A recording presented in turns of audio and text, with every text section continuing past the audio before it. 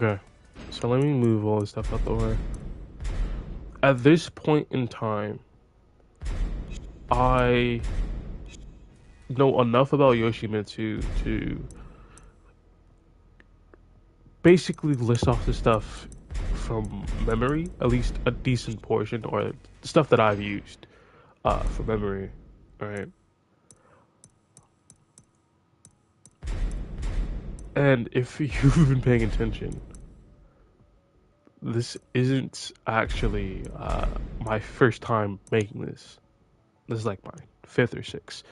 I always, for some reason, I'm a perfectionist. I can't seem to let it go. Did I? What is that? That is player attack info. Right? Yeah. Okay. Good. So what essentially happens is I just wanted to redo it since I have a bigger perspective on the labbing situation, but I haven't really progressed anywhere. So it's better if I just do the whole thing over with respects to everything I know now and just move forward in like a better version. Right? So there's obviously a couple of very good moves that I could probably list off the top of my head, but I think the first concept I want to cover is sword versus no sword, right? So the difference between having your sword out and not having your sword out is pretty massive, right? So when Yoshi has his sword out,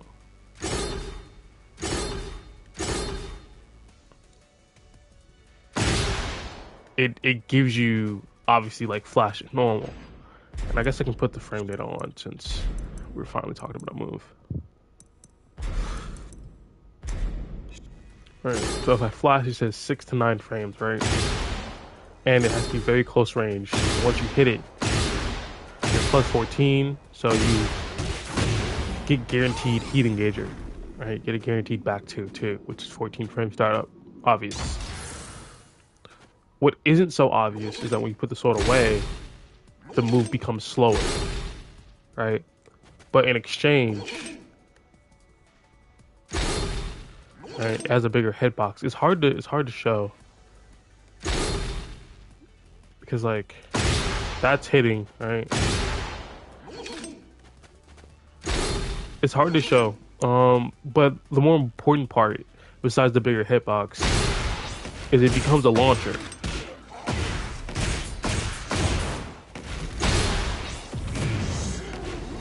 And Flash being Yoshi's like one of Yoshi's most important defensive abilities, if not the most important. Actually, it probably is the most important because it like pretty much defines the character.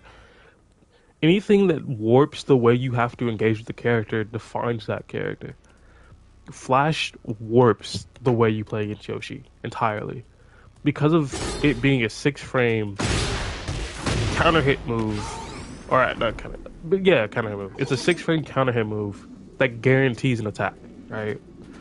So regular guaranteeing back to two, which is heat, but that means you can also do 2-2, right? Into Kencho. That means you can do 1-1. That means you can do down forward 4, which is 12 frames. You can do down forward 3-4, right? I mean down forward 1-4, which is this move, right? But for the most part, everyone's gonna go down this route so they get heat and then like a snowball, right?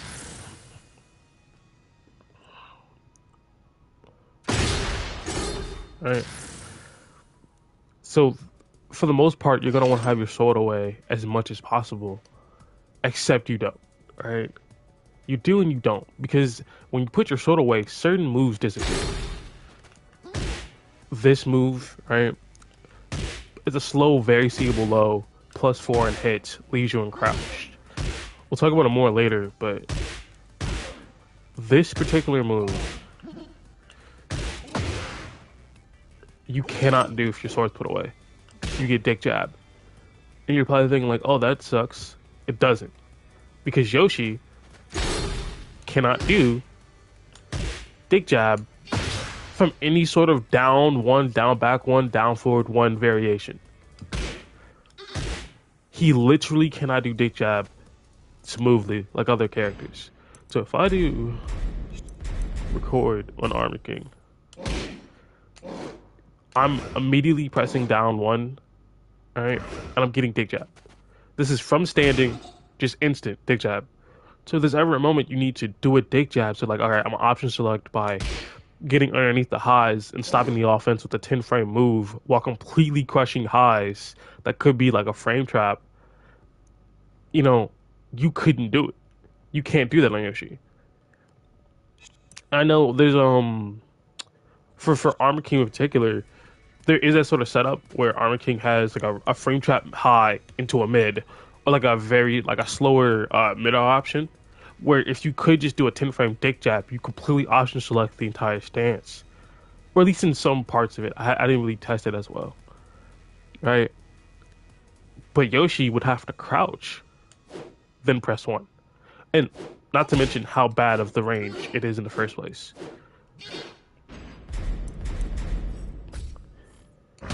See how Armor King's reaches? So if I release the control, then unless I do dick jab, right? This whiffs at this range for Yoshi. Armor King, it doesn't. So the range that Yoshi was able to dick jab twice before he couldn't reach anymore, Armor King could do it 3 times. Yoshi has terrible fucking like reach for his pokes. Like, you're not gonna be poking on Yoshi. For the most part, you can. Every character has pokes, but your main game plan isn't going to be doing this or this or this. Right? You're not gonna be. Your main plan shouldn't be poking. Right? You're going for setups. You're going for knowledge checks and conditioning. That's Yoshi. Right? But I want to get sidetracked and all over the place.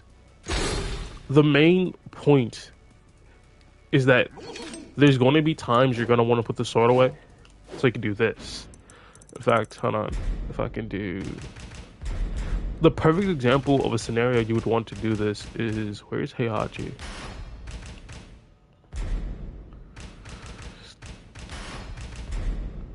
Get ready for the next battle. Whenever you're facing Heihachi, and he does his hell sweep, on reaction, you can block the second hit. So you can... Hold on. You can get hit by that and block the second hit.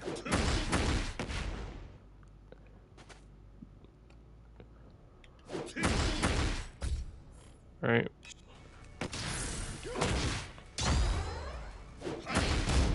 Alright, and you can see there, my frame advantage when I block it is +10. What does that mean? You can get a dick jab. Actually, now that I think about it. Hold on.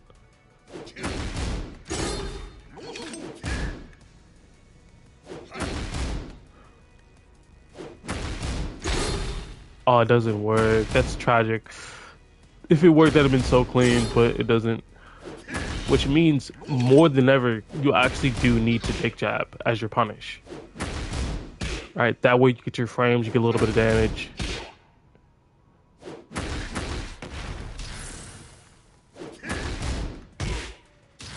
Hold on. I need to turn on in-game battle status, so you can see that's a punish.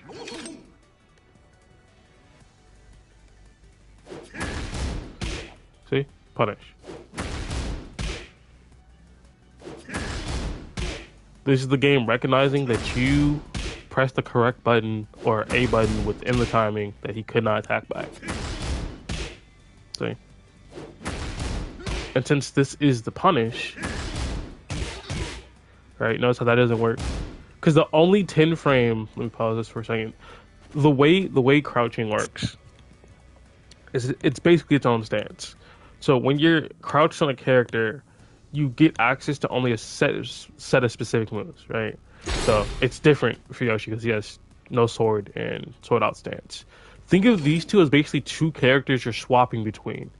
I know it's not as complicated as that in other games where you're literally swapping between two characters, but there's movesets that entirely change based on if you have your sword out or not, right? Which we'll cover in a second. So, since you're essentially playing two different characters, the frame data changes and like the moves changes as well. But when you're forced into crouch or you crouch manually, its access of moves shrinks to a long, expansive list to obviously the short ones.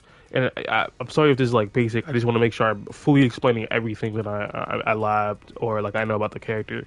So when you do something like while rising, right? Because that's what I mean. Like when you crouch and release crouch for your while rising moves. By the way, not like full crouch moves. Even though it's the same concept of what I said before, you only have access to like five staples, and of course, every character has set moves. But when trying to figure out what move they're going to do or what they could do from a stance, it's easier because the list is shorter. So when you're doing like Rising 2 on Yoshi, it's 15, Rising 1, 13, Rising 4, 11, Rising 3, 16. And the point is that if you do a dick jab, it's the only option from crouch, right? Because remember, there's like full crouch, right? 16, 12, 11. It's the only option from full crouch that's 10 frames. Because normally, to get a 10 frame jab, you have to be standing. But when you're forced crouched, all your fast response buttons are too slow except for dick jab. So those are your two various options for 10 frame moves. So whenever you're doing math based on what is my fastest option here, can I dick jab, is going to be like truthfully your fastest option. But the question people are asking themselves in those scenarios isn't, can I dick jab? They're asking, can I respond with something of value? Can I respond with something that I can move forward with? Don't get me wrong, dick jab is an option. It actually is a genuine choice you can make for the character. You could actually just settle for the dick jab and then take your plus frames, right? Dick jab, try to do a while rising, dick jab, plus 4, right? Especially for Yoshi, because you can do something like, well, you can't because no sword state. But for other characters, in theory, you could. I was gonna say you could because with Yoshi, if you do something like, let me actually let him do it. Alright. Take jab. Once you do the dick jab, you do a raw rising 4. And then you can hold back.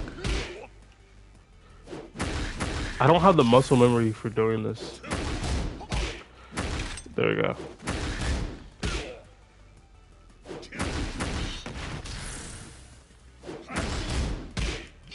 There we go. But that's the general idea, right? It's important for calculations of what you can and can't do. But the general idea that I'm building towards is that the sword inhibits some of your actions that you can choose to take, right? So, for example, Dragonfly stance, up 1+2. You can't access the stance if you don't have your sword out. So let's say I do... Let's say I do something like this. My sword's away. Up 1+2. I can't go into Dragonfly stance. It goes into meditation. Which means you can get this easy low for 21 frames. Do that.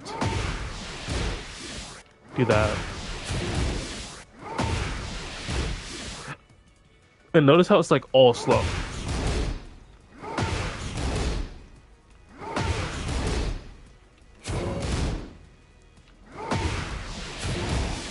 It's because the stance itself is a slow stance. There's nothing to that I wanted to add. Fuck that stance. It's mainly made for like gimmicks of like, what am I gonna do? I think out having access to this low, because I don't think you can low parry that. I don't actually think you can low parry that low. I think I literally would have to like Nah, I think I'd have to like go against Yoshi. Maybe if I would like write myself a note. Sure. I think that's what I do. I'll write a note for the end of this. Right, I guess I can just say fuck it. I already explained the thing. We'll just try it real quickly.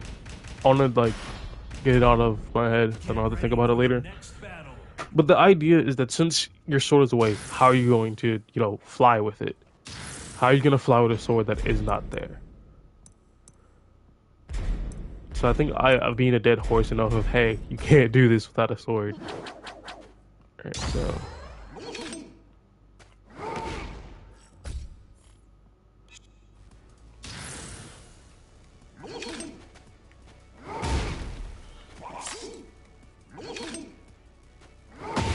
no, you can't. Or maybe it's just so slow. I gotta wait on reaction. No, I don't think you can. Oh, and he's plus off that. Holy shit! I didn't even realize. Hold on. There's a lot of stuff about this character that I just did not realize. So if I make him block all, +5. Cool. I guess I didn't realize this because I don't use this stance like at all. Like not well, I don't use the stance and I also don't use this transition ever.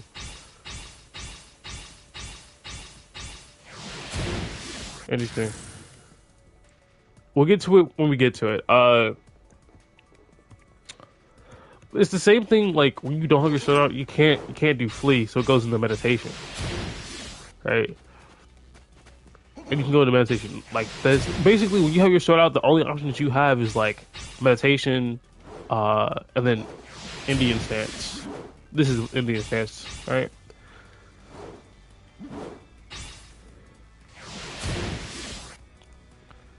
So in exchange for having your sword away, you get modified moves, basically.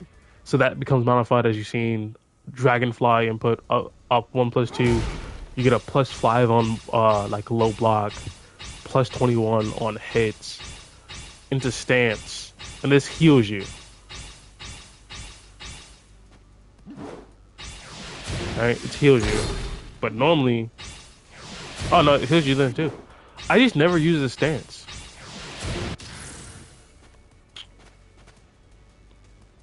Okay, so where was the point I was making?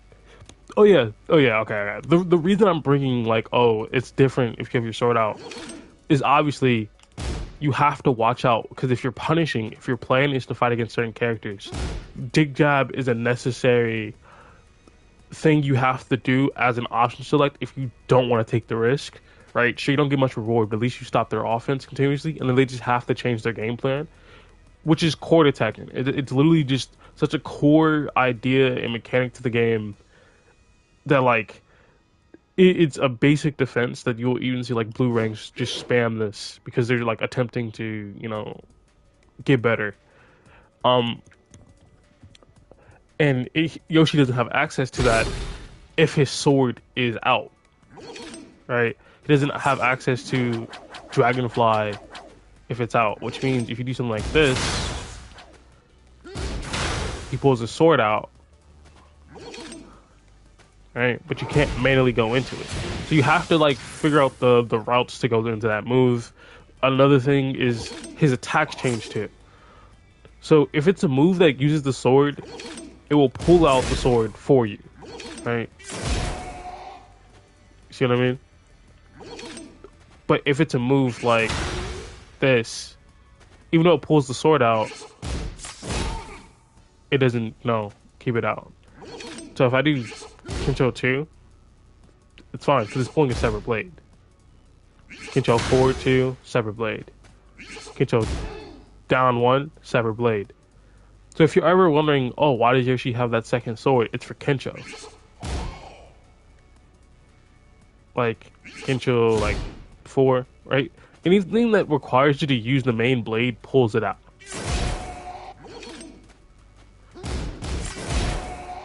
Right?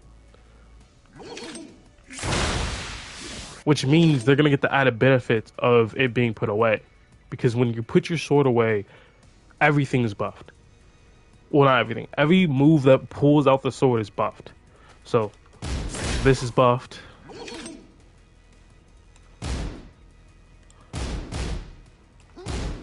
This, oh no, this one uses the second sword. I didn't realize that. Huh. Interesting. That's not buffed though. So something like 1-2-1 or 1-2-1+2 is buffed. Uh, forward 1+2 is buffed. Flash is buffed. Right now, of course, it's easy to figure out which moves are buffed. The game tells you. What's not so easy to figure out is which moves are modified immediately. Right. So there's a combo route for low punishes that go something like this. Right. Which changes depending if you're on heat, you have no sword, stuff like that, right? So if you have your sword put away, the move looks like this, and you don't get the launcher. So you'd have to settle for something like this instead, right? And if you're at the wall, I guess it brings you up here, whatever. And if you're at the wall, you can get a wall splat. But that's based on the idea that you know your sword is put away when you enter this. If you stop it short, you don't get the wall splat. You're only +5 in your back turn. You can't flash from back turn. Do something like this, but that's besides the point. So essentially, you have to watch out for when your sword's out because it changes your combo routes. So let's say you're crouched here. Instead of doing that, you can try to do hop kick. Because I think you can hop kick from crouch as well. And then you have to change which route you go towards. Another important thing is there's a move, his famous unblockable low. Right? See, he's on block all, can't block it. If you have the sword put away, it's no longer unblockable. And also, shorter range. Which means if you try to do the unblockable and you don't realize the sword's away, you effectively fucking throw. I've had games where it's just like, okay, I'm pushing in, this is for game. Oh, I don't realize I have the sword put away. So I just get a mini hit and I'm not able to respond fast enough. Essentially, you have to manage which one you're in constantly, which can be hard from a defensive standpoint because you have to be attacking, do whatever moves you want. Alright? That pulls out the sword. And then let's say since they block it, you're -14, you give up your turn. You can't hold this button back. Let's say you're low health, so you can't spin. And backdashing won't really help either. So the chances for you to put your sword away are going to be very, very little in a defensive situation. But you can only access down jab from, you know, having your sword put away. You can only get access to the launching flash from having your sword put away or in heat.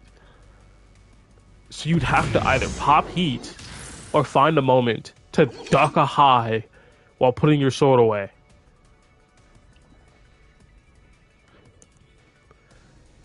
Which, don't get me wrong, it's definitely possible. I just haven't found a consistent point to do it on reaction. Right? Not the heat portion, the sword putting away. So, back to the sword cutter, right? The unblockable low. This input stays the same, but it gets an addition because it's no longer unblockable. So if I turn on the defense, can I force him to go to? I don't know why. Whatever. If you put your sword away, you get a follow-up attack, which is double low, right? So you get that low, and if you do full crouch 1-2, you get like a follow-up punch. Right? You're +14.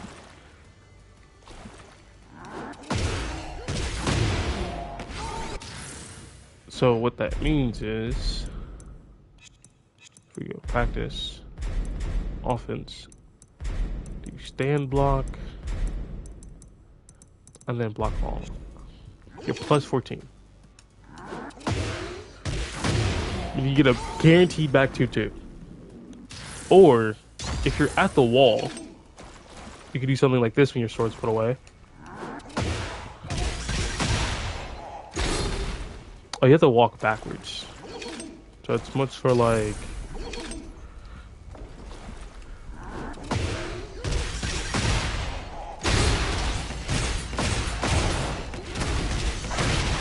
something like that, right?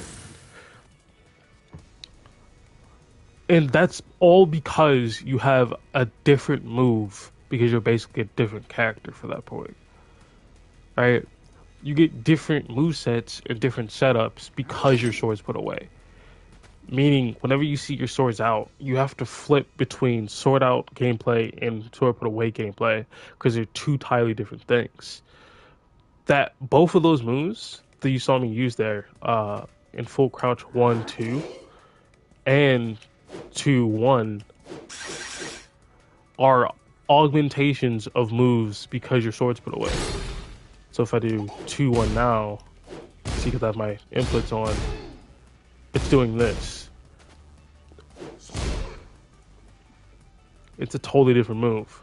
Both these moves wall splat, but this move is natural on hit, right? And it wall splats to directly in front of you. Right? So they set it up so you could still wall splat with the move. And notice if you whiff the first hit and hit the second one, there's two different effects. Right? 50 damage, a lot of damage. You hit the first hit, it's still a sweep. So if you're going into the range that you would normally do a sword sweep on, but your sword's put away, and you do the full move because you realize it, it's like, okay, I'm gonna get my damage, you still don't get anything. So you have to adjust and do this. You have to do some sort of conversion. Yeah, like you can convert this. Like if you're like a combo demon, there's some nasty combo you can do. But see, you still get the pickup. But the route you're gonna have to take is probably, let me see if you can just do a normal move. Yeah, you can. Like you have to realize what's going on and plan accordingly. But honestly, now that I think about it, now that I'm saying this, you don't really have to adjust that much, which is still good. The main issue is you're doing the unblockable sword sweep because you are planning to cut through their guard in the first place. You're planning to go ignore their block to force them in a situation where instead of having to block, they have to act. They have to dick jab. They have to go no on reaction, right? Or they can just back up. But if their back's against the wall, then they can't do that, right? So obviously, I think I've made my point. There's several different moves that are changed depending on if you have your sword put away or out. And of course, with each of those moves, you have to decide which route you're going to take. Now, speaking of the cutter, right? A lot of people who will first start playing the game will see this and go, this move's completely overpowered, and there's no way of responding to it. It's 26 frames. I think Brian's Snake Edge is 26 frames or even more. If you believe that Snake Edge is not overpowered because you can on reaction just address it, right? Then I feel like you have to at least cut Snake Edge. I mean, you have to at least cut like Samurai Cutter, like some slack. It's unconventional, don't get me wrong. Anything that's unconventional is going to give people a hard time. But I feel like to say this move is overpowered is a bit ridiculous for a couple of reasons. One, easy to whiff, right? Very easy to whiff.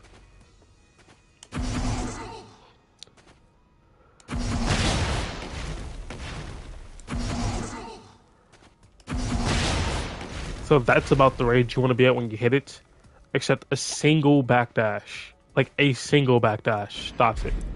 So if I set it to stand and then backdash after it gets hit, because this is a common situation, not true this, right? If he kept backdashing, he wouldn't get hit. So I'm gonna do punish instead.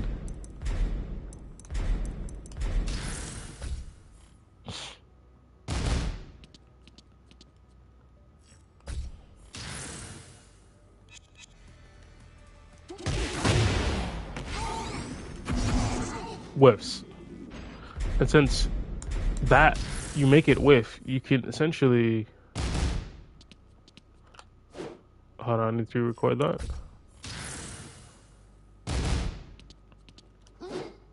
We record that too. I'm trying to do.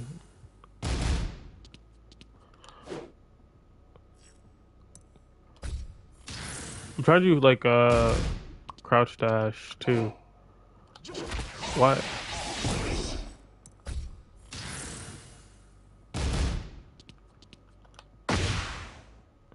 Bro, I literally play Diligent. It's because it's on this other side and it's uncomfortable. There we go. I had to look at my controller for that to work. That's so dumb. That's so dumb. That's so bad on my part. All right.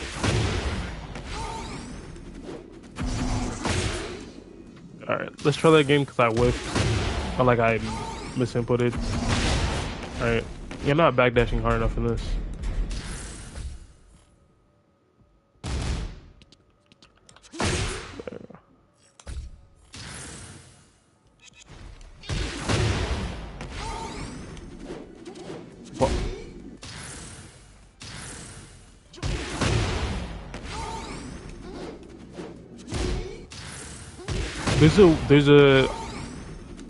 There we go. So if you're wondering why I'm whiffing, it's because the game won't let you immediately do the unblockable out of a out of a heat engager. It won't. Right? There's a slight pause you have to do. So if I just hold down, I'm holding down forward, right? To try to get it. Because the notation for it is crouch walk. But it sees that I'm crouching and not technically crouch walking, and it just gives me deck jab. You will die for this eventually. Eventually, you will. So you have to see this foot move forward, which is a bit of a pain, but whatever, right? Or you can hold down and then do like a quarter circle back notation, +1. If I could do it. Yeah.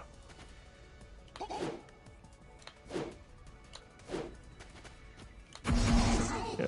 See? If you look at my notation, it's down, down, back, back, back 1.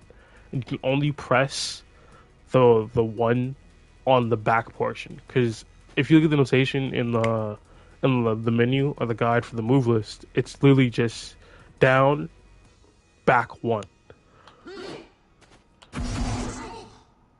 So we'll get into this a bit later, but the general idea is like whatever you can crouch and move, or like you block a low, you can just do this immediately. You don't have to crouch walk. But back to the general idea of what I was saying before. This low, if you want to call it low, because it's an unblockable low, but it doesn't really matter if it's unblockable. You can't block it, right? So there's no need to even call it a low. This unblockable low, even though I just said I didn't need to, essentially kind of also defines Yoshi in the sense because he had this in Tekken 7 too. So whenever Yoshi's here, he's essentially threatening you with this move, right? Whenever Yoshi just randomly ducks in your face, he's also threatening this. So it's one of those things where you have to factor in. So if a Brian Snake Edge is scary to you, then sure, I understand why Samurai Cutter is. Because on reaction, you have to do the idea you already had in your head. right? You have to have the muscle memory to go, oh, I launch him here. But to anyone who like is actually decent at the game, it's not really that scary unless the Yoshi like places it in a spot you don't expect it and you're caught off guard, right? Which then is a situation where the Yoshi's just playing well. For example, you saw how this bot is able to backdash out of it, right? Another thing you can do instead.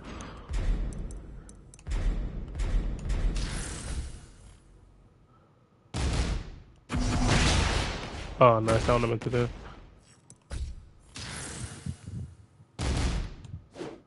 It's dick jab. Actually, no, dick jabbing doesn't work. Dick jabbing doesn't work specifically because the range is for. I feel like I've seen other people's dick jabs whiff. I definitely have. And Yoshi's jab is terrible, so I guess those people were just bad. I guess those people were bad. And the problem with this is it comes off the idea of like just hit him, but like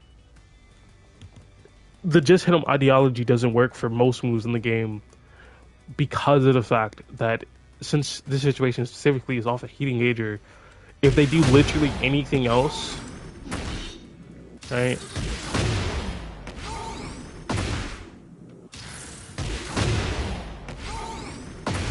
I'm trying to figure out the low. There you go. Right? Sure, you option select the lows and the highs, but any like mid, any safe mid, hits you. I'm doing like the generally safe mids. That launches you. That launches you.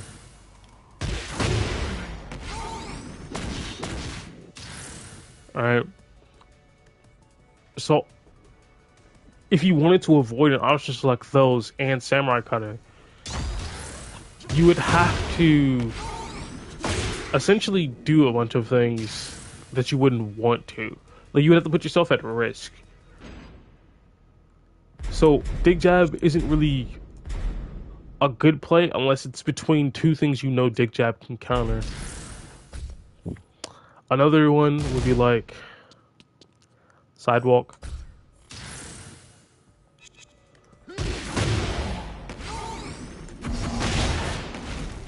You can still get caught by it if you go that way.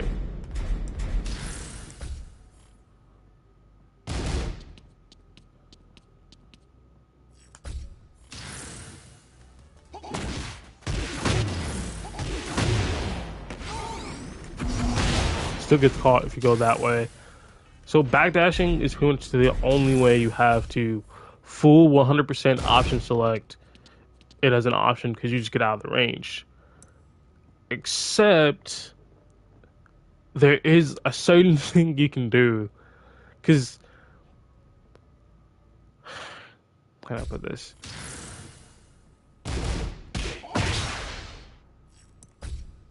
If you were to do something like Dig Jab, it can stop it, obviously. But there's another class of moves that stops it entirely too. Hop knee, right? There's like down forward twos. So we'll go with down forward two for now.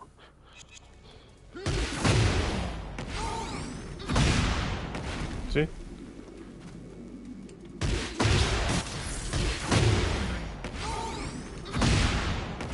And I'm doing this as a way of showing how to like counter the move. And at the same time, I'm doing it just to be like, hey, this is something that they can do to stop you if you are the Yoshi in question. These options, again, pretty much lose every time to any other button.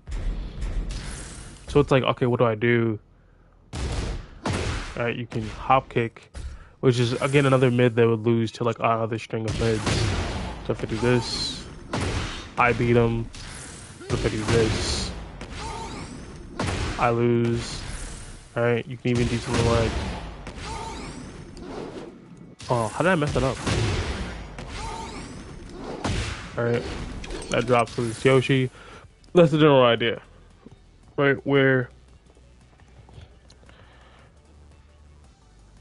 if you think he's doing Samurai Cutter, you would have to do a move that will put you at risk if he's doing anything else. And I think that's the general like pain point with the move, where backdashing completely invalidates all of it. But if you can't backdash because you're at the wall, then you have to make a guess of, is he going to do X, Y, or Z thing, and you have to like counter it. And some people would be like, "Oh, yeah, that's the game." Some people go, "Oh no, this is pushing it too far."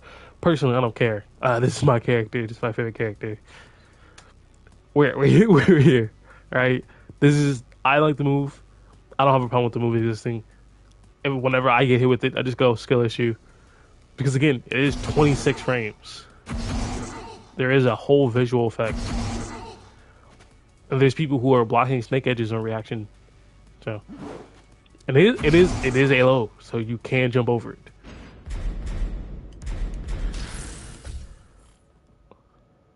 Like, actually, hold on, recording in.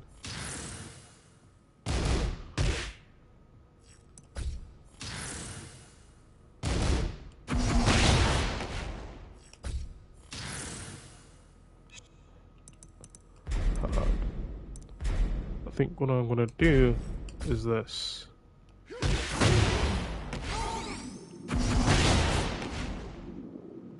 Oh, I didn't record that? Oh, that's so dumb. That's so bad.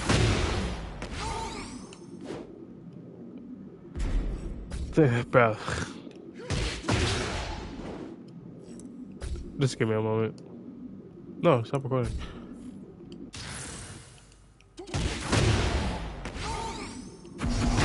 There we go. And then we have like another option, like back to what's I'm trying to think of another. I guess it'd be like hop kick, because those are the main threats everyone is like scared of. We got Samurai Cutter, the unblockable low, and then like any other launching mid.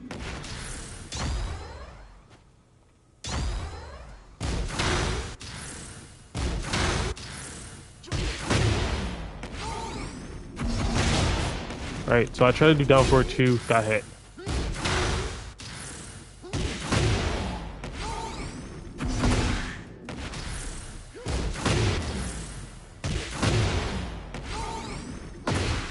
Alright, try to interrupt there, got hit.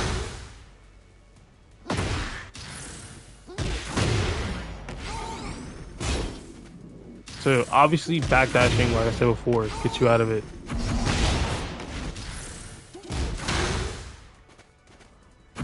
Whoa, what? Whoa, whoa, whoa,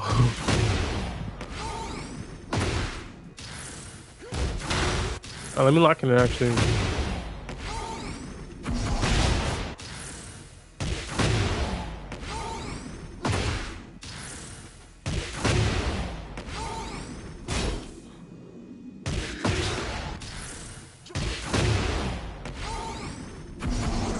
You can jump out of it.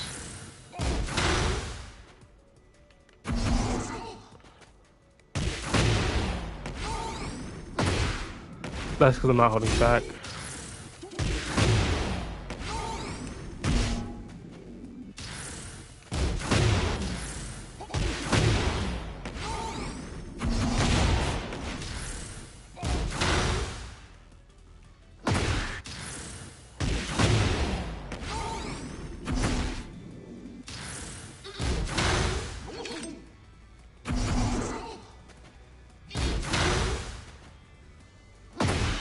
Oh yeah, this is really fucking annoying. I'm not gonna lie.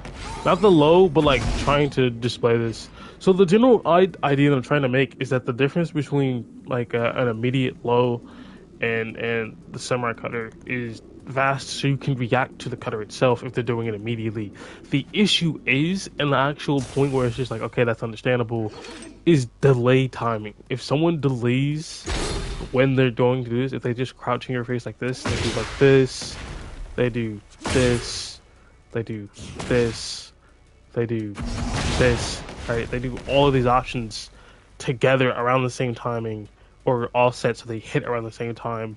It becomes a situation where, because this is easy to defend against because you just back up, or you just let them do it. And then you just go, okay, if they're doing it all the moves instantly, now, Samurai Cutter is the slowest, you can interrupt it. You can interrupt it. You can interrupt it. Right? So it's one of those situations where I both understand why it's annoying and people get upset when they get hit by it, but I also understand that like a lot of the times they could have easily defended against it.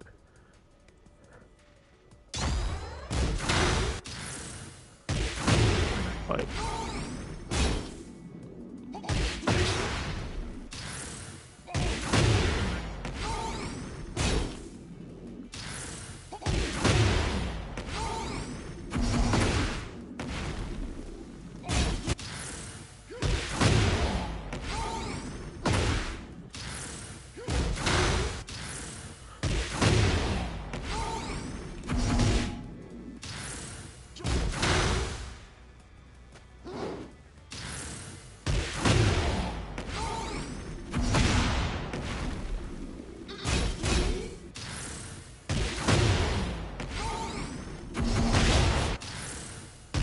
I messed up that input too badly.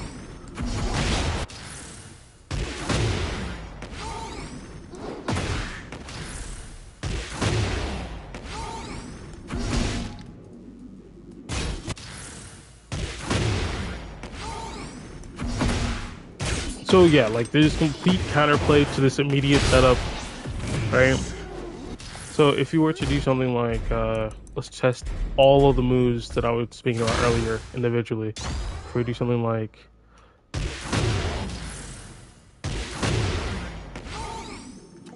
right,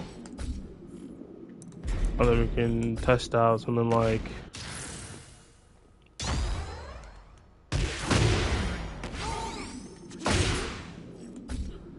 I'd probably say that both of these moves are evaded by sidestep because Yoshi is incredibly linear.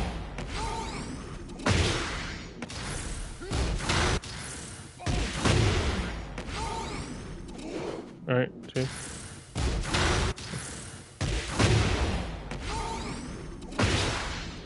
And maybe you even sidestep to the other side.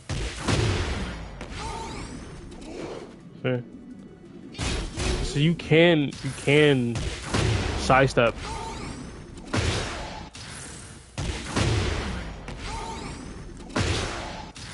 And it's like, oh, but you're getting hit there. That's because I'm being impatient and I'm pressing too soon.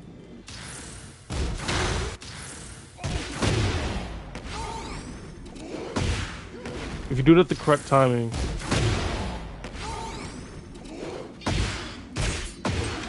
right?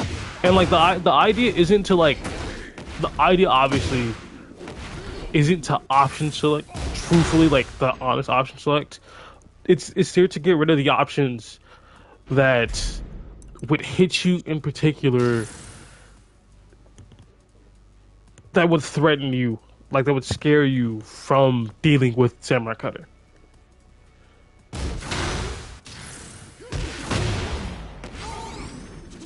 Right? That one hits you, but that's not that big of a reward because you're not pressing. The whole idea is to go, okay, visually, this is not this move. So,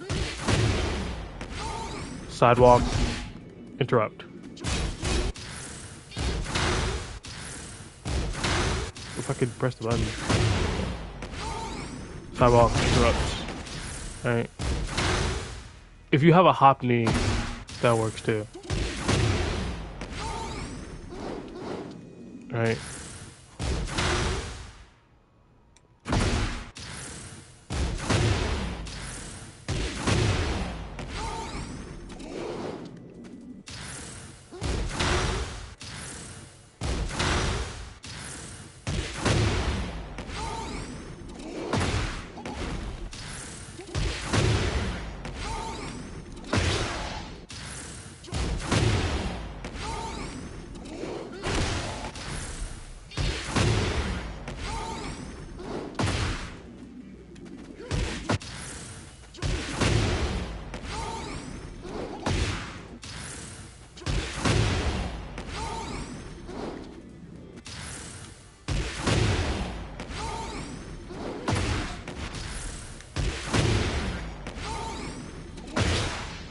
And the only issue I'm having is getting the specific sidewalk down.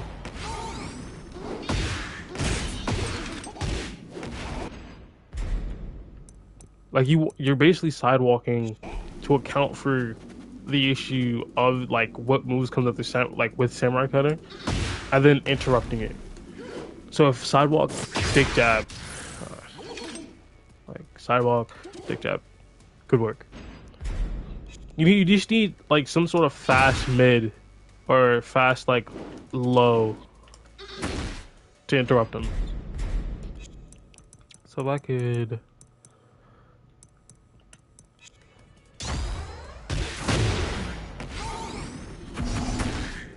Something like that.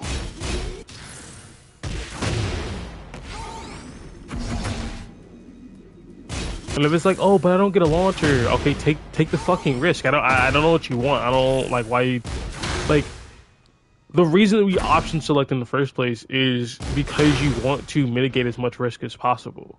But because the gameplay design is still Tekken in a way, you have to accept the fact that you're giving up the possibility of a massive benefit of getting this launcher by the extension of giving up, like of mitigating the risk. If there's no risk, there shouldn't be much reward, right? The same way that dick jab, fastest option with most evasion, right, doesn't give you anything. You just get +8, which isn't anything. I don't even think you can dick jab into flash. Maybe if you're at the wall.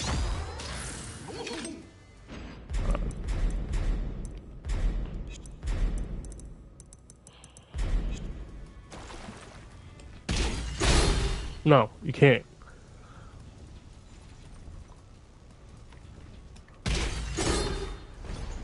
So it's one of those things where if you want to just go, nah, I'm not gonna get mixed here. I'm just gonna do this to get rid of the mix-up opportunity from, and then take my turn. Sure. If it's a situation where it's like I want him to be launched and die, well, you better start working on your reactions, bro. I'm not gonna hold you. You better just start working on your reactions. You better be able to start visually identifying that and then going for the hop knee, right? Or this, you know what I mean? Or at the very least, a hop and then like, yeah, like a delay kick. Just jump above it. Jump. Which, the jump feels weird. And I would feel more comfortable being like, yeah, just jump over it. But like, I feel like you have to do it associated with a move by doing something like, because Yoshi has up, forward, up, like up, forward, 4, up, 4, and up, back 4. They're all the same move, but there's like multiple directions you can go with it, right? Right. Then there's like down forward 2s. There's down forward 1-4s, right? Or like whatever your down forward string is, which is like a safe mid. But you have to do it on reaction, and like that's the main point about it. Where the reason I was doing the heat engager situation is because that's the common I'm afraid to press moment, because they're plus, right? So you just hold back until you're ready. And sure, it requires you to react fast to what's going on your screen, but like it's a fighting game. When will you not have to? Like, you should be looking out pretty much exclusively, because keep in mind, there's pretty much nothing he could do besides Samurai Cutter to make you duck. He has like pretty much nothing besides like bad breath. So you're gonna be looking out for Samurai Cutter, like looking at the lower portions of his body, right? And if you do not see him duck down or crouch in any way, then you just don't press, and you let him like waste his mix-up.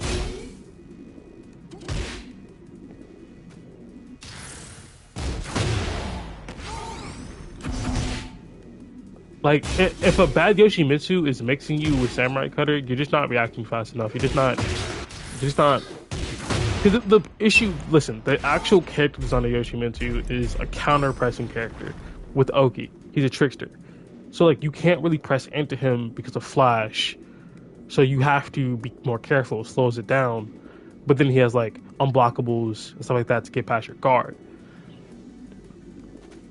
So in this scenario, you're having to slow down and be more careful, and you want to press into him to take your turn. But if he guesses right, then you die. So of course you have to like start playing around his flash in the sense of flows. You have to like frame trap his flash, which is definitely possible. Stuff like jabs. You have to essentially play Tekken. Like it essentially forces you to play Tekken when you can be like Yoshi's not playing Tekken. What the fuck?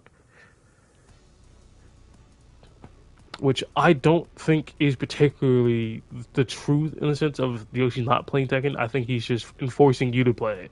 I think it's one of the feelings of like, all right, he's forcing me to slow down to his pace. I guess I think just Tekken 8 Yoshi is just unga bunga.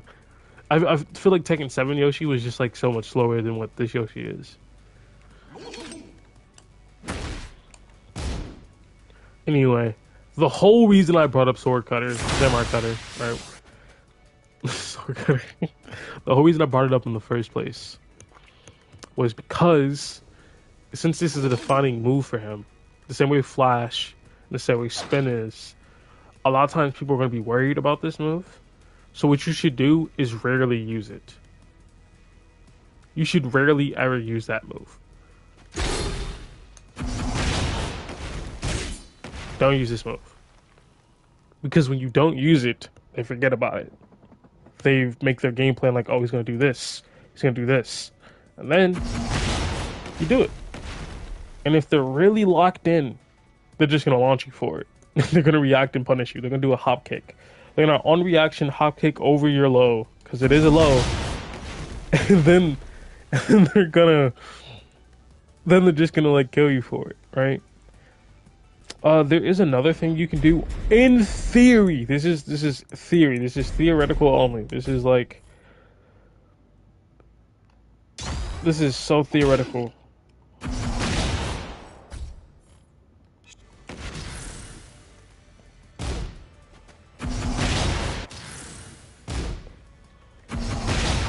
It's like so tough to do. You can in theory step forward walk it. I listen, I've seen one person do it. I've seen one person step forward, sidewalk hit to his left hand side. I've seen it once. I'm pretty sure that guy was smurfing. like I'm not gonna lie to you. That is such a rare move to like have as your option, so like to visually identify it, go, oh no thank you, because you have to step towards it. You have to step in and then around.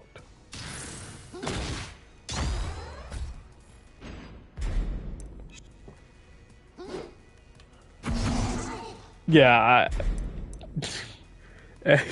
listen, I think Samurai Cutter having short range, right, like that should have hit him, but it didn't.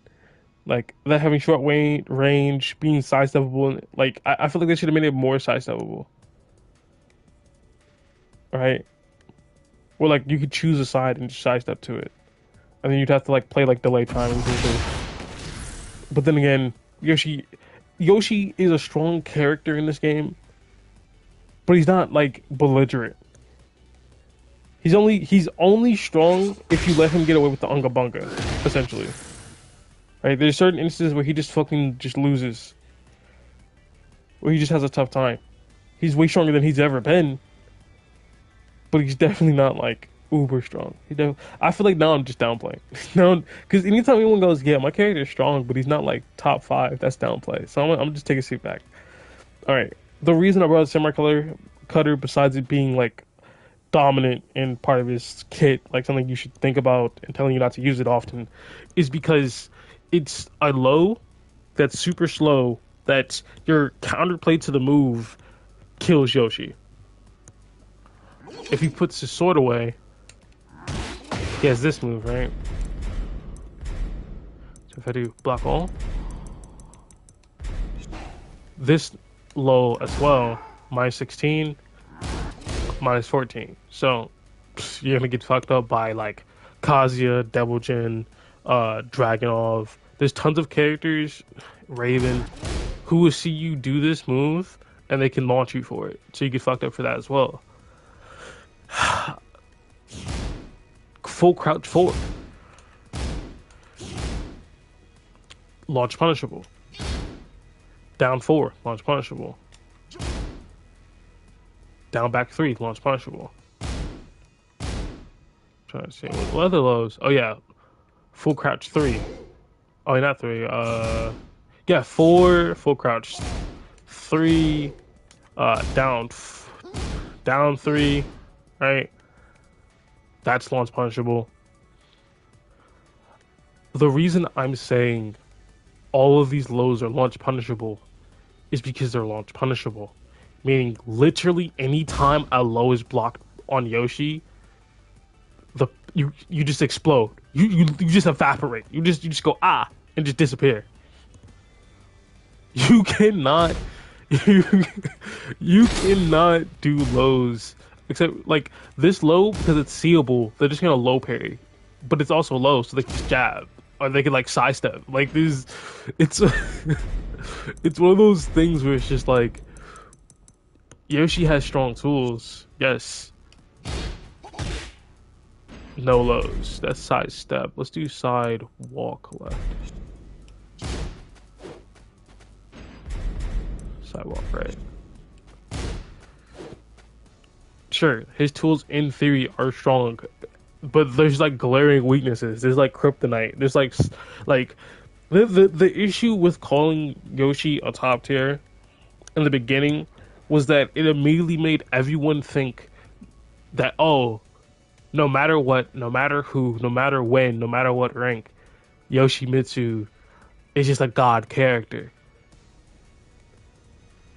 And you could be like, oh, in the blue ranks, they have a tough time because Yoshi has unblockables and like stuff anyone who's good at the game would just react and walk around. And you'd be like, sure, yeah, but like at the end of the day, that's a skill issue. Right? That's just a skill issue. And you can be like, oh, he was doing crazy shit at the top. Yeah.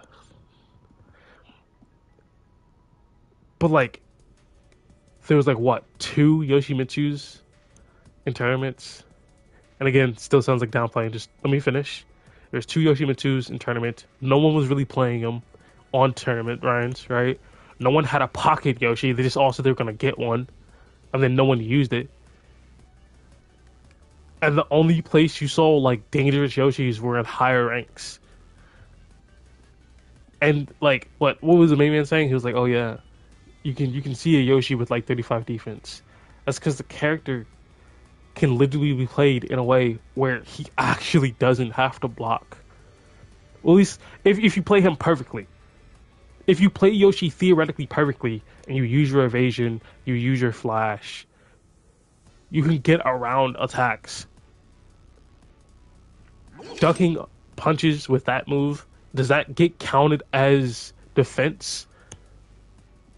Does spin count as defense?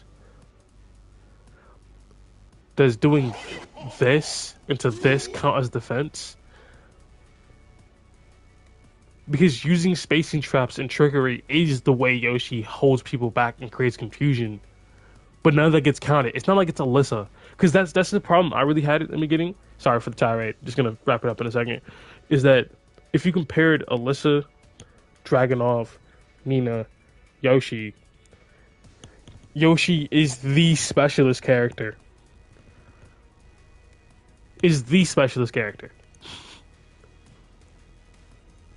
You don't play Yoshi unless you're planning to specialize in Yoshi. So you would literally have to play the character well, consistently, and then find tricks consistently. But the thing is, if those tricks are discovered, then it no longer matters. Because he's a gimmick character. He's a gimmick character with a high ceiling. And that's what Yoshi is.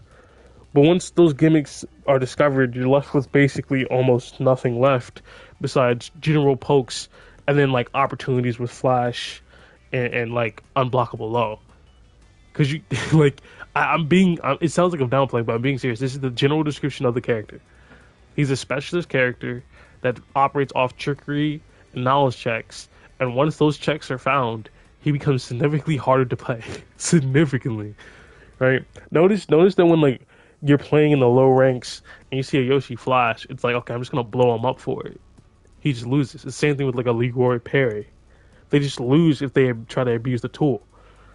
If they try to do unblockable sweep all the time, then you just launch them because they do it all the time. You get the opportunity. They're not gonna take their plus frames, right? You know what I mean? So it's a situation of he was very popular in the beginning,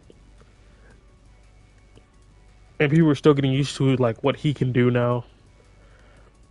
And because he was very popular, and everyone was still getting used to it, and he's also an annoying character. Everyone just despised him. Everyone. They said he heals too much, even when everyone heals. They said he did too much damage when everyone does too much damage. They said, and like the thing is, this portion here is like, okay, yeah, that's true from my perspective, or no, that's not true from my perspective. Uh, like it's for like it could be true, right? This portion here isn't me saying that any of that was true. The stuff about like him being too strong, I'm not too sure. I again, I haven't played Yoshi at the highest level. I don't. There's still things I don't know about Yoshi. Maybe they were doing absolutely insane things, but all I know is anyone who's complaining about Yoshi below a certain rank is just like a major skill issue. A major skill issue. Like if we're saying that like Yoshi was belligerent at like God of Destruction, sure, sure. Maybe the 35 defense Yoshi kept catching you pressing with flash. I don't know. That just sounds like a you problem. Oh, but anyway, the general concept is all his lows are complete shit. So he has no reason to make you duck ever. Because Samurai Cutter right this doesn't count. It doesn't count. It doesn't count as a reason to make you duck, and he's incredibly linear. And then when he does a very slow low move, or he does a low and you block it, you blow him up for doing it in the first place, right? And on top of that, like down three, down forward three. Wait, so down three, down forward three, negative, right? Down back four, all negative. I think down back one, crouch walk four, and like not Mondi spin kick, like down back three, also is negative. Right? So like his lows are abysmal in the sense that they don't give him really any advantage. And they also like leave him pretty negative. Down back four, leaving him -1 is good. Right? Because you can still immediately like buffer full crouch one. You know what I mean? So like if they don't see this move and think, oh, just take your turn, right? And then I think even if they do see that move and think take my turn, you can just like flash them for it. So if we do punishment and be like, oh, he did the move 2-2. Right? He did the kick 2-2. I think they would lose the flash. Yeah. Oh, but they still lose to that too. Okay, cool. So like that move doesn't leave you too negative, and then you can do like something evasive or something like counter hitting, right? Or a combination of the both. And end up in a decent spot for it. So like you'll see like King of Trench uses this move all the time, sets up spacing. Alright.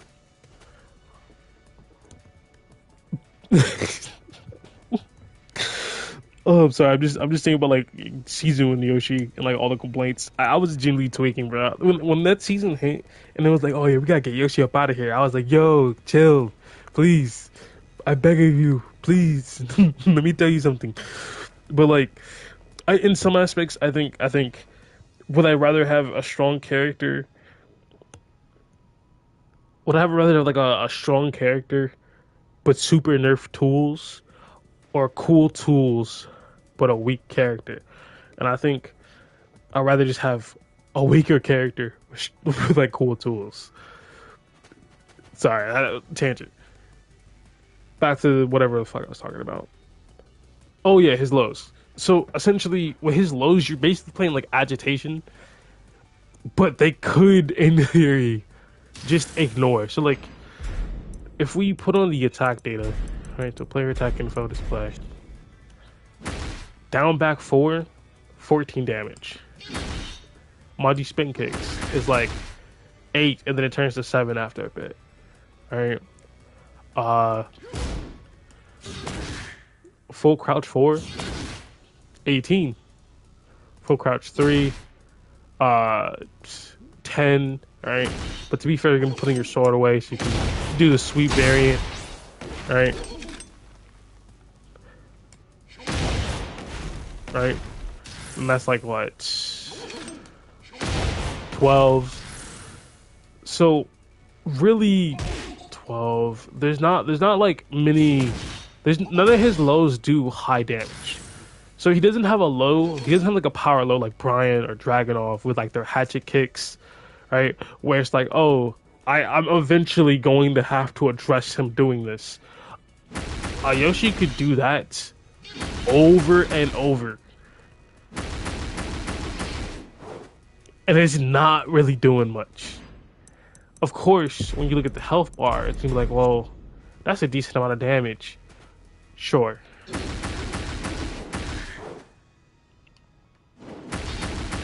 Eventually, they're just gonna low parry you. Like, now, I'm pretty sure, because there is, it's a weird system where, so like, if Yoshi does spin kicks, right? Hold on. Right.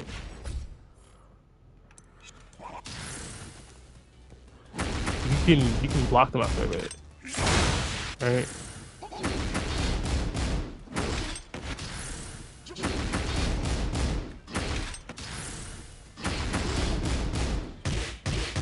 And you can interrupt his wall rising follow up.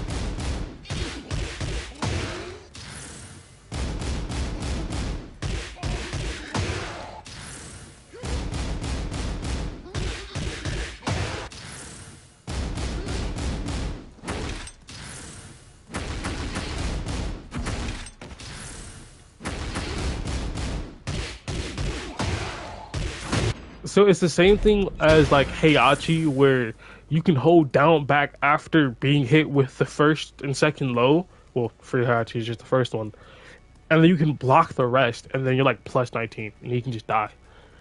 In fact, I think, hold on.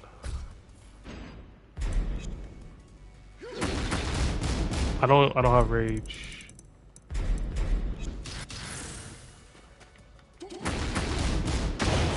Oh, you can low parry.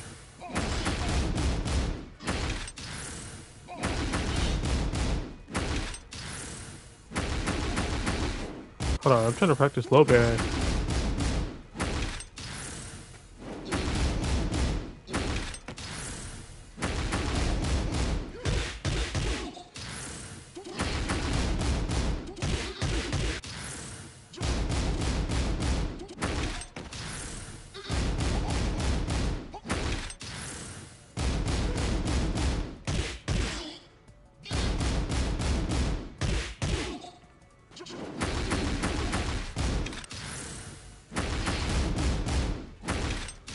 So like you'd have to react pretty quickly. I think you have to like. I don't think you can low parry if you get hit at all. So how did I low parry? What the fuck was that?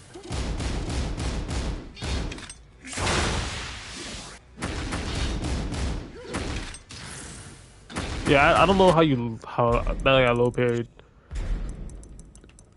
All right, what was I saying? Oh yeah, yeah, yeah. So like that there like eventually when you because if you do it right, if you do it just stop. Let's say you do it the whole way through and you don't get dizzy, right?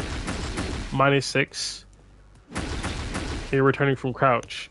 So like that can have an effect on like what you're trying to do afterwards. Because essentially, -6 you have to give up your turn, meaning you have to end this like that. You have to do the rising 4 uh option. They do the rising 4 option, and it's like, oh, I'm just gonna do 2, all right? 1 is -14, so you can get a punish if on hit you can be punished for doing this, all right? And then if he just does 2, you give up your turn. So like the farther you go in, the safer it is. Except you can then spend too much.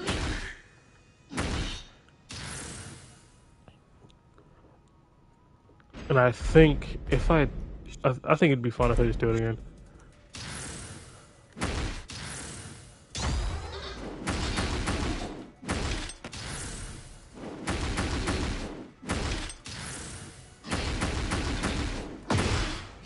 Yeah, you can be hit like on hits. You're getting advantage, so you can spam your launcher.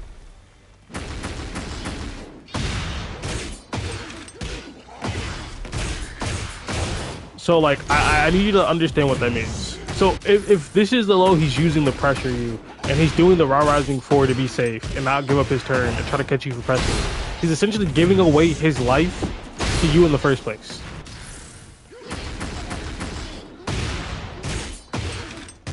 Like you can just launch it.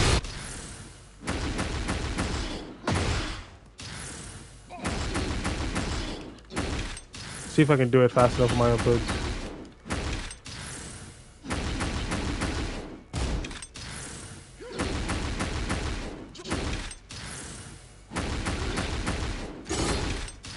Nah, I'm having a tough time.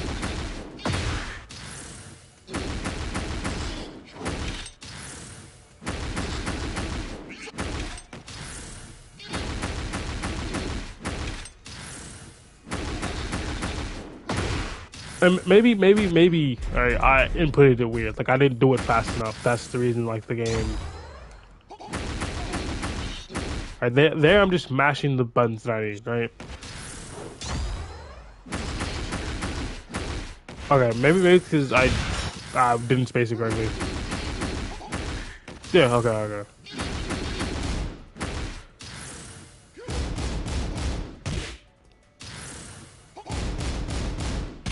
You can dig jab though.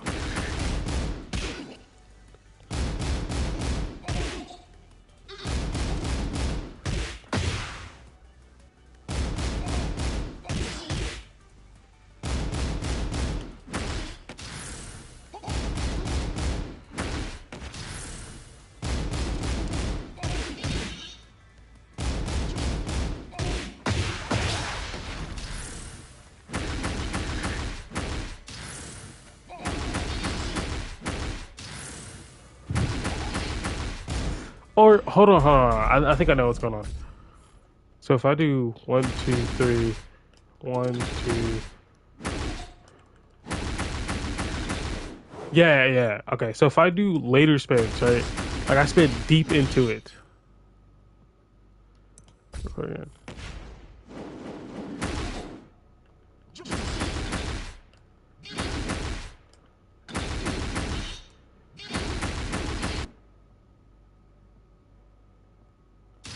Maybe just keep spinning. Ah, gotta record that again.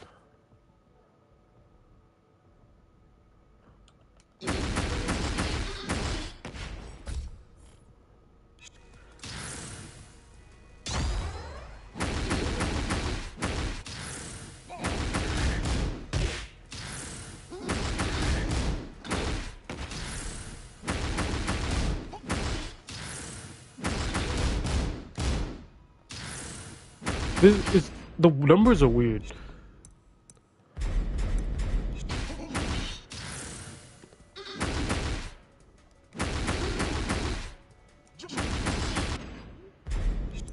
Display point shot advantage.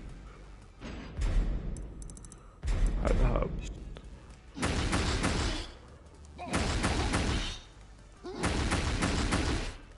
So I think it just gives you like +6 or -6.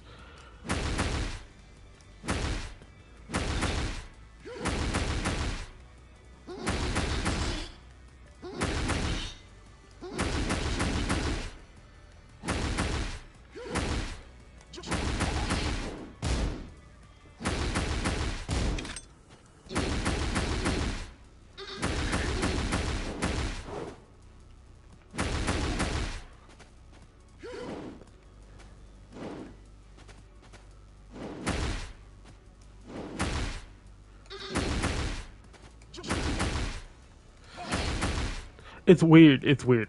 So like if there's any delay whatsoever, uh so if he's doing any sort of delay gimmicks where it's like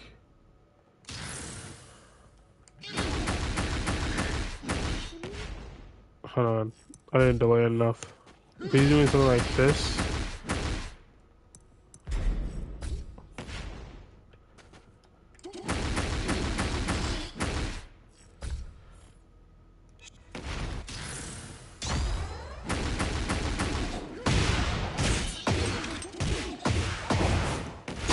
so like here's what I've discovered. Right? There's two thought patterns. He's either doing it on a delay or he's doing it immediately. If he's doing it on a delay, you can mash or interrupt. Launch him for it.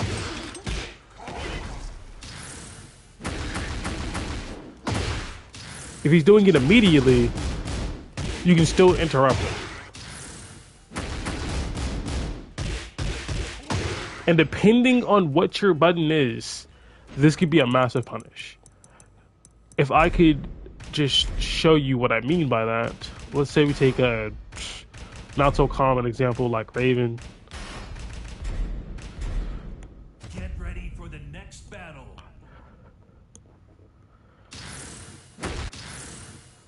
If you do it against Raven, trades, right? But he kind of hits launch you with the Raw Rising 2 option. So you lose regardless.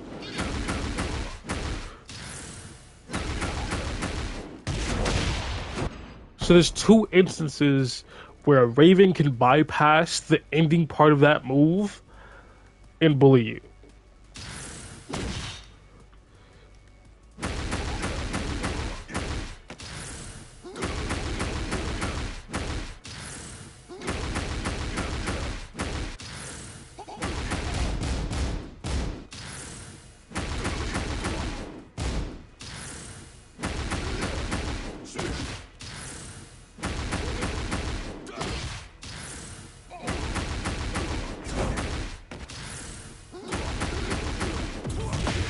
You can armor it.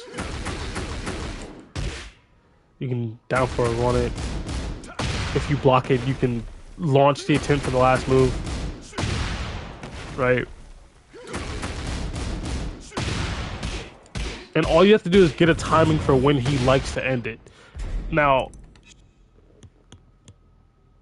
both of these are like in-depth anti-Yoshimitsu ideas in the sense of if you're facing a Yoshi, being fully prepared to punish him for spin kicking instantly is going to be something you have to like have time and matchup knowledge for. And you need to have like the muscle memory to really like hammer it in. Like Monty spin kick, he's doing the 4. If it's slightly delayed, if you see him delaying it at all, bully him for it. What?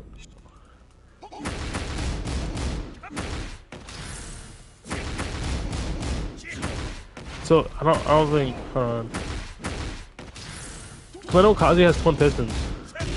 Yeah, yeah, yeah. Okay, there it is. If I need to do this correctly.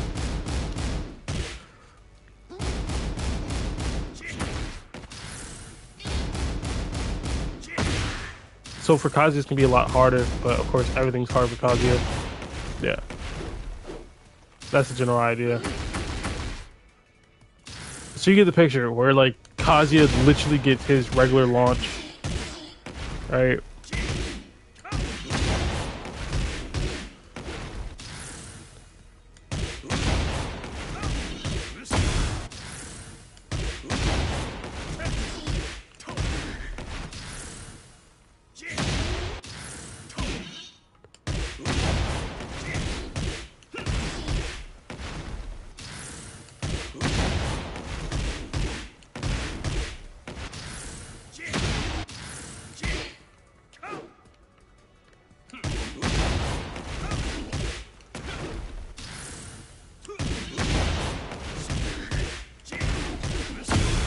All right, that's enough of that. Another honorable mention is Devil Jin. I think the Devil Jin matchup against Yoshi is surprising. Like depending on the level, it's surprisingly decent. It's surprisingly decent, right?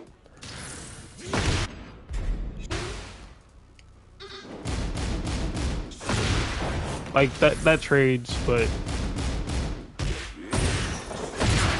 right off of the Manji spin kick.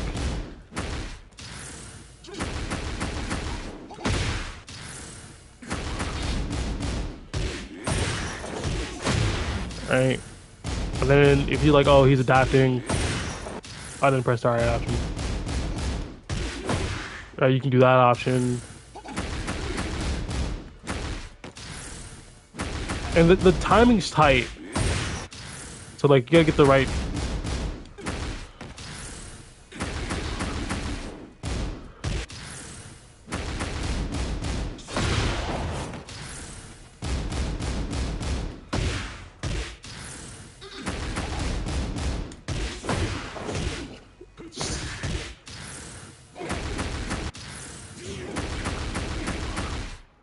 And of course that was what? Like the 14 frame move just gets interrupted. 13 passes. So like your 13 frame punish gets through is the idea for every character, including Yoshi. So you can use your 13 frame move to basically get your reward off of taking the damage. So the idea that I'm trying to get across is that whenever you're doing that on Yoshi, it may seem like, oh, this is free damage, but you're also opening yourself up to be like fucked over. Because I'm pretty sure that like if you don't finish it, say, so it's a safe low actually. Never mind. I've been blown up for sometimes, like when I've done this before. I've just I see. It's the later spins. If you do the later spins into just empty, like 1, 2, 3, 4, 5. If you do 5 spins, you just negative 24. 1, 2, 3, 4, 5. 1, 2, 3, 4, 5.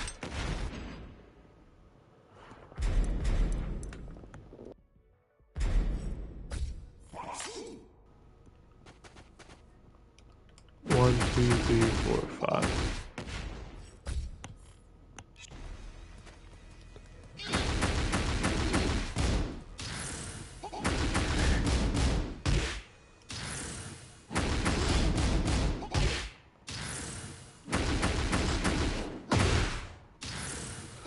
Yeah, I think I had a delay there.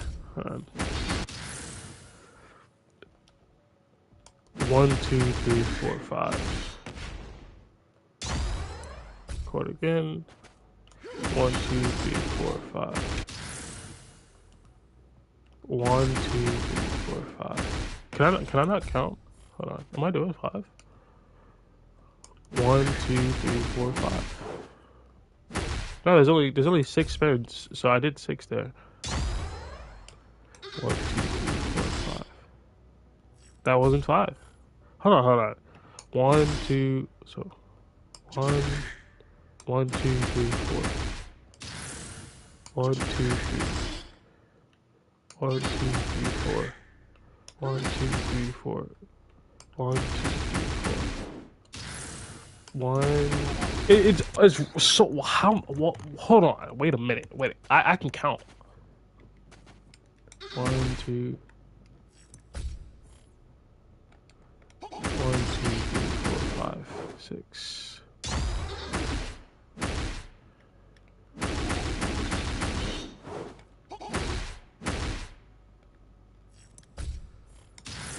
All right.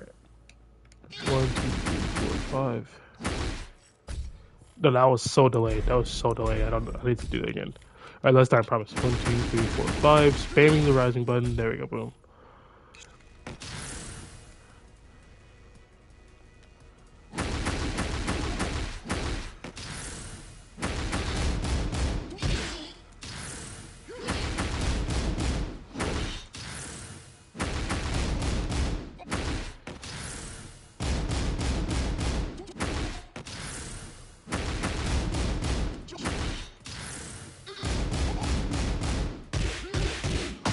All right, so you always at least get your guaranteed 13 frame. Like you get your 13 frame. That's the very least I can promise you. You always get your 13 frame. You can always take jab to interrupt it. So like to say this is the move that you can just cheese for free easy hits, it only works on people who like literally never lab. Because if you just lab the move and go, okay, what options do I have? You have that. You have like power crush at the end. Because keep in mind,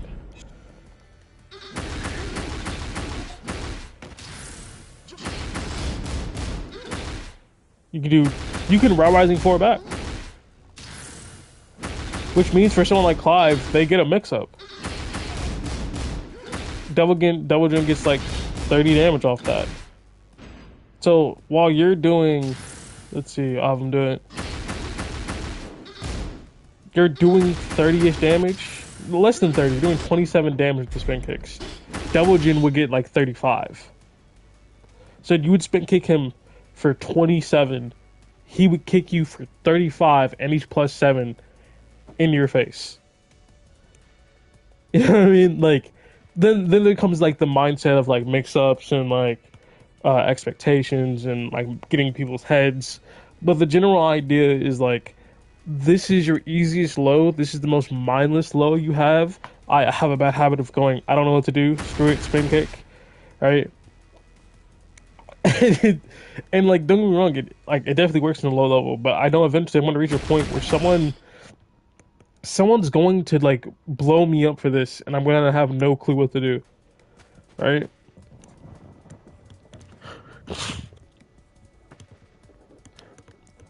Now, another low that I often use, you saw me do it before, when you put your sword away, full crouch 3. This gives you like a full like mini combo. So if we were to go upstairs, but I don't want it to be, so let's go, we'll do 2. I like the way 2 looks. So I put my sword away and I do the sweep. Right. You'll notice that this is like this tornado effect. It automatically tornadoes them. So you get like a small combo, you get a mini combo. It's the same way that if you were to do this, they get like tornadoed. You can see it even tells you. Let me put this player attack info way high. So what that means is that for this move, you can indeed get a combo. Like, it's not like you don't. Hold on, I have to pause.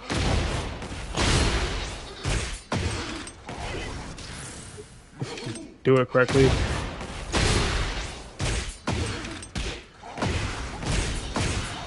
Right?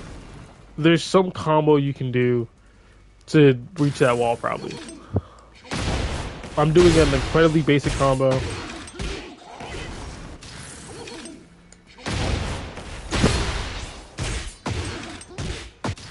Hold on. Because there's one that like I think you can do. I'm trying to come up with it on the spot.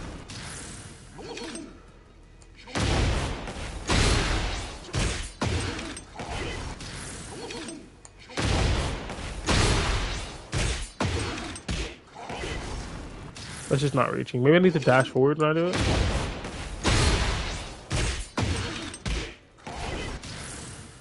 Nah, I don't have any time to dash. At least I don't think.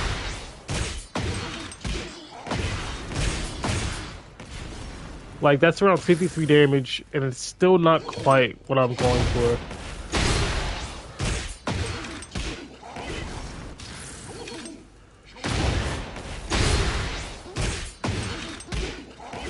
What I'm going for basically is like a high jab. Like, once you jab, you do the push. For some reason, the jab isn't coming out. Maybe it's like axis related? No, because I'm restarting from the same position. I'm essentially just trying to get him to the wall. That's pretty much what you're going to be using this move for. So like, oh, caught you. Maybe let's let him fall a little bit then. Oh, I think I know what's going on. I'm mindlessly going through it without thinking. Yeah, you have to let him fall a little bit.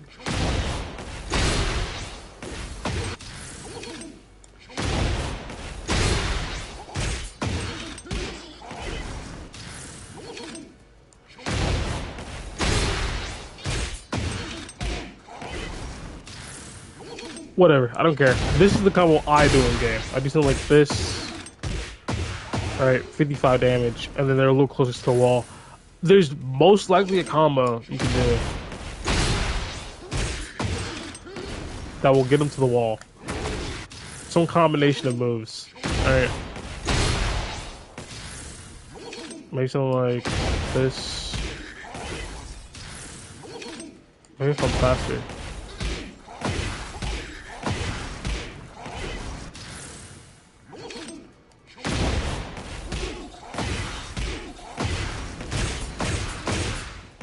See, like, that's close. Like, now they're directly on the wall, but something that gets in the wall spot. Um...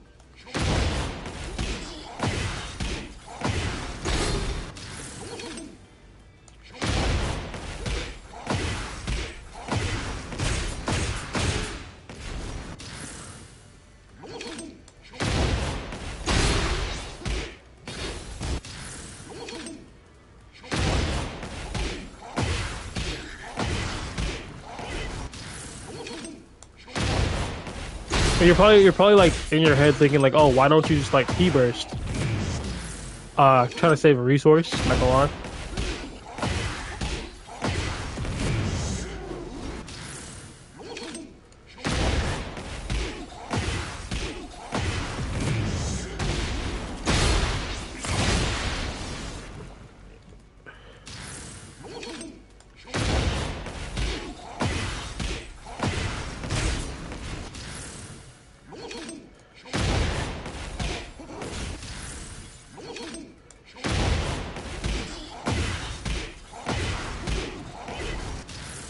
Yeah, you get the general idea, right?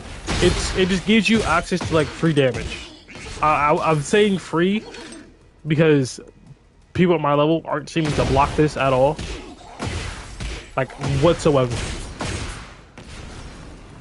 Like they're still getting used to the matchup, and Yoshi isn't like this is the issue with like the way they were doing it in the beginning, where people were saying Yoshi's overpowered, and then they were saying he was top 3 in the game. And then everyone was like flocking to like Yoshi, Dragunov, Nina. Right? They were tier whore. So whether or not Yoshi was actually strong or not, like Yoshi could have been dog shit. Could have been dog shit. But because all the pro players, all the like content creators, they all said he was top tier, essentially what ended up happening is everyone flocked to the character. So you saw him all the time. Right? And because you seen him all the time, you got annoyed by him. People got used to his moves. They were looking out for it. He got nerfed. People stopped playing him. And the thing is, if you looked at the nerfs and went, he's unplayable now, you're the same sort of like disgusting person that saw the Dragunov nerfs and went, oh, I gotta drop this character. It's like, bro, how can you look at Dragunov and be like, yeah, he's just not strong? You know what I mean? It's just one of those scenarios. So like after the nerfs, people stopped playing them, and they were just like, well,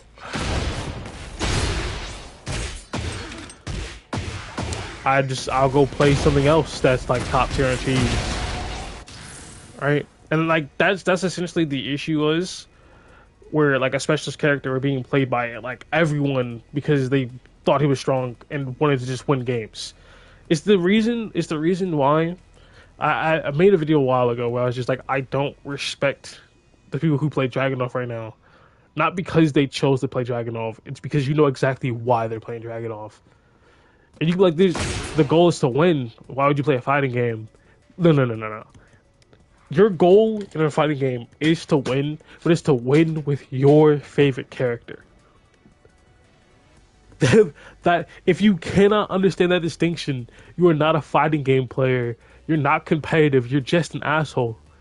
If whatever game you hop on, your goal is to I'm just going to win no matter what, no matter who I have to play, no matter like every single time you play, you're just an asshole. You're just an asshole.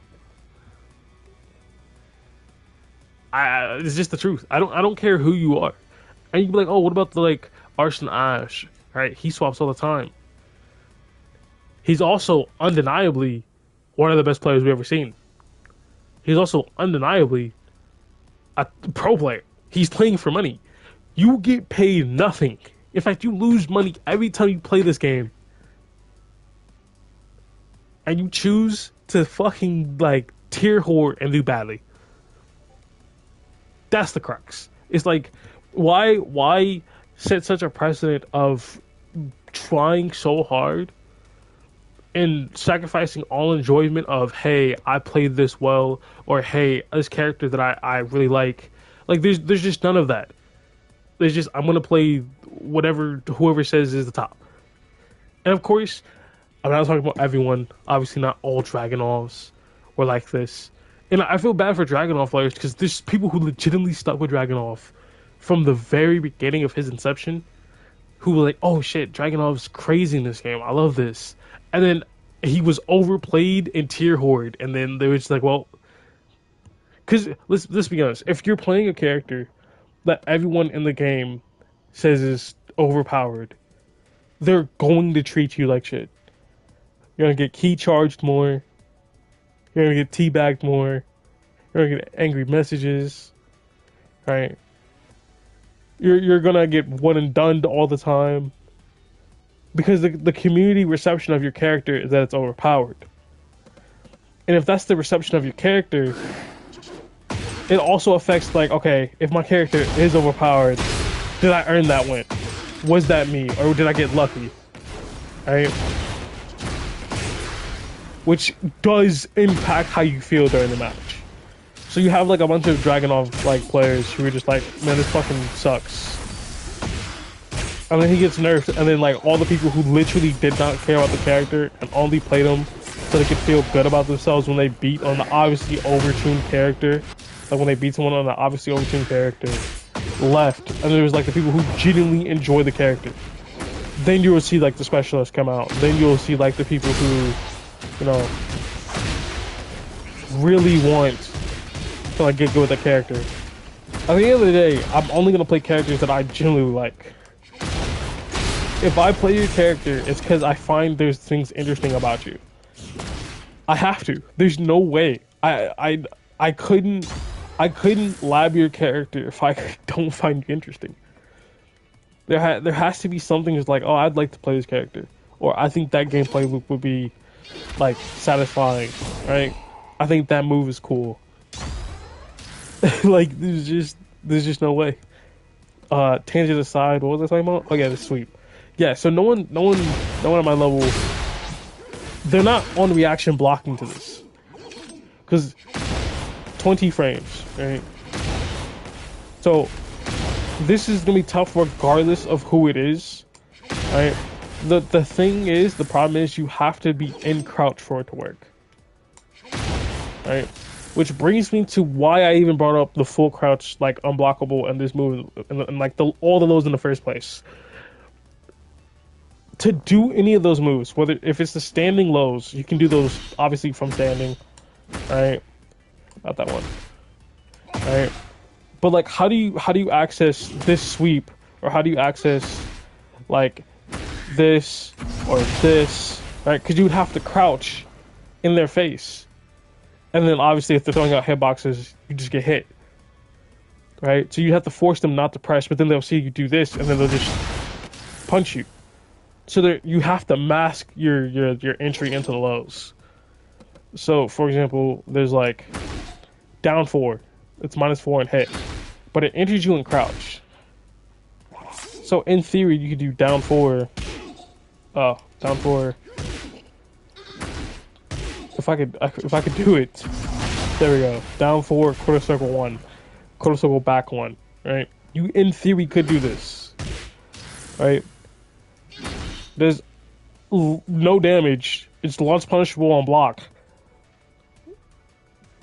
But you could do this into like this, right? You could do this into this. You know what I mean? Which does mean if you're in a situation where like you're jabbing with someone, going back and forth, poke, poke, poke, you can do a move that automatically gives you access to like crouch. And now you'll be able to threaten everything. So, that's the general concept for this section of moves that transition you into crouch, which is a very important list of moves because they give you essentially all of your pressure for like mix-ups, right? Because if this move here is something that like Yoshi's character is defined around, people's counterplay are going to be like looking for it. So you need to find ways to place it. So, for example, all the moves that bring you into crouch. There's down back one.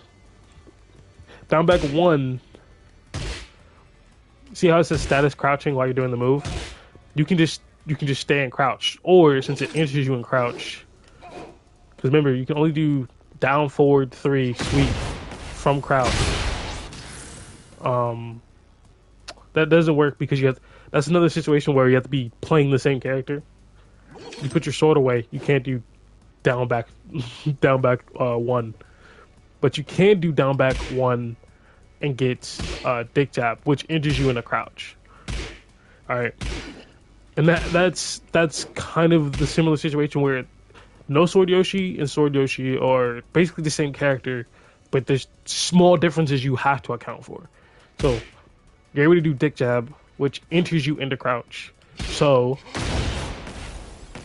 you can do down back one into full crouch forward, right? Pretty smoothly.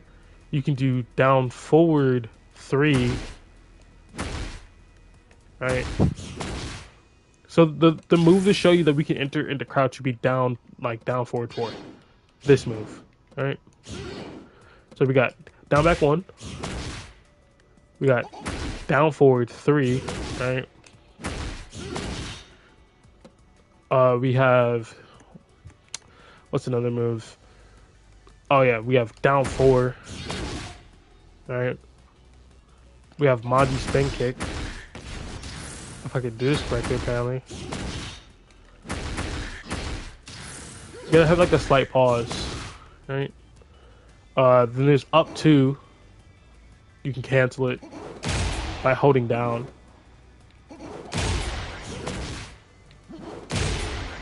The thing is, if you land the hit, you're in standing. You can see that by me able to press. Actually, no. Even if you hit it, you're in crouch. I was getting confused because it doesn't. If the move itself enters you into crouch, but it wants to reposition you to standing immediately, it doesn't tell you that you're crouched at all. So here you're in crouch. And you can just hold down after you hit it to stay crouched. Or you can cancel it into a crouch. Because I didn't cover this low. Launch punishable. Punishable. Launch punishable. Punishable. all of Yoshi's lows are punishable. Like there's not a safe one besides down back one. I mean down back four. No, I'm not gonna lie to you. And funny enough, I think that's the like only low that doesn't transition him into crouch. So there's that one. So up two enters you into crouch. All right. I guess a better way of showing you is like it's impossible to do this move or this move without being in crouch, right? Literally impossible. But it's more so impossible to do a raw rising move without entering crouch first. So if we go back through the list, I can show you raw rising 111, right? Raw rising 111. So like that proves that those moves are entering me into crouch without a shadow of a doubt. Then you have down forward 3, which gives you access to crouch so you can do your raw rising moves. What's another one? We got Kincho 1 enters you into crouch. Kincho 3 enters you into crouch. Alright. Mondi spin kicks enters you into crouch. Dragonfly 3 enters you into crouch. Oh, it doesn't. It actually doesn't. Never mind.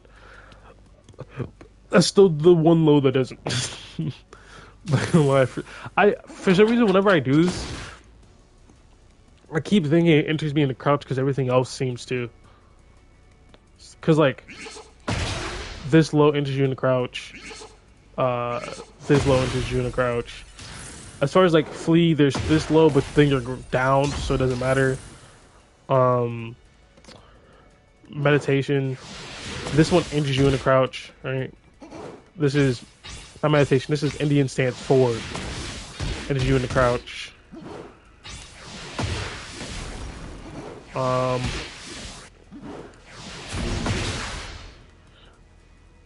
trying to think. I don't think there's any other lows. And it's kind of that what you want to hear in a fucking guide video. The thing is, there's a lot of moves for this character, and I don't use a lot of them, but I'm pretty sure that's all of them. Like this one, this one, this one, this one, this one, this.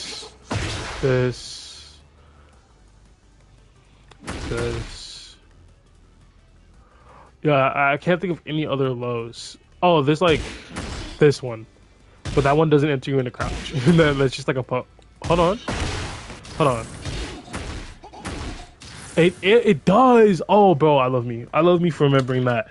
I love me for remembering that. That does enter you into crouch, which does create a situation where if I do, right, it says -1 on hit, but they're probably gonna press.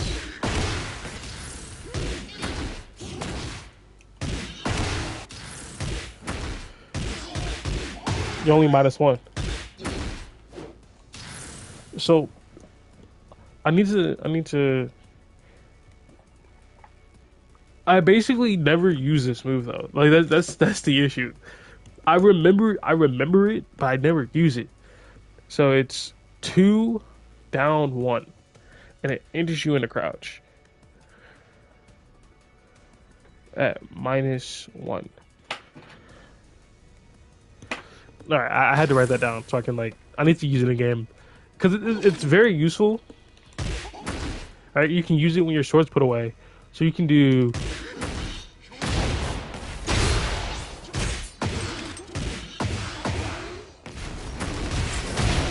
You know what I mean?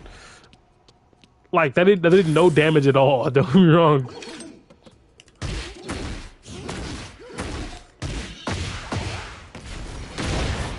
But like it still gives you access to the crouch, right? Which means you can do like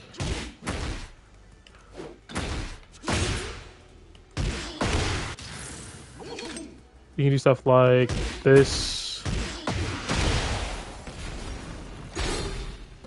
You can do stuff like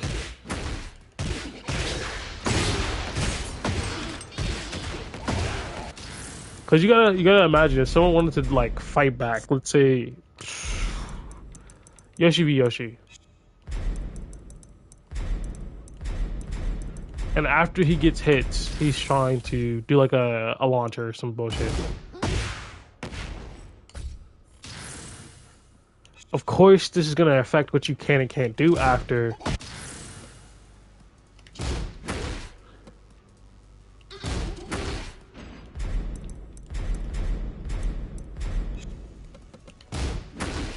Right?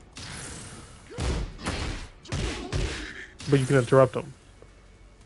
And if it's like, okay, every time he does that, get interrupted whenever I try to do like a mid.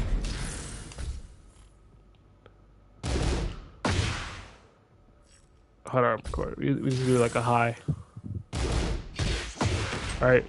He goes for like fast jabs. He just completely loses. To like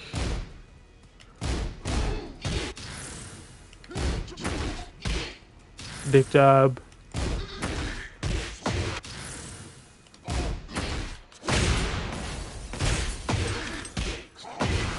So like a move that like I overlooked all the time has a tricky nature to it, and I never see any Yoshis do this. Like I never see a Yoshi do this, like ever. It is basically no damage though. It is what, 12 damage? But you're -1, so after you can sidestep. You can just choose to sidestep. And off of a sidestep, you can get value.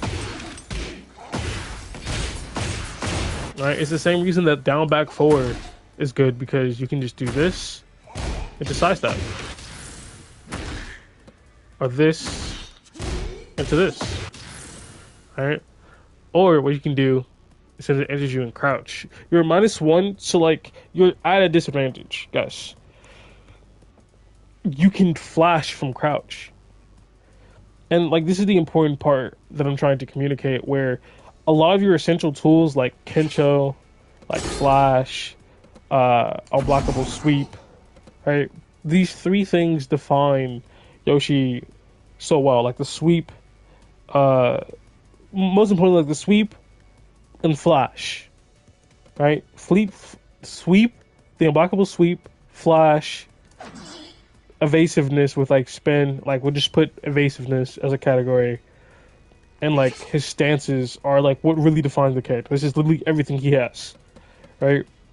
So when the main two like solo things like the unblockable sweep and flash can be accessed from crouch, getting the crouch to do things like this is going to take people off, but then they have to worry about whether or not, are you gonna do that, are you gonna flash, are you gonna parry, because you can Kencho's a parry, right?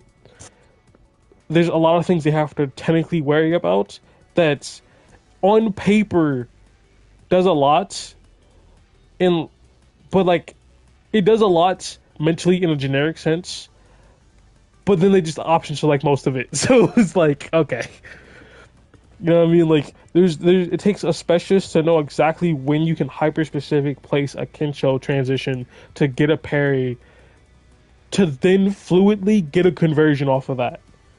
You know what I mean? Just try to wave dash on Yoshi. That's fucking sinister. So I guess what I can show is not that. Oh, that beats it? Holy shit. Hold on, let's try with the sword out.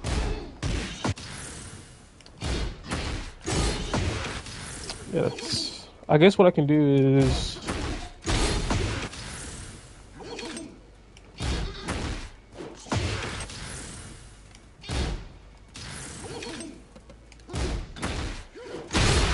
there you go.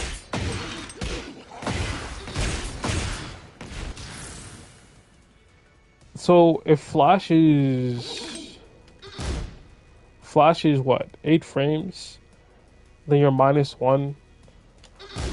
Oh, because you're -1 because of the kick. Flash is 8 frames, so it's 9. I have to like spam the button. No, the flash is coming out before, it's just not reaching him. I think that's what's happening because it's that pushback. So since flash has like a space requirement, I push him outside the space for flash to work, but I don't push him out the space for this one to work.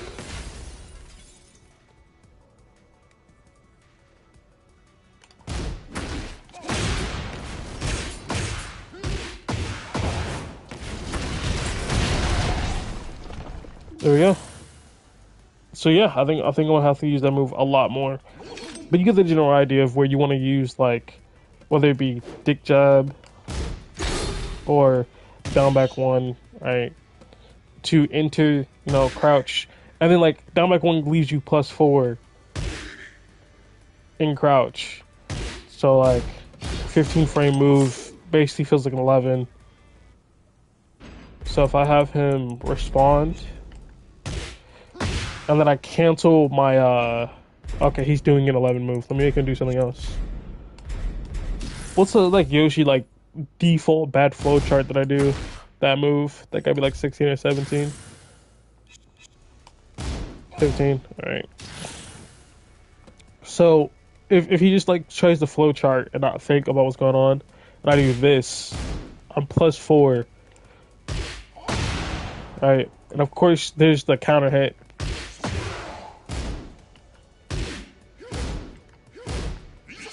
Hold on.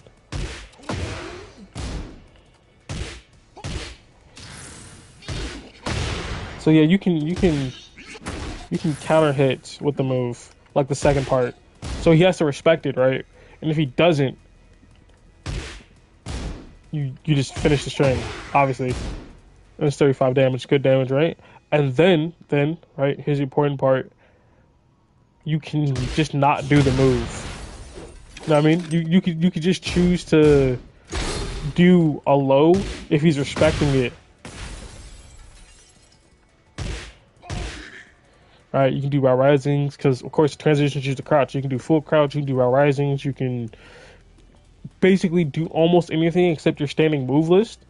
But then you can access your standing move list just by pressing like a fast button, like 4. Now you're back to standing. Right. So, for example, if he were to disrespect. And what you want, like maximum benefit, you can do. I'm trying to do it. For some reason, I'm having trouble. There we go.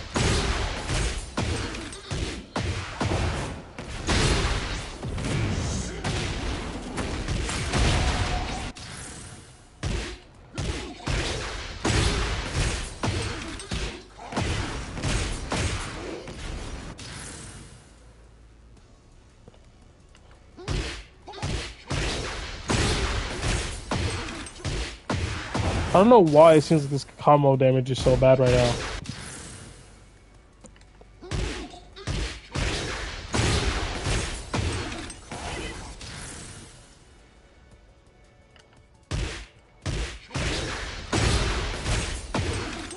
Oh, because he's touching the ground. Okay.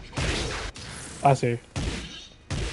The like combo counter is like resetting.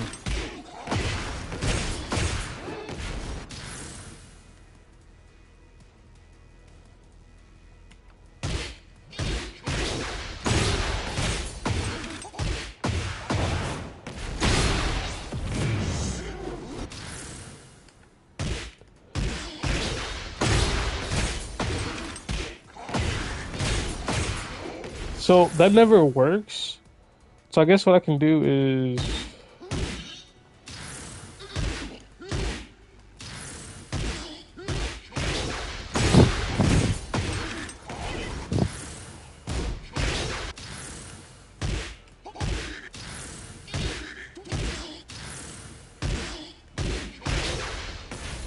all right, bro. Let me lean forward, bro. Cause this is getting ridiculous. I feel like I don't play this character.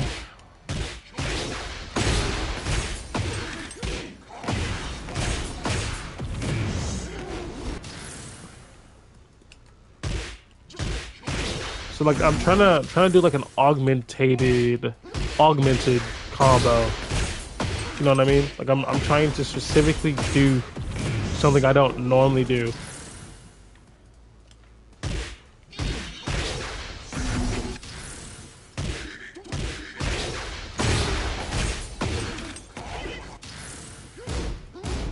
Because the normal combo I would go for, like say this in the Zack situation, would be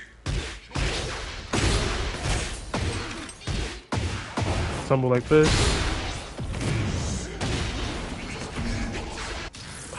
It's such a pain.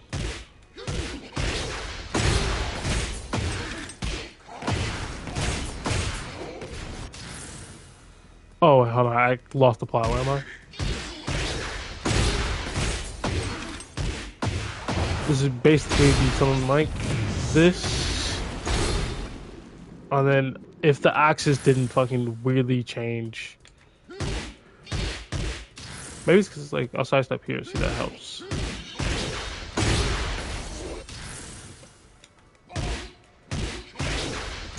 Keep in mind, I'm struggling with this combo. This is my character. I play this character like the most out of anyone. Which is fucking hilarious, to be honest.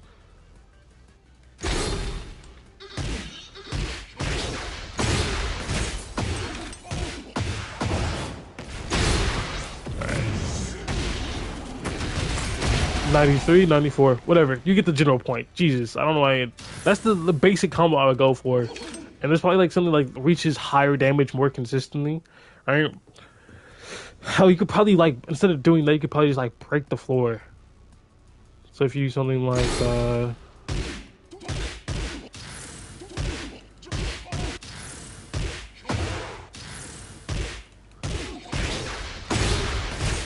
this combo is not hard at all. I don't know why I'm struggling.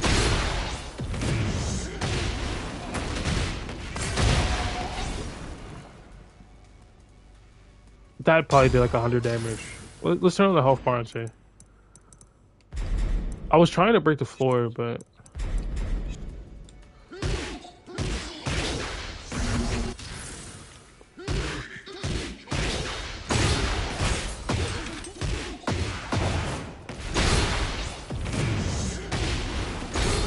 yeah, that doesn't work.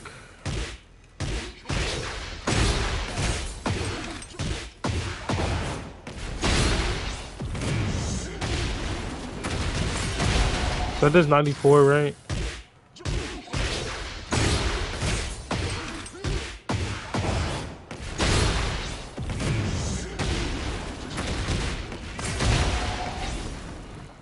So, what, we had 200 health, we're left with 78.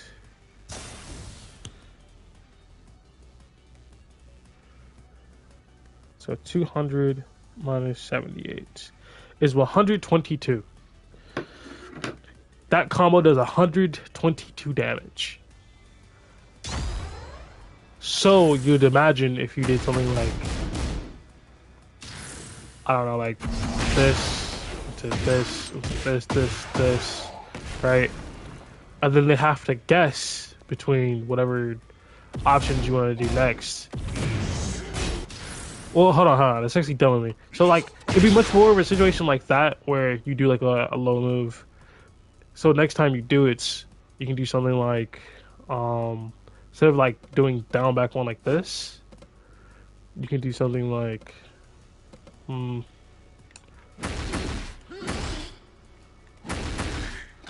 well, Maji spin kicks makes you, like, negative afterwards, so you can't do that.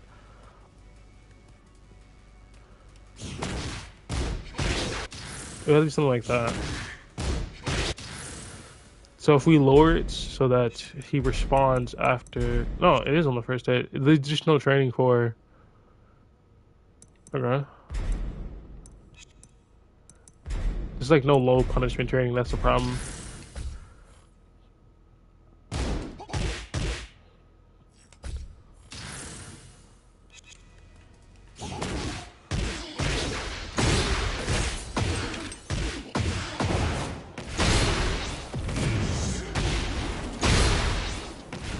So it does fucking work.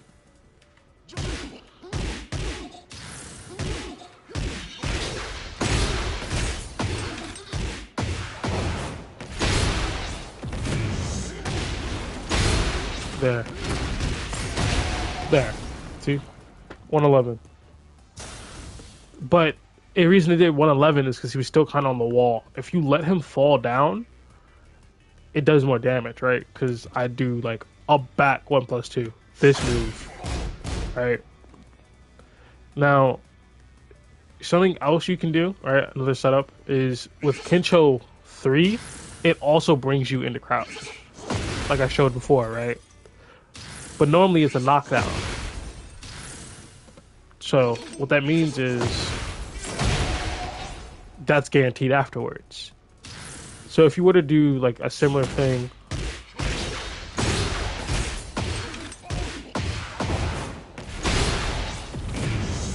that misses. Okay, got it.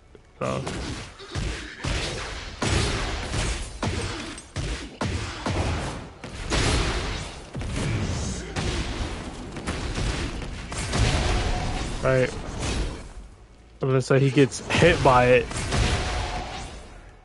That's his health left. Right. And you can see that most of that is permanent health. And there's like a fat chunk of recoverable health. That's because Yoshi's combos, right, I think if you do this one, right, have a bunch of recoverable health tied to them.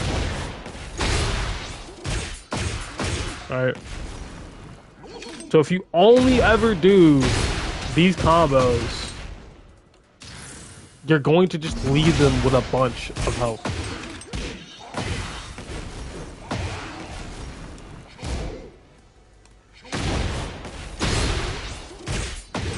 Which means one heat engager and he has basically his whole health bar back.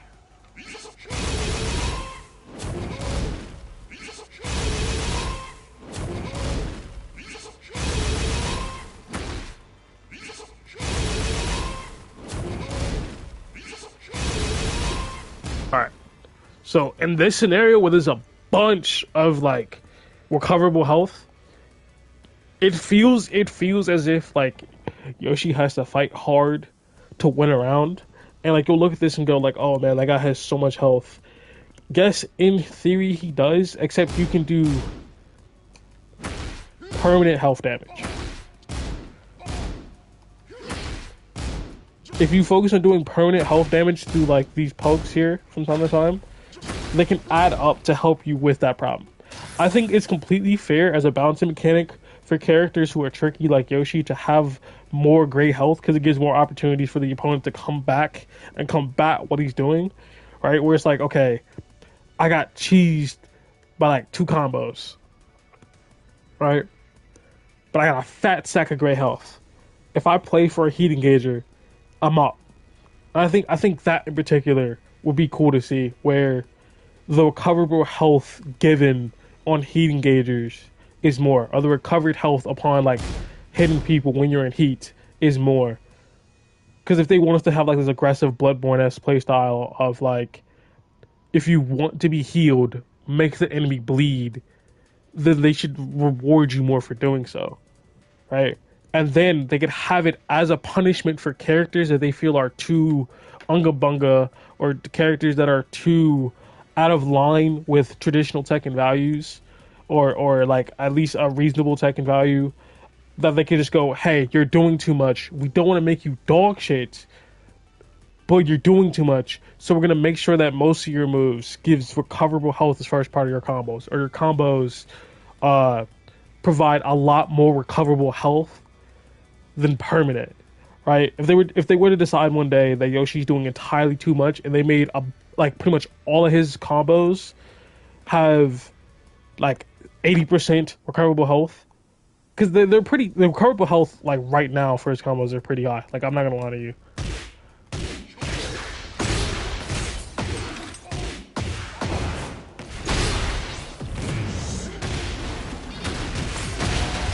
But if they raised it, so instead of being that amount, instead of being 42, it was like 60 of it was recoverable, it would by proxy nerf Yoshimitsu to be in a much more fair state. And then Yoshi can still have the crazy tools, right? Because then it's on the other person to play like better. Because now if the opponent plays more crisp, more clean, more Tekken, they get rewarded. And then you can still have people who want to go Unga Bunga. The same thing with Asuka. The same thing with like any character that you think they're a fucking brain dead masher, right? If that's their kit and that's the style you want them to play in, right? Basically disincentivize that. I keep saying if that's their kit, that's the style you want to play in. Not if you want them to play in it, if that's acceptable to you. Does that make sense? Where if you're perfectly fine with Alyssa mains doing nothing but fucking like hitting you with chainsaws, at least make it when I get launched by her that the amount of recoverable health I get off of that like mix is absurdly high. Like if I'm getting fucking full screen hell sweeped, I want 90% of that to be recoverable. 90% of it. And if I hit a single heat engager, I want at least 60 of it back. 60% of it back. I feel like that's going to piss people off when it happens, right? But I feel like it would leave us in a better spot where it's like you can come back. You may be losing now to some bullshit. Just lock in, focus on what you know they're doing now, right? You know the tricks. Lock in, hit your heat engager, and you win, right?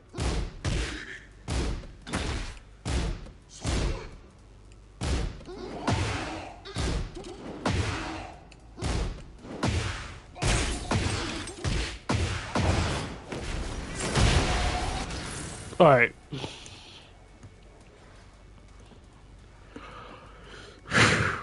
That's essentially all I have for the low section. Glad that I found a new move. What else is there? I guess there's like the stances that I can go over. I'm trying to think.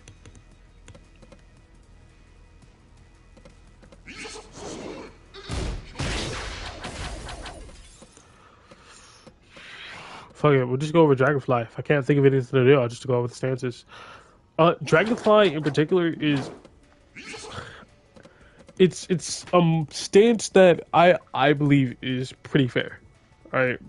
A bunch of people will get upset, like I don't want to say a bunch. It's only like a couple people will get upset about like Dragonfly as like a reason that Yoshi needs to be nerfed. I don't think I've heard anyone ever say anything about anything negative about Dragonfly. Like I don't think that's like a real concern people have, if that makes sense.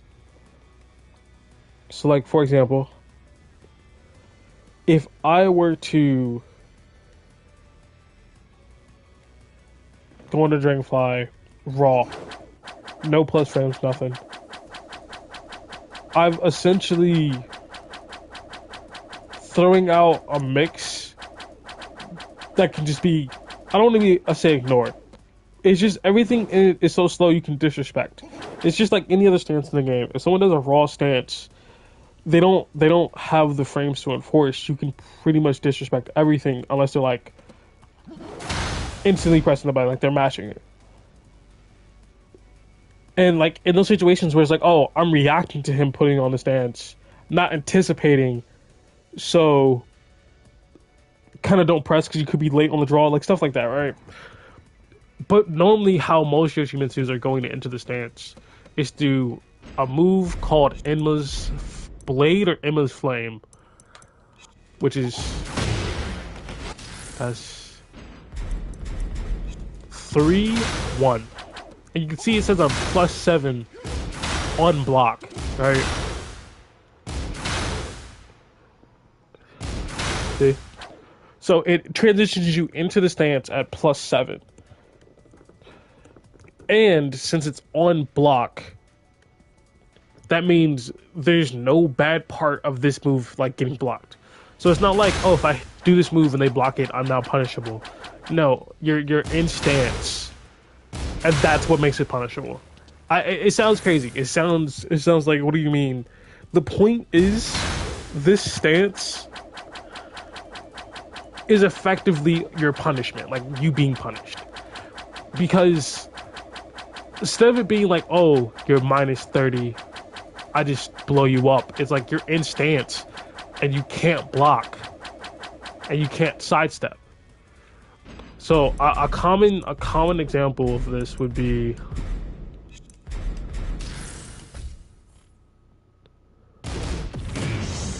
He Burst. If someone is in He Burst, I gotta make it be patient.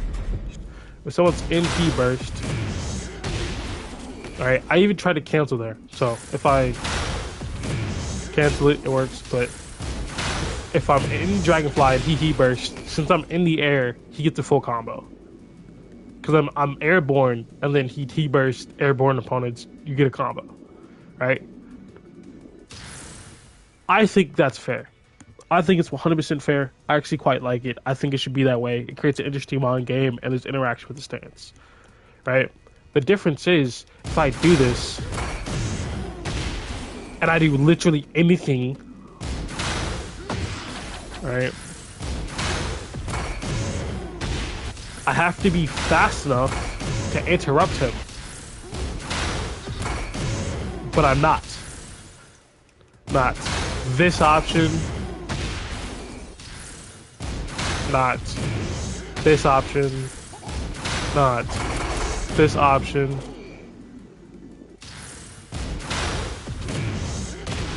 That one interrupts it, right? And this one counted. So you're probably thinking like, oh, you just said there was nothing to like stop it, right? But I've seen several ways you got around Heat Burst. That is indeed true. That is indeed true, yes. What the idea that I'm trying to say is armor moves kind of get around 90% of your options. By kind of, I mean it does. There's only a few choices you have that beats armor. And you saw them, right? You saw the two. So we're gonna go over like what it's like with armor.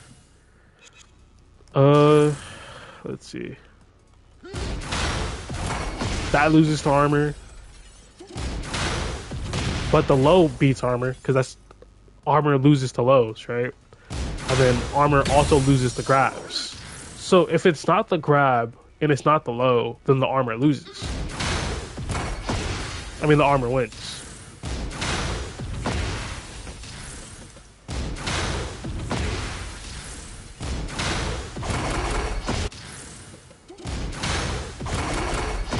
See what I mean?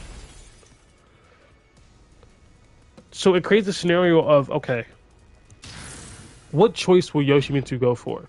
Because for the most part, when Yoshis go for the stance, there's basically like three thoughts that people are going to go for. They're going to go for the frame trap, they're going to go for the mid, or they're going to go for the grab.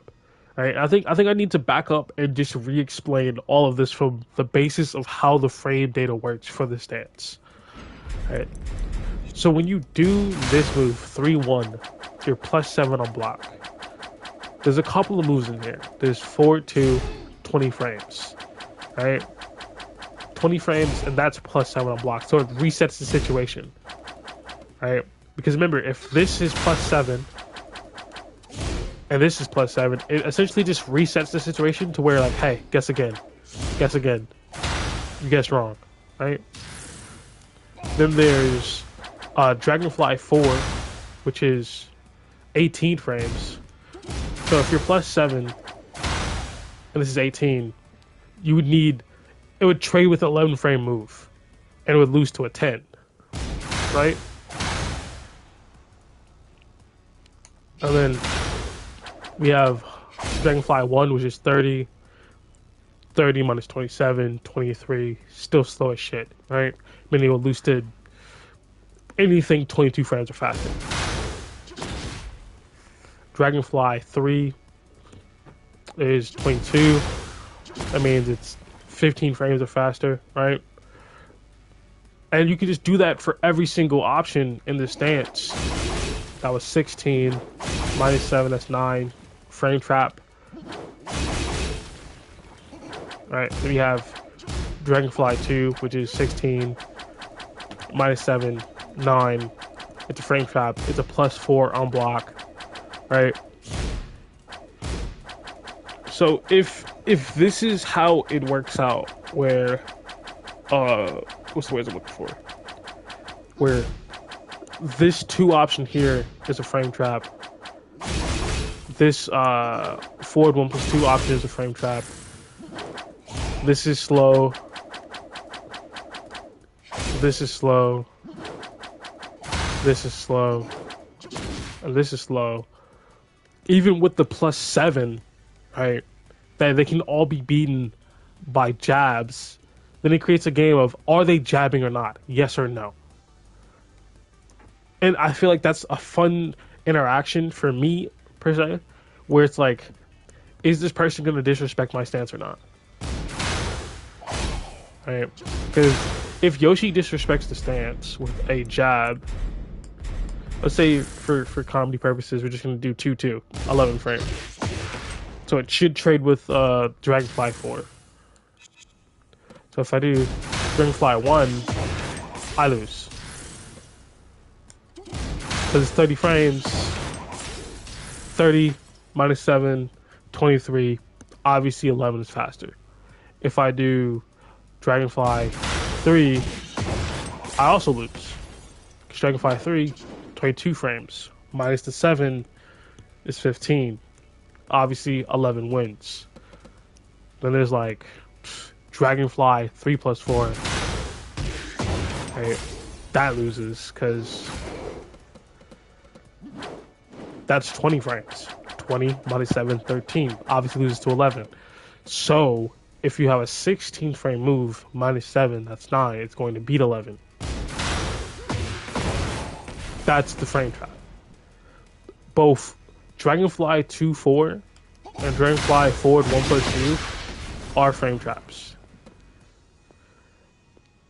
And what that looks like is if you're at the wall and you're like, okay, I want a frame trap because I think he's going to disrespect. I think he's going to press into this move. He's going to press because remember, we're in a scenario where it's either he presses or he doesn't. Those are two categories we have. And right now we're in the he's going to press option. If he's at the wall, forward 1+2, wall splats.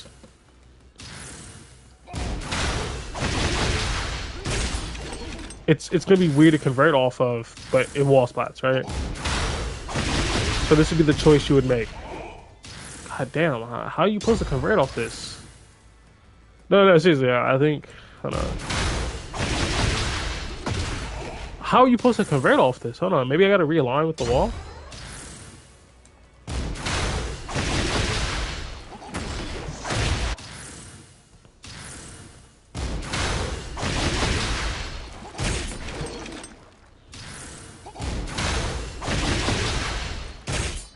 Alright, there you go. Get a sidewalk around.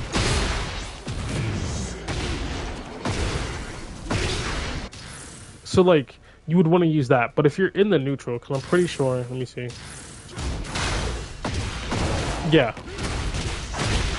If you're in the neutral, like this area here, I'm saying neutral like that's not a game state. If you're in the open space, like in the middle of the field, you would want to do this one, right? Which is 2-4, Dragonfly 2-4, right? Because obviously, it frame traps as well, and that allows you to get a wall carry, right? You can carry it to the wall. The thing is, it tornadoes when the other one doesn't. So while in theory you could do that move at the wall, you only get like a mini combo. But if you do the other one, if I can remember to press the button, if you do the other one,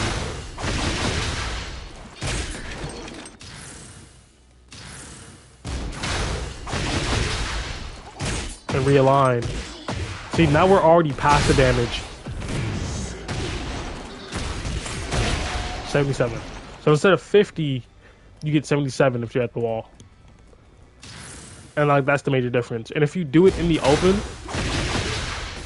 he just gets launched away, right? You don't get much. And at first, when I first started playing the game, I was confused by like, what is the purpose of this move? Why would the game creators put two moves that do the same thing? That's the thing. Each move does something. It may not do it well, but it does something at the very least. Give me a second. I have to use the bathroom. I'll be back.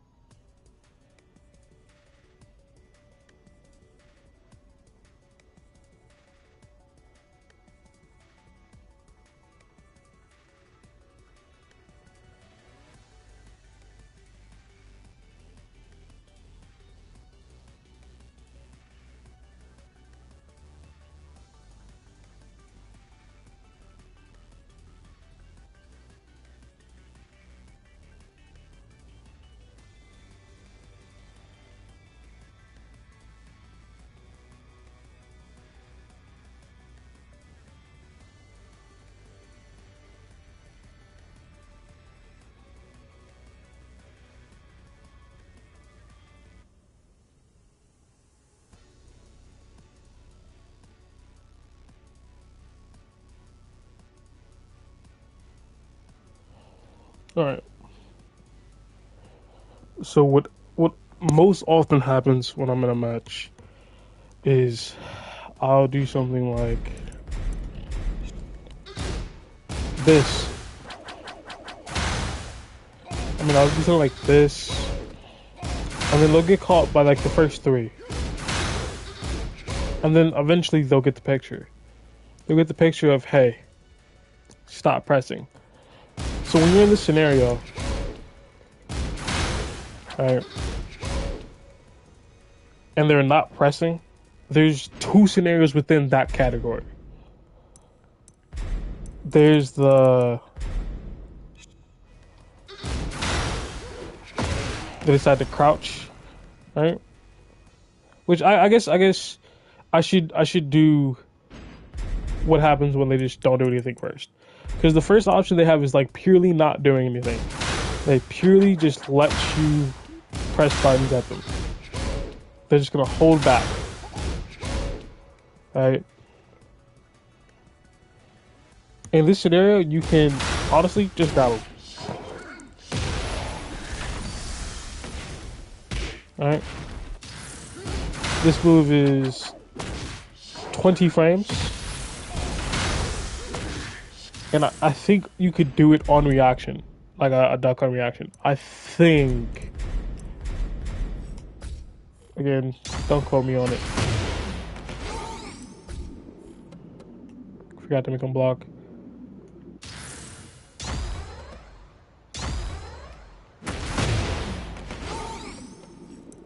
That time wasn't on me. The system's fucking weird. Alright, cool. See what I mean? Hold on.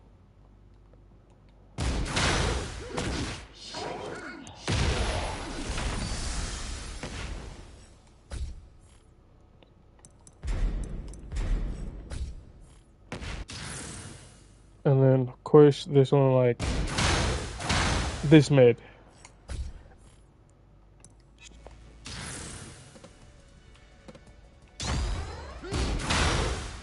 Yeah.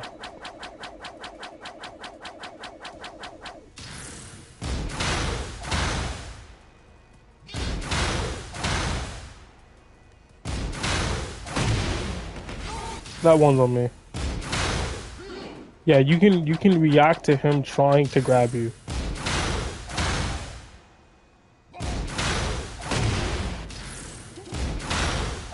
And I'm just getting antsy. Because I'm afraid that I'm going to miss it. But like, once I see it, I just never get hit by it. So it on reaction, you can... Oh, my bad, he's still on defense. You can, on reaction, you can duck this move. Right? But for the most part, no one's doing that at this level. You should still account for it when they like get to higher levels where they literally just see it and they go, no. Right? And we'll talk about like the ducking abilities or like what you can option select this stance with once we see all the moves. But for the most part, what's gonna happen is after grabbing them, right? Their general response is going to be, okay, to option select the frame trap, I'm going to duck. Like to option select both the frame trap button, which is the high, right, and the option select the grab, I'm going to duck because you duck grabs because they're both highs, right? The jabs are high, grabs are high. We just duck them both, right? Of course, it doesn't all the way work for a 2-4, right? So, like, oftentimes, someone will be ducking to try to not get hit by the frame trap and the grab. They try to, like, avoid it because they know it's a high, but they never properly punish it. And you'll know someone knows the matchup when, like, they'll properly duck and punish you for doing that move. I don't know. Fuck it. I think for now I'm just gonna have to do the move back here because it's acting fucking dumb when it does that spark shit. I have no clue why it does that. Alright.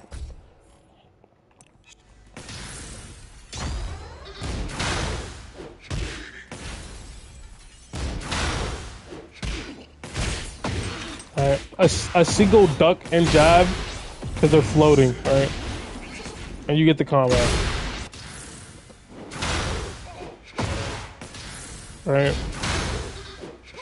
Sidestep it too. We'll cover this more later. But like that's the general concept of like if you duck that move and you see it's the jab, you can jab him out of it. In fact, if you duck in general, you can just jab him. Because whatever option you would need to duck in the first place, they're either left floating. Because let's think about all the options so far. We have forward 1+2, a high. It returns you to standing at -2. Alright, so you can, in theory, like, listen, this is rough. If this happens to you, it can happen to you. It fucking sucks though. So like, let's say they're in heat, so they have a buff sword, so it does all the moves in no sword state. Alright. It sucks to have happen to you. So it's like, okay, I'm gonna respect it. But if you respect it, right, Yoshi can grab you after this, right? Because it's only -2. It's like, okay, I'll just break it. Right, so let's say he does something like, right, like essentially he just gets to continue his pressure. So if he sees you, it's safe though. So if he sees that you like to press after, right, and it's +4 in heat, which is something I also don't use. Heat, dragonfly, forward 1+2, +4 on block. I just, there's a lot of things. So I have this bad habit of like playing scared on Yoshi, and it restricts my movements. Like I pretty much spam this, and this in game. I only play with those 3 moves, which is a bad habit because of course I have something like I have this, right, which I can be hitting people with, baiting them, seeing what they do, seeing their responses, right. I have stuff like this I can be baiting people with, it's safe on block, right. You know what I mean? Like, have stuff like this. There's tons of options, I just don't use them, if that makes sense. Like, I'll do this, but I'll do this. Well, like, full commit to this sweep. Where, like, you have things you can do, you're not a victim, right? And I feel like my skill heavily limits my possibilities with Yoshimitsu, right? I'm still trying to specialize, but I'm not that good at it yet, right? And I can objectively view these moves and go, yeah, this is why it's good. I just haven't put them into like implementation. But like this move, right? This is +4, so you can do this into this.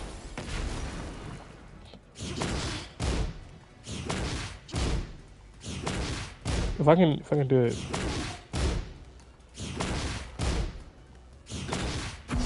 There we go. You know what I mean? You can do, like, doing this into this applies so much pressure. And, like, I'm just afraid that they're gonna disrespect, because there's so many points on Yoshi where they can disrespect you. And I guess that's the, like, that is a key part of, like, Dragonfly. Or, like, Yoshi in general, where you can disrespect at so many points if you know what he's doing. Because, again, he's a knowledge check gimmick character. So, if after this, you know he's going to do literally anything, you can dick jab. Because what is he going to do? That's low reward. That's 15 frames. And he's only +4, so your dick jab's going to beat it. Alright. Low reward. That's only a counter hit launcher on the second hit. right? And it's -12, so you can just block it. You know what I mean? Like, he doesn't have much offensive pressure.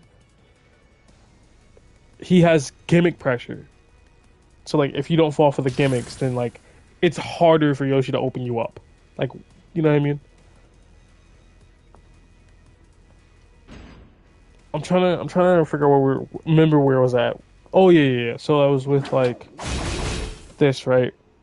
And it's +4, so we can go for like a launcher afterwards. So if Yoshi has been doing, if Yoshi's been doing this all game, and you've been disrespecting, promise, a smart Yoshi is gonna be doing something like this, and you're dead, or something like this, or something like this.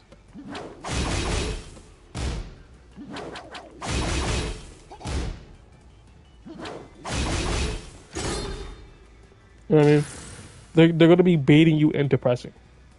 And eventually, if you, because you don't know the frame there, you can't see it. Like, that gotta be negative. That gotta be negative. You're gonna start using your jabs to try to beat them. This is evasive. This is evasive. Kind of hit evasive. Right?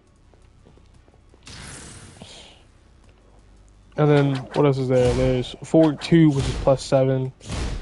It's also a high.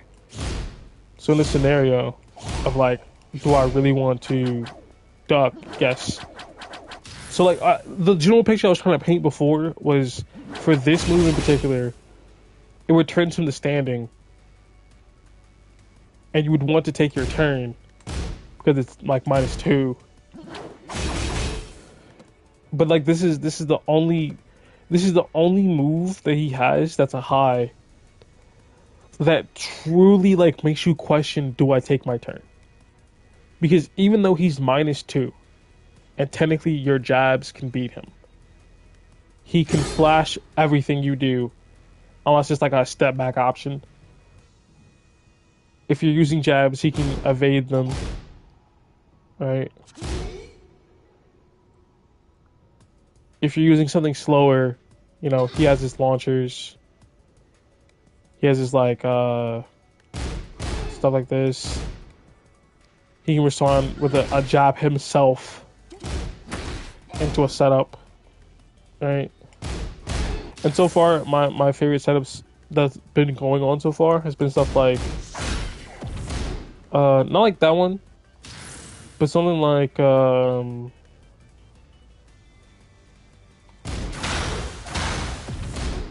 stuff like that, right? Moments you know they're gonna want to respond, you follow it up with a power crush. It's basic, I know, but like, just the general concept of that. Because I'm much more of a defensive player, I need to start developing being more aggressive in that will shoot me through the ranks past certain people who can't deal with Yoshi. But like, the reason I'm playing so reserved in the first place is because like, if you learn to be Unga Bunga, it's like you would have to learn how to like do the basics in the first place. You know what I mean? Like, if you're playing Unga Bunga and you're just smashing buttons, eventually you're gonna hit a hard wall. And I'm trying to like prep myself to not, to like, if I do hit a wall, that I just kind of walk past it. And like, you're just slowly becoming a better player. All right, that's the same reason. Like, before I didn't realize why you would use this, it being a wall splat. I was like, oh, what can I even do after this? I can't really do anything. You can do a lot. You can do so much after this. And once you have them conditioned, you can do bullshit like this into like turn back around rage art. Like, there's so many things you can do with a character who has so much skill expression. But that's the tirade. I'm done. All right. The idea is that since forward 1+2 is the only move that returns from the standing, and it's safe, right? That even if you duck it, you should still press. Because one, you're getting your hitbox out, and two, if it's missing you, let's say turn on crouch block.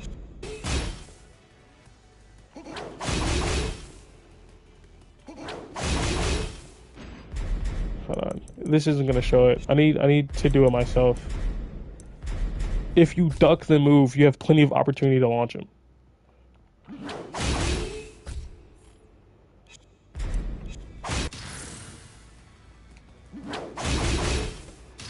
sure it jails once it like contacts, but if they duck it in the first place, you have like plenty of time to do whatever combo is appropriate, and it counts as a punish too, right?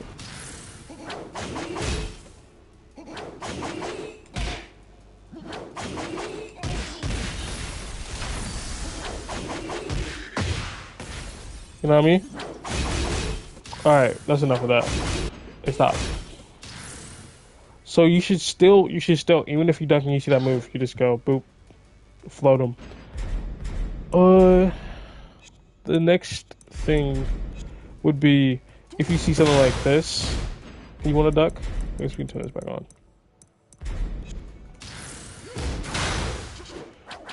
You duck that, you can duck that, right? So either way, you're gonna be ducking into like an immediate press of a button.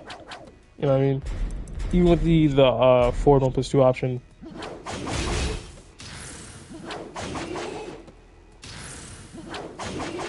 Actually, can you not dick jab that?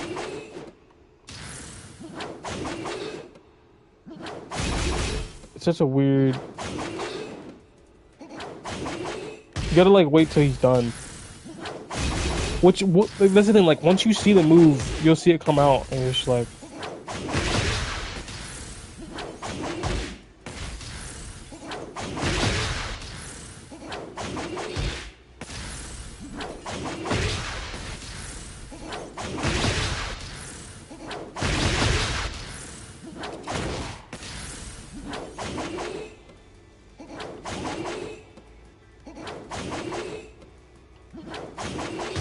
Alright, so what you have to do is you just have to wait a split second.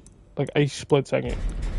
You just have to wait for the main wave of blades to come out and then launch. Which won't be too hard because you'll see what it is when you duck.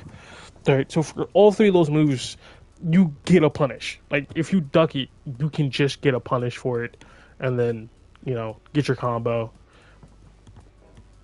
So the scenario goes from, alright, they're not pressing anything to they're not pressing anything and ducking. So you can't do the grab. You can't do forward two. You won't hit the first part of the frame tap. Right? So what then? Well, four. Four is basically a homing mid. It doesn't say that it's homing. It doesn't say that it has a homing trail. It doesn't have a homing trail. It doesn't say that it's homing. But you can't sidestep this, alright? You cannot, and it's a heat engager too. So that means on block, if you're in heat, you can heat dash, and if it hits, you get a combo. So that means in a scenario, well, first of all, it's also safe. It's -4, so. There's like no reason to not throw this out. If you're like, oh, I wonder if they're ducking or not.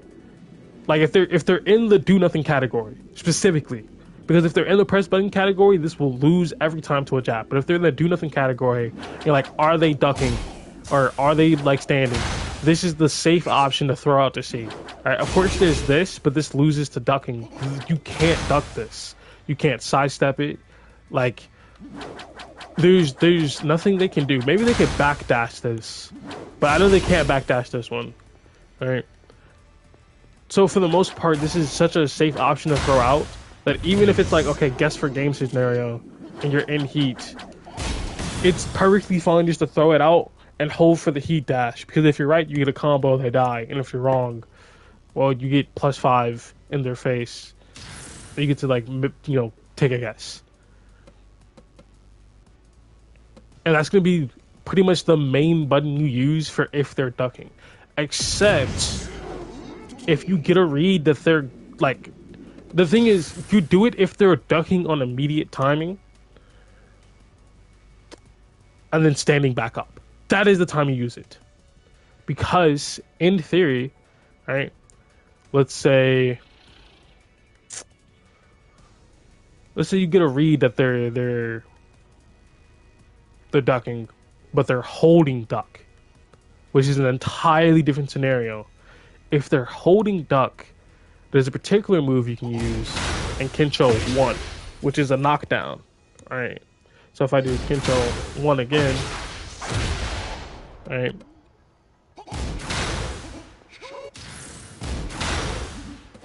Oh, I'm messing around. Alright. I get that move. So you go from like what? Around 25 damage to around 40-ish damage, right? Not too bad. The difference is if I make him trying to punish with something like not an armor move, let's say something stupid like forward 1+2, like he's getting he just wants to hit you with anything. He's just pressing buttons. Alright, forward 1+2 is like 20 frames, I think. Yeah, 20 frames. So oh yeah, because Dragonfly 3 is 30. And you're only +7, so it's 23. What's 23 frames on Yoshi? Fuck it. I guess I'll just do something like that's +7 into the stance. That doesn't work either. Yeah, it's just hard to find a scenario where you could just purely counter hit someone.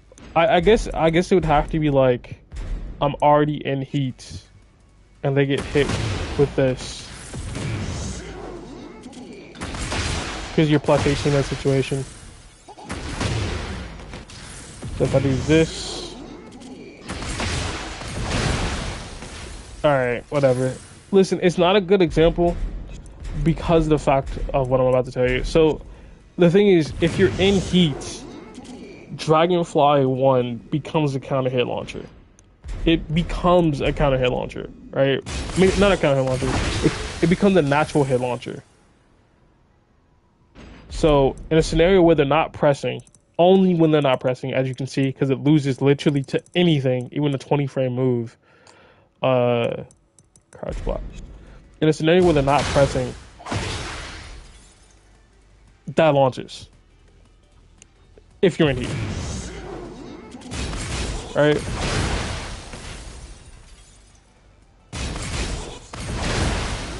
You get a launch. And you're probably thinking like, oh, that's crazy, right? Yeah, I never use it. I never get a chance to use it. Listen, I get it. I am not that strong of a player. It's just that I don't encounter an opportunity to use it that often, right? Because any scenario where you would use that move, right, is like they're hard ducking in your face, and you're on like they're hard ducking the stance, and you just go like, okay. Mixed, like you know what I mean. But if they're hard ducking the stance and they get hit with this, I just get a combo. like that's the difference. Like activate, go into heat, +9, or in fact, I wonder if you can react to you hitting the move. Like, is it hit confirmable?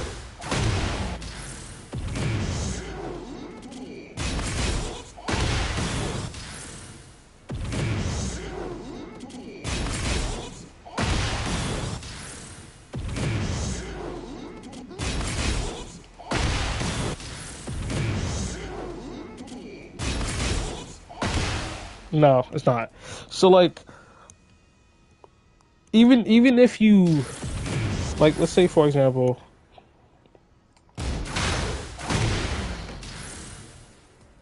you're in heat, all right.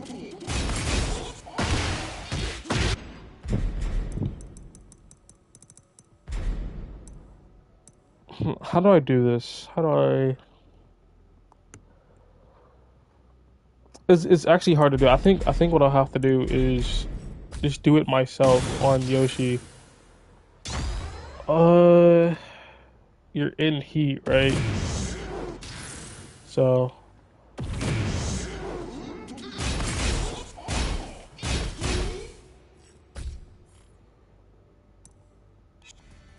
now I need to do it more crisp, just in case there's any gaps at all, like at all.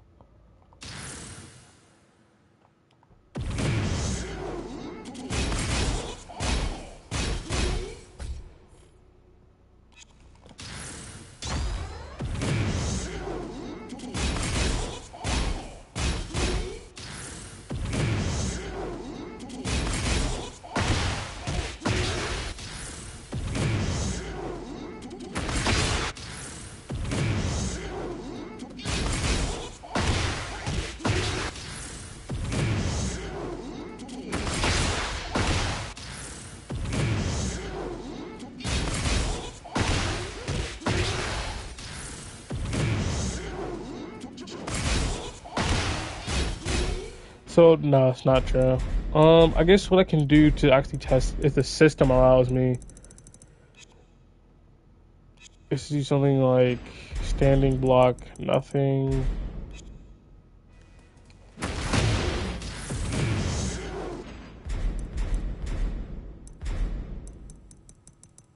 And do like crouch block, right? After two hits. And then once it gets hit, do you like block all for all of it?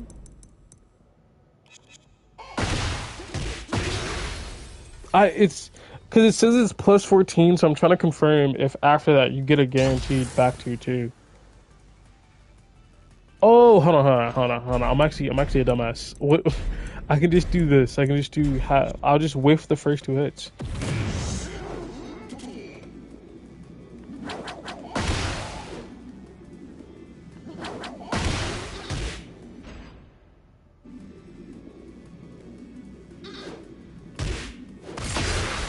I don't know why it's.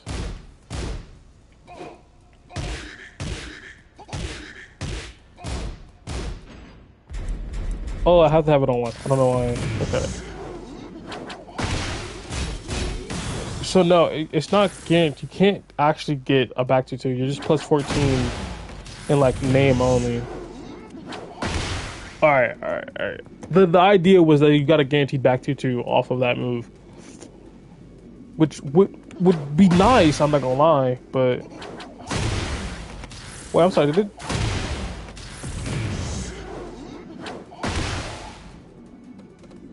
Oh, I guess because I like whiffed it in his face. That's why it was like minus 19. All right. Anyway, you get the general point. Like to do a potential a move that could be interrupted by like anything that's sidewalkable.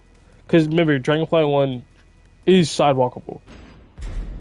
If I do standing block and then after two hits, I tell it to sidewalk to Yoshimitsu's right, so it's left.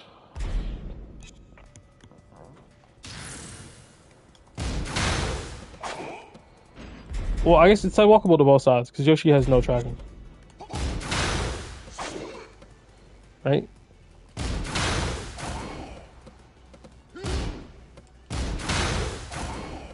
Oh, you can sidewalk the four option?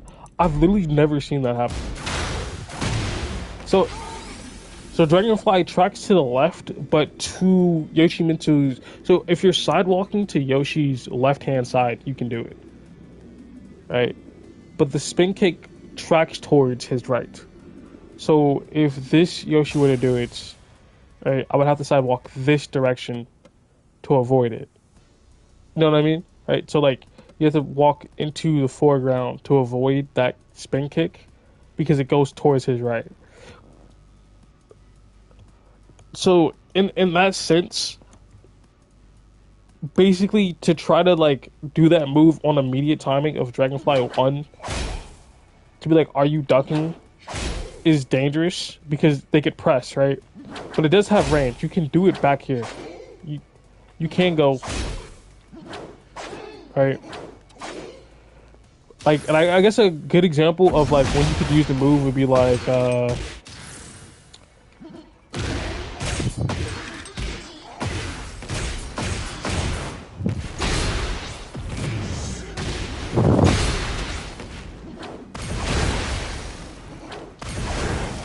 he still has sidewalk on. Okay, that fucking explains. Uh, you could do it as Oki. You could do it as, hey, what are you going to do when you get up? Are you gonna get up and crouch? Are you gonna get up and, you know what I mean? Like, if you have the read that they like to crouch a lot, you can do it. Or if you have the read of every time I did this mix up twice, where after let's say I just did a combo theoretically, right? Right, you do it as Oku. Then you can go, all right, they're gonna duck. Another part of the move is it is a counter hit launcher, which I was trying to show earlier, but all right.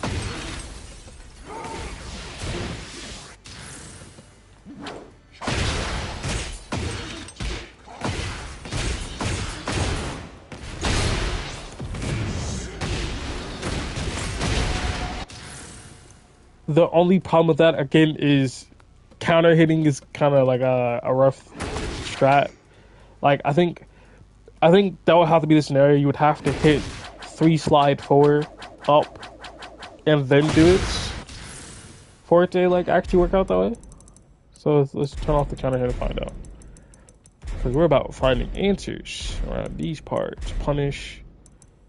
So let me think. What do I have as the punishment? Is it still like the forward 1+2 thing? Yeah, okay. So if you're plus 14 on hits, 30 minus 14 is 16. Right. So again, a lot of stuff can beat you. But in this very specific scenario where you hit this move,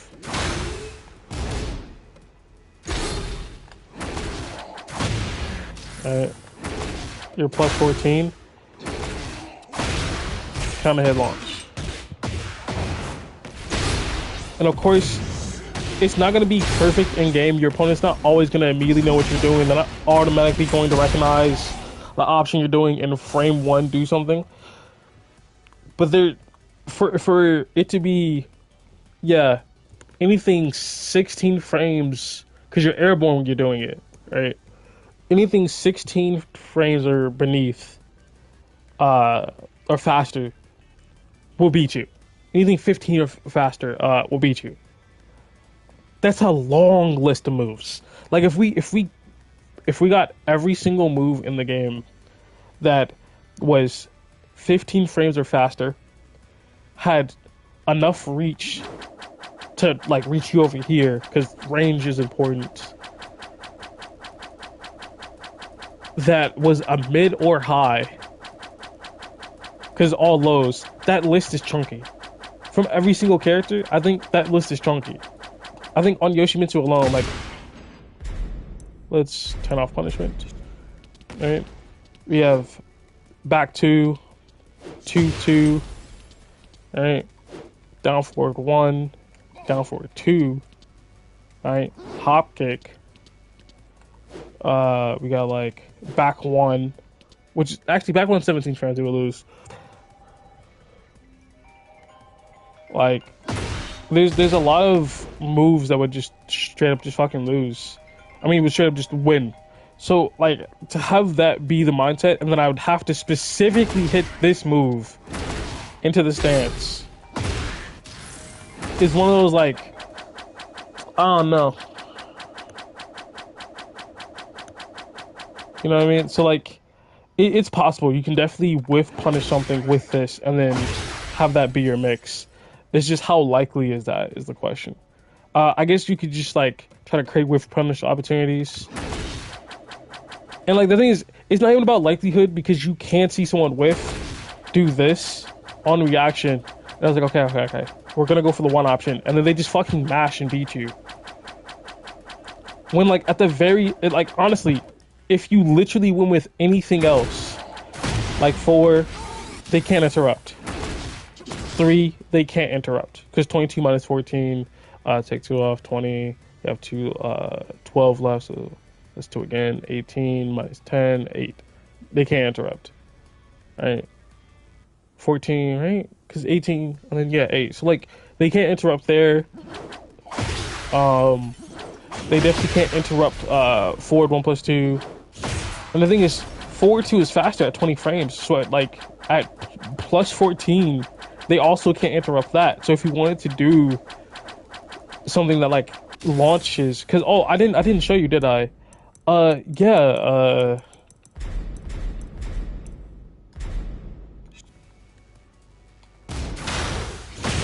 That's a counter hit launcher. So you have a counter hit homing move, so they can't sidestep. And if they press into it while you have plus frames at plus 14, they get counter hit launched. I have no clue how you would combo out of this. I think it'd be like,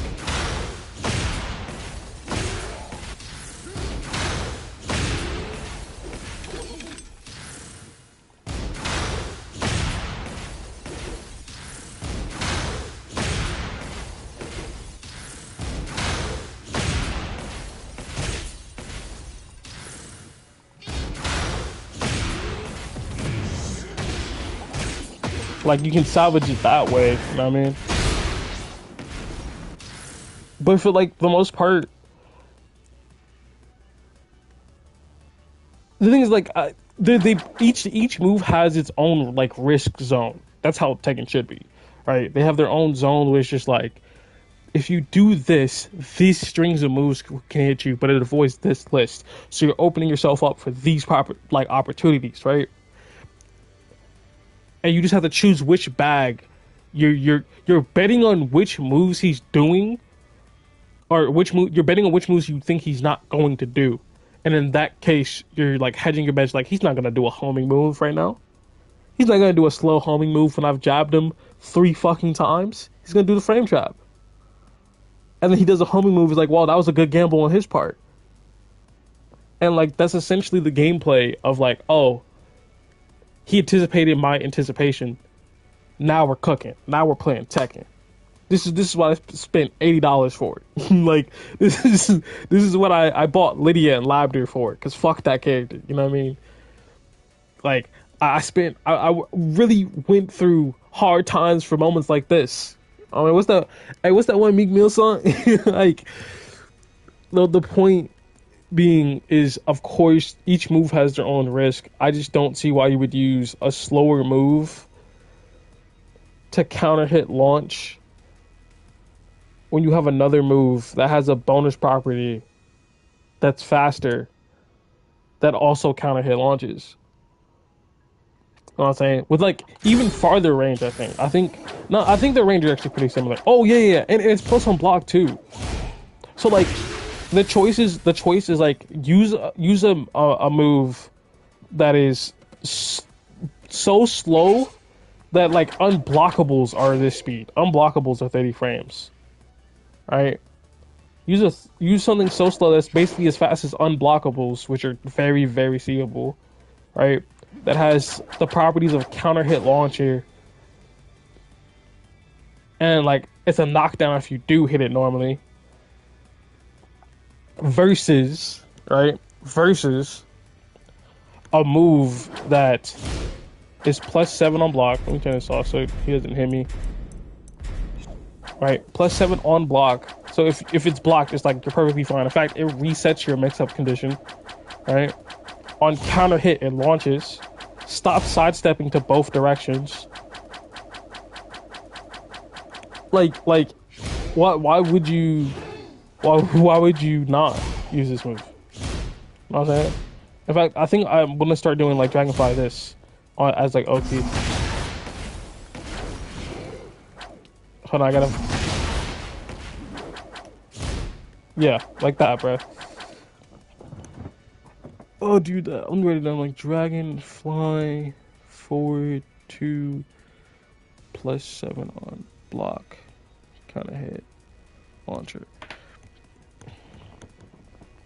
And I guess like the main parts that you would use it for, like I was saying earlier, is if you have a read on a hard duck.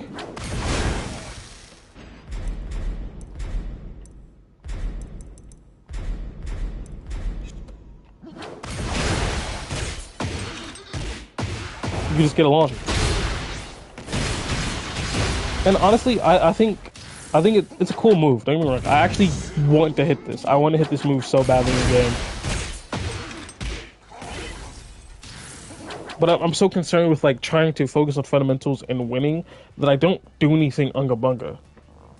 Like I never do anything like as far as like setup. Sure, like there's this, but I'm afraid that they're constantly gonna disrespect whenever I do this.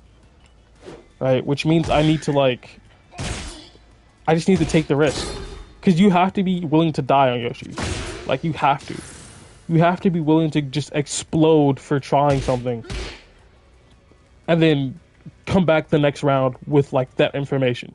You have to, because they also have to understand what you're doing. Because if they don't, then they get swept. If they don't, then they get launched. Right? If they don't, they get flashed.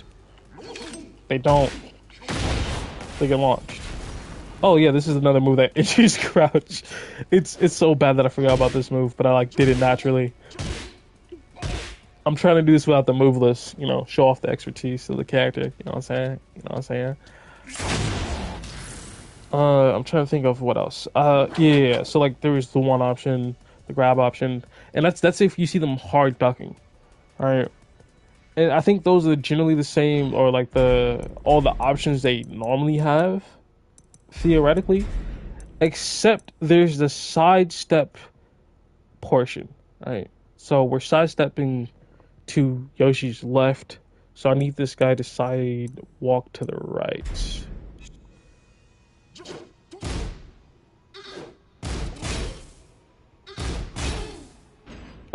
Oh, 3 hits. Okay.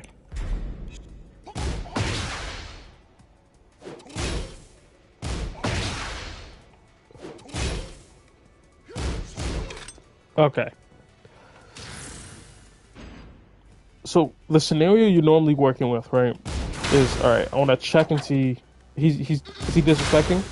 Disrespecting? Nope. Disrespecting.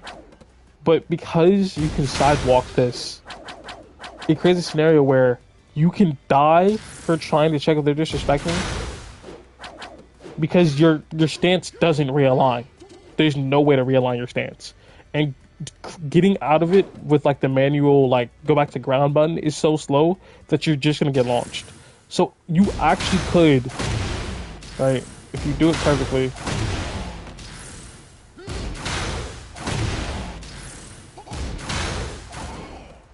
Yeah, if it's on immediate timing, right, the kick, like frame one coming out, you can avoid it.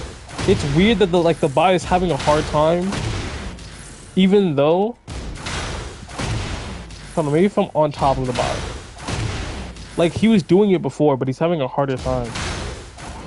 So like if there's any delay, no, because I delayed there then. I don't quite understand why it's being hit or not hit. You get what I mean? Like the timing for that is so strict that you might as well just consider it homing and try not to step it in the first place.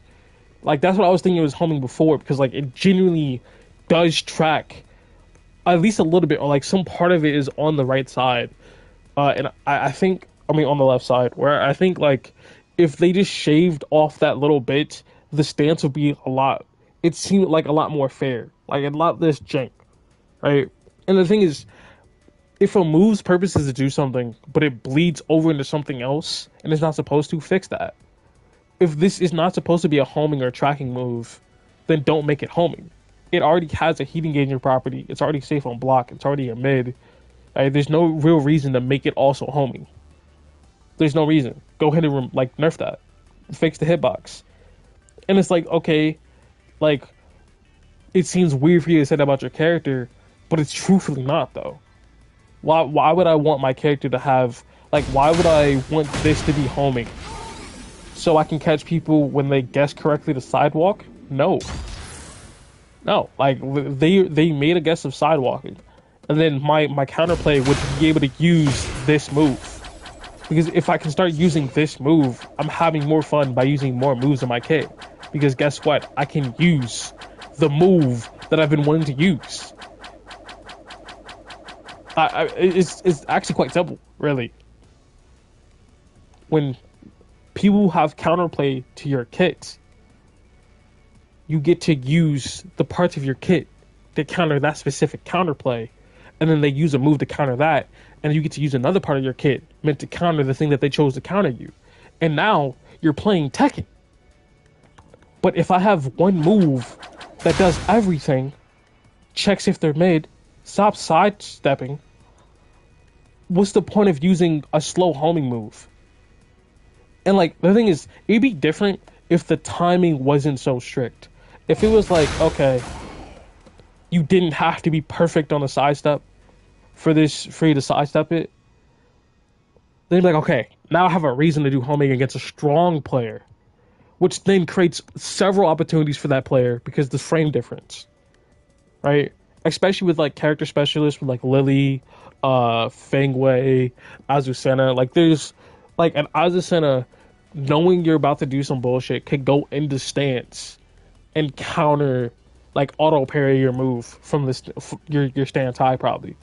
I don't know because I don't play Azucena, but that'd be something I could see from Azucena like, oh, that's cool matchup knowledge. Man, that fucking sucks because like that character has a corny ass auto parry, but like that's good preparation, that's good knowledge that you know you can do that, which makes it interesting. And I feel like that's a part that people were asking for when they said everyone's too juiced, where your only response to certain moves is just a block, and like that's just not fun. So like, if I were to wait, why is he fucking glowing all of a sudden? I'm on I'm on offense. Why does he just randomly glow? Anyway, so like Dragonfly 1, sidesteppable to both sides. Dragonfly 2-4, right? Dragonfly 2-2. Um, Dragonfly 1+2 is homing. It's a high, so you can duck it, right? So like it's homing and it's frame trap, so like it accounts for two categories at once. It's like, oh, is he gonna try to press or is he gonna try to sidewalk? Because those are the two things he's been doing so far. You do this move, right? And you essentially just bounce from like, what is he gonna do? Move to move. And if he's like, okay, I think he's just gonna stand still this time.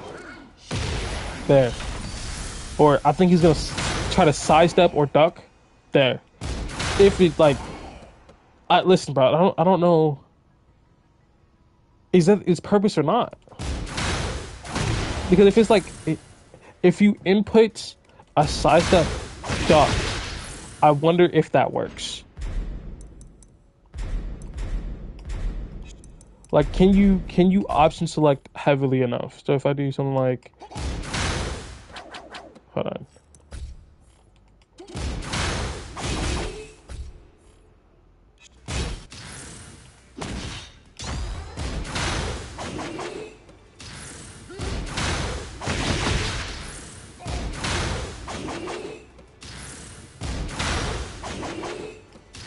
I'm trying to sidestep.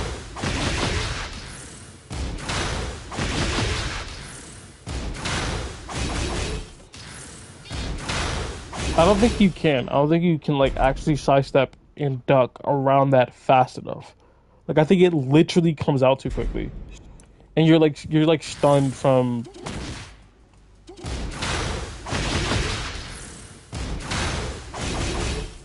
You can sidestep block.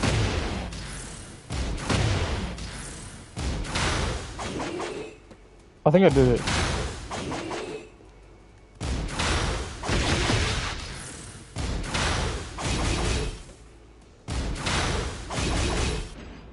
All right. So enough of that. So you get the general idea around the stance, and that's what makes the stance fair in my eyes of like how you face it. Like I think all of Yoshi's stances are pretty fair. Right? I think all of his stances are pretty like okay. No one. I don't think anyone ever complains about his stances because they're so balanced. And the reason I know they're balanced is because I just outlined all the pieces to counterplay for each individual move. Right? Where it's like sidestep, block, or jab. You can just jab that one. Jab or duck.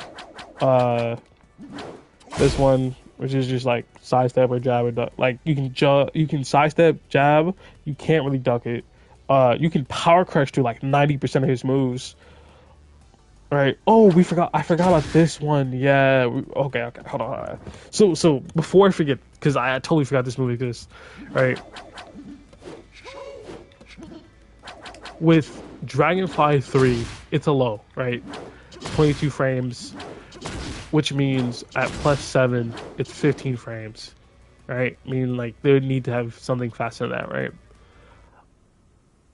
The important part is that since you technically can use Power Crush to beat, like, I want to say like all the options, like literally all the options of Dragonfly. So we're gonna go through like Dragonfly 1 loses, Dragonfly 2 loses, Dragonfly 2-4 loses, Dragonfly 2-2 loses, Dragonfly what's another one? Dragonfly 4, right? That loses. I'm trying to think of another one. Dragonfly 4 1+2. That loses, right? And notice these are all being counted as punishes by this, like, not punishes, not all of them, like counter hits, right? Like the system is telling you that you're being interrupted. You're either being punished or you're being interrupted, right?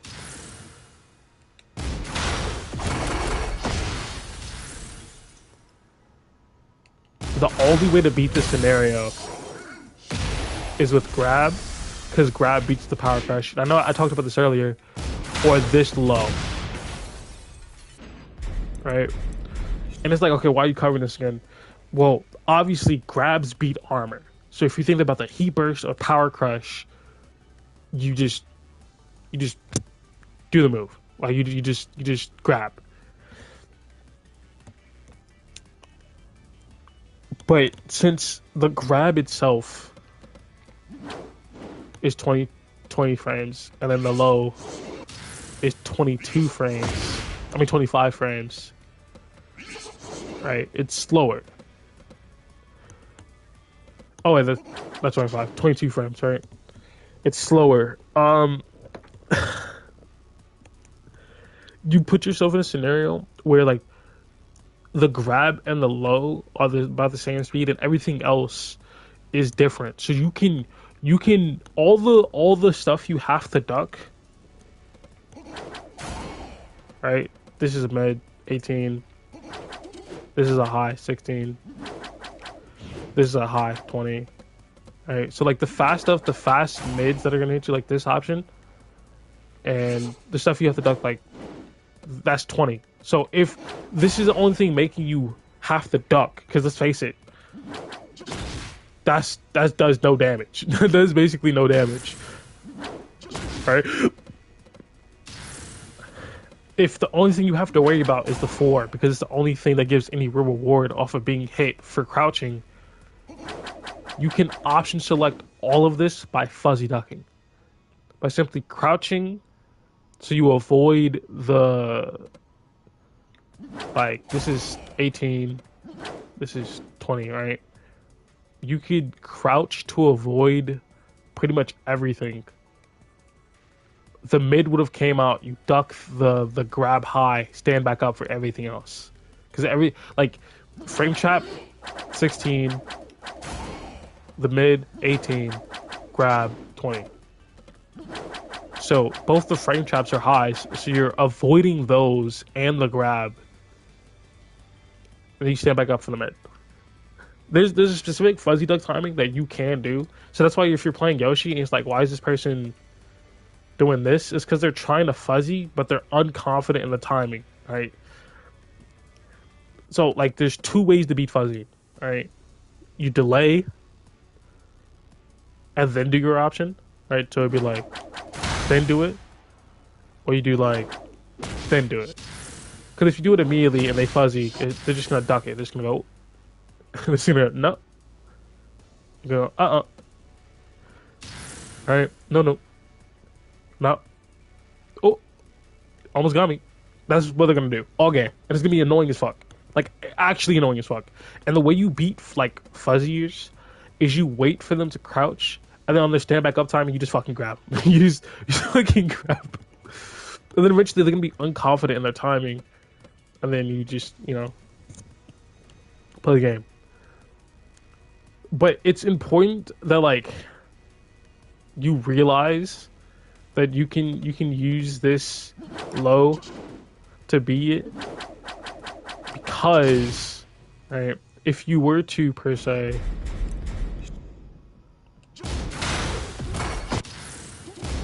do this, right? Pretend we're not on this floor so it doesn't break. In fact, we'll just change it to this one. Right? Beats it. 41 damage. Standard like 1+2 break throw. But look how far he is away. And it side switches.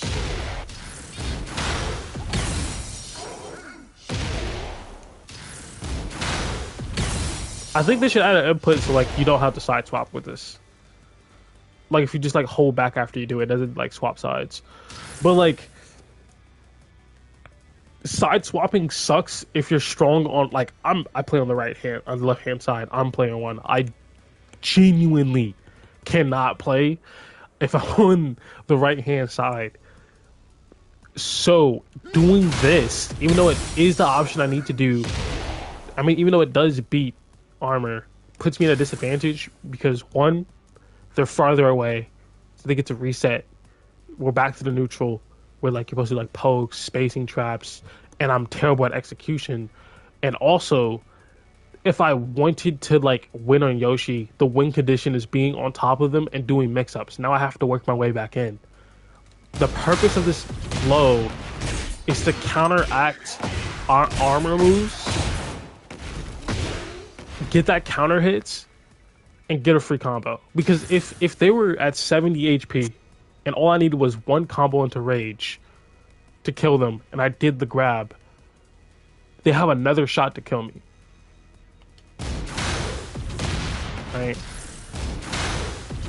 And even if you do this move late, like you can do it slightly late, and it still like works.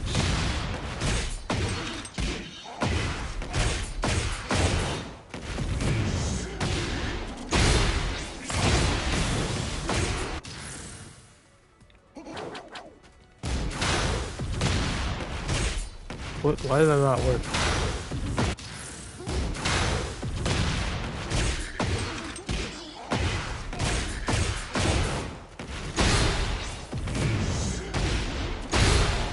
Right, 73, and then if I do the full combo, I think it's like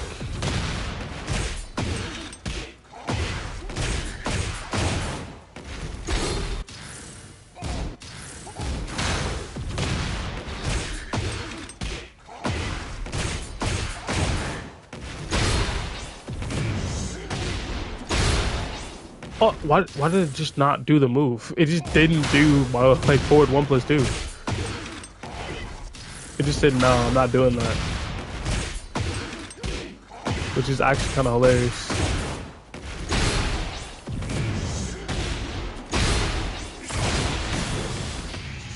Well, that's not gonna combo, but 83.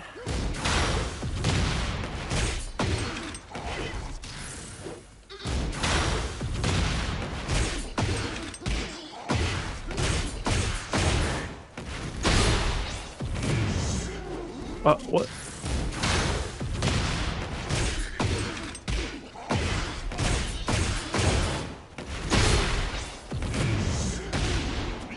Look, this fucking character, bro.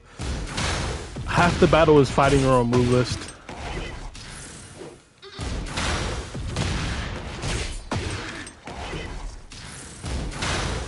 Keep in mind, this is my main character, by the way.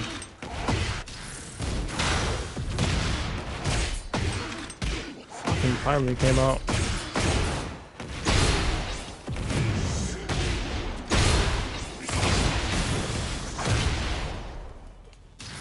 And then the combo resets somewhere.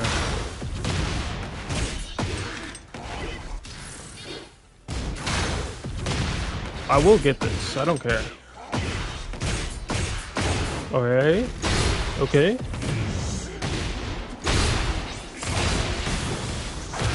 89. 70 HP. We got. They're just guaranteed that they're not making it. Or like even something like simple.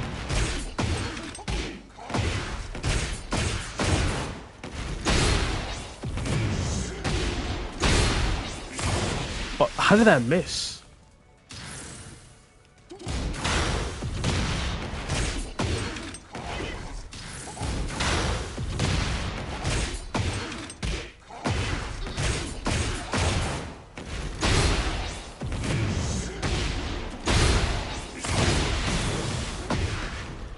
How did I not?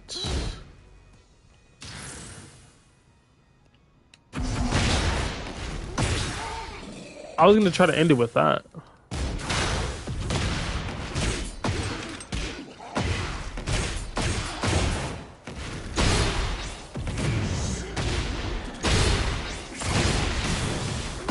I guess it just doesn't work because he's already like basically on the ground.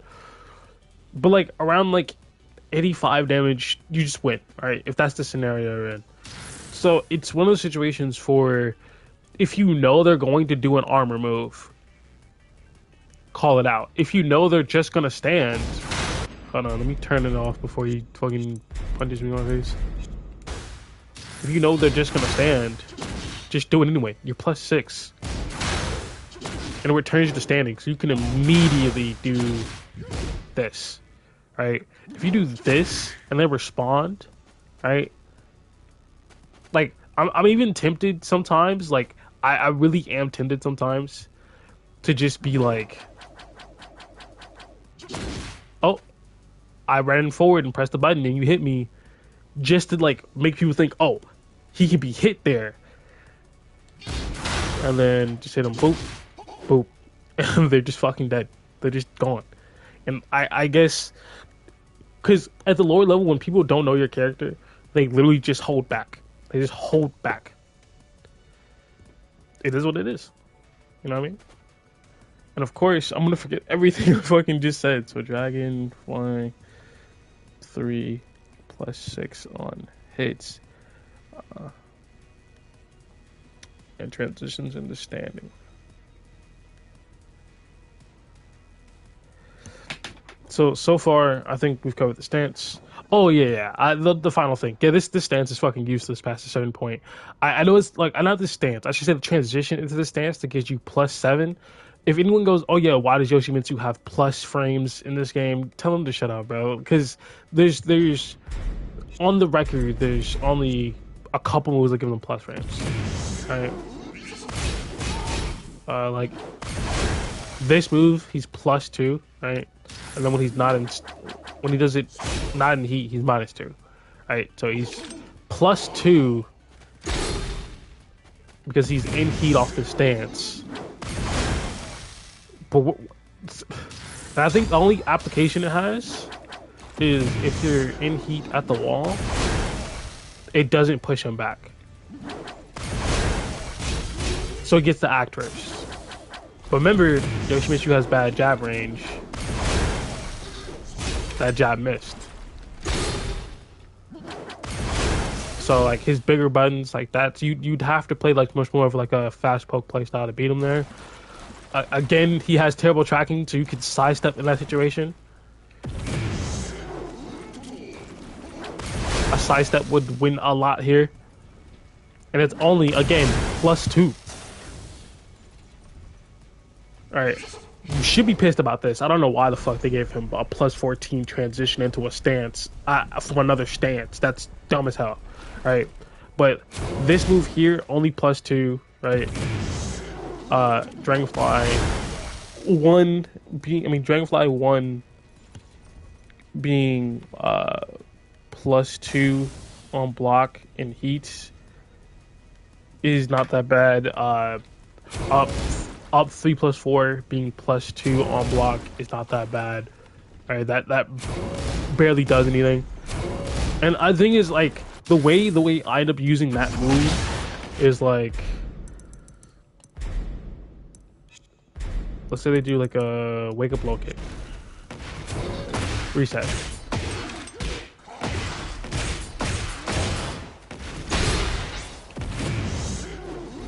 Alright. So I'm right down up 3 +4 on get up kicks. And the thing is, like, I'm writing this stuff down not necessarily because I didn't know it's right. I mean, some of the plus frame stuff I didn't, but like that's because like on Yoshi, if you're burning your heat on this, it's like, yo, bro, what are you doing? what are you doing? You know what I mean? And there's like times where like I'll do this and they don't really do anything, but like it's good. It's a very, very, very, very slow move. 40 frames. If you just look, it's like 39, 40. Right? See how 40 is flashing? It's a very slow move. So like you have to condition them to not press and move, and then do it for like the very minimal benefit of, hey, you're +1. And if you do it too much, and they know anything, or hell, even if they know nothing, they can go jab, and like you're floated because you're airborne when you do it. It's just a very risky move. So like the best time to do it would be like, oh, they're on the ground. They like to do get up kicks, reset the situation. In fact, that'd probably be the best situation for something like this.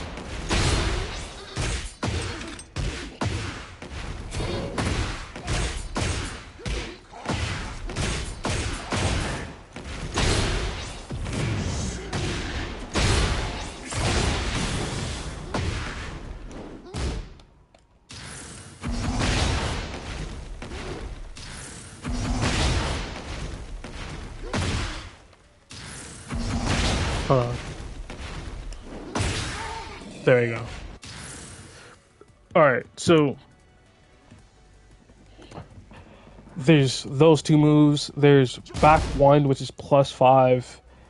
I just can't take when someone if someone were to ever say Yoshi's plus frames are like egregious, it just doesn't really make sense. I don't think anyone has ever said that or will ever say it.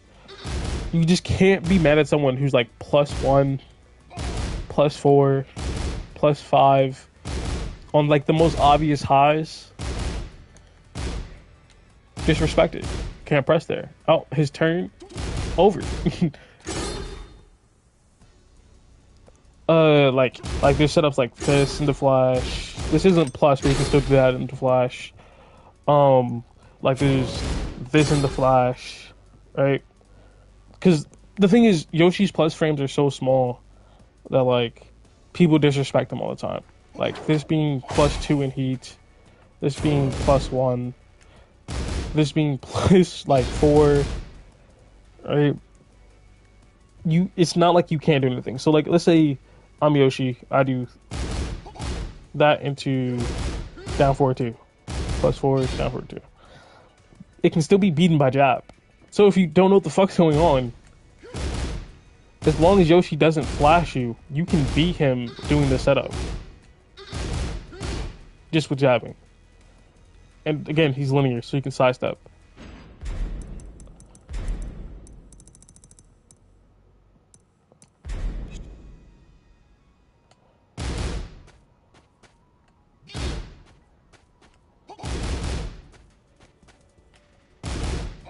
See?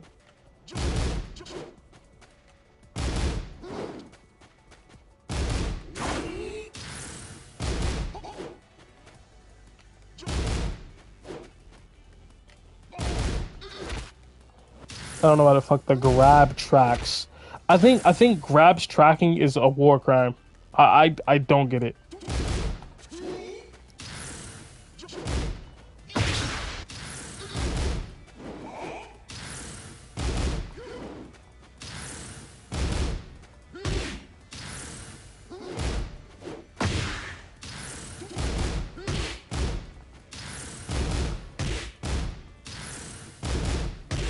I think this is nice to know. That this tracks to that side. But like you get the general idea. Like there's so many moves that like are staples to me that like just don't track.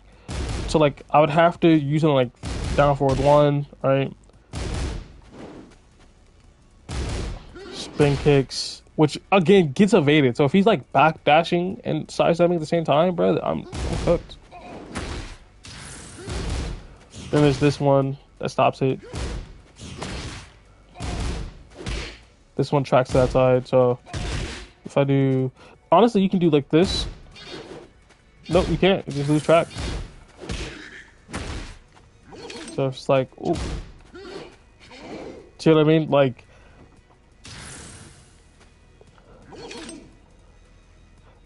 And the only solution to that is like pausing. Like you can't do anything on immediate timing with Yoshi. You can't. Like everything has to be a hesitation. Everything has to be a mind game. Like you have to understand exactly what's going on at all times. Like, why did that hit there? That should not have hit there. Okay, it was a weird hitbox thing. But you get the general point that I'm making about that. So like, there's not many situations where Yoshi is like belligerent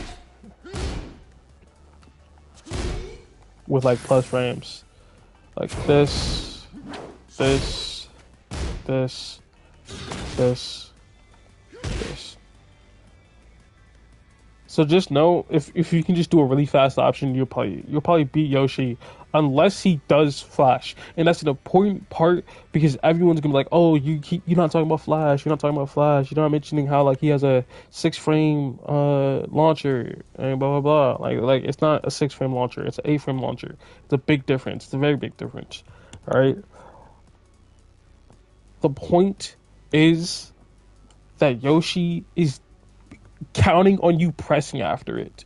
So if a Yoshi does, he thinks you're going to disrespect there. And to beat that, you simply just do something else. You simply sidestep. And I really wish they would fix the flash hitbox. So like sidestepping is an actual viable option if you think Yoshi's gonna do a size like a flash setup. And I know it's like, oh, why would you want them to do that to your character? Why do you want your character to be weak? Because it's not about being weak. I don't want it to be weak. I want it to be. I want the unfair portions. Like, how about this? There's things that make sense. There's portions of the game where it's just like, hey, he has this tool. It has this counterplay. You can do this thing. And sure, it may not be incredibly fair to you. Sure, it's one sided, but there's things you can do. And there's things that's just like, this doesn't even make sense. Like for example, imagine, right? Imagine if this was a mid. You'd be like, that doesn't make it looks like a low, right? They'd be like fucking stupid, right? Now imagine, instead of a sword, right, that was a hatchet kick from like Brian, and you couldn't low parry it. Why can I not low parry the low? Oh, I don't know. Because the rule is you can't low parry sword strikes or weapons. Oh, okay. Why can't I low parry Brian's super kick? Oh, we don't know. We just decided you couldn't. That's fucking dumb. You could have a move be incredibly strong, but why make it like, yeah, you can't low parry it? Why can't I low parry heat smashes? Low heat smashes. Hmm?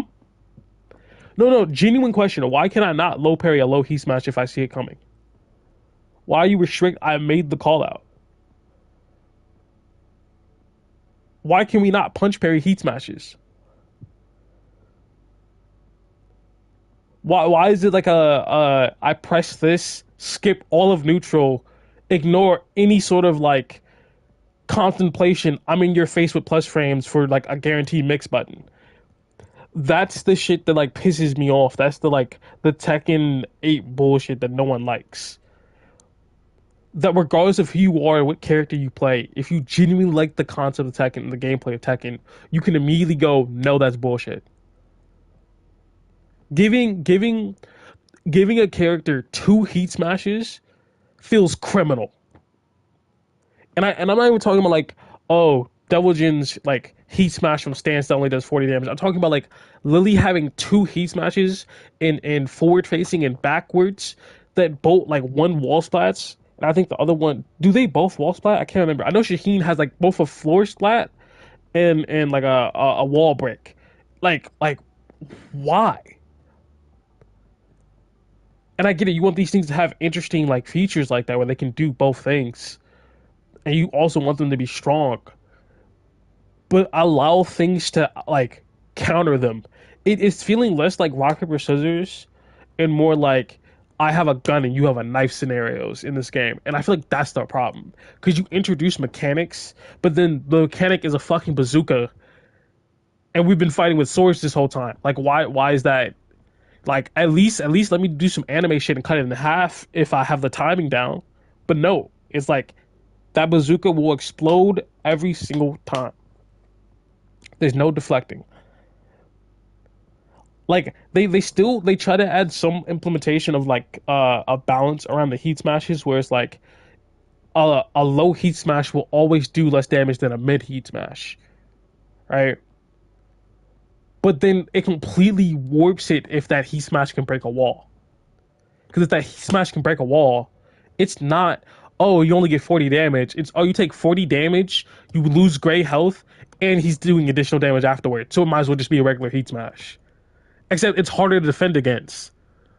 Because you have to recognize the low animation through the, like, hurling of mids and highs.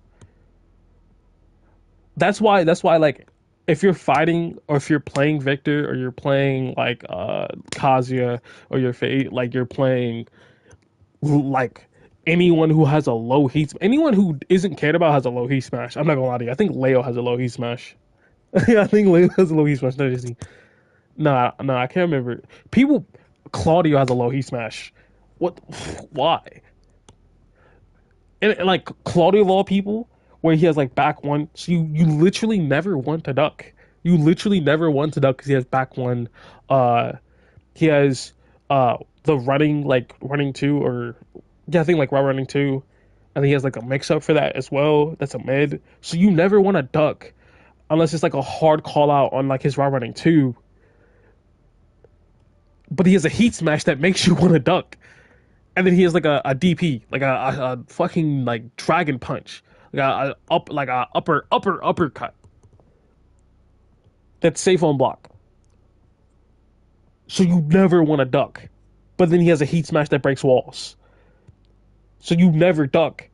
So he always hits his heat smash. And if your back is to the wall, you always get hit with the heat smash, which then breaks the wall, which then gives him his advantage. Which, like, I'm not one to complain about characters in this game and their strength because I have not fully realized all of their strengths. There's things that are objectively stupid that even I, as a like blue rank player, can see. But then there's like moments like that where it's just like, okay, I'm learning the rules of the game. This is the point where you start to get them, and you're starting to develop to get them down and like really develop on those rules that you learned. And then there's moments just like, okay, yeah, these are the rules of the game, except for this person. And you like that isn't that bad when it's like an augmentation of the rules. Like, hey, you can't sidestep this generally because these players have these big hitboxes and their sidestep speed is this. This person, Lily, has a faster, longer sidestep, so she can get around it. So she's breaking the rules within the game. She's breaking the rules by having that maneuverability via a feature within the game. Not even a feature, but via like the just her stats within the game, right? Like, oh yeah, Raven can launch this, or Dragunov can launch minus 12 lows because he has heat. He's not breaking the rules, it's just different, right? He has a 12 frame move that is a heat engager, which by extension gives him a launcher, so now he can launch people for being minus 12 in heat, which definitely does break the rules. I will say that breaks the rules heavily to eat a minus 12 punish and die because you expect those lows to be safe. Now, when he's in heat against any high level player, you can't do minus 12 lows and get caught or you die. It like entirely flips the risk or reward. Where now you're not really doing lows, which just makes it easier for Dragunov. And you could be like, oh yeah, Flash breaks the rules because like except the risk reward to that punishment is on your favor. If a Yoshi whiffs a Flash and you didn't launch and kill him for it, that's a skill issue. That's on you. If a Dragunov does his 12 frame while rising punish into heat, he can dash and make it safe. If you block Kazuya's house, oh not house sweep, uh, heat smash, it's like minus 14 on block. So like he did a risk and he's getting punished for it, right? He can get punished for it.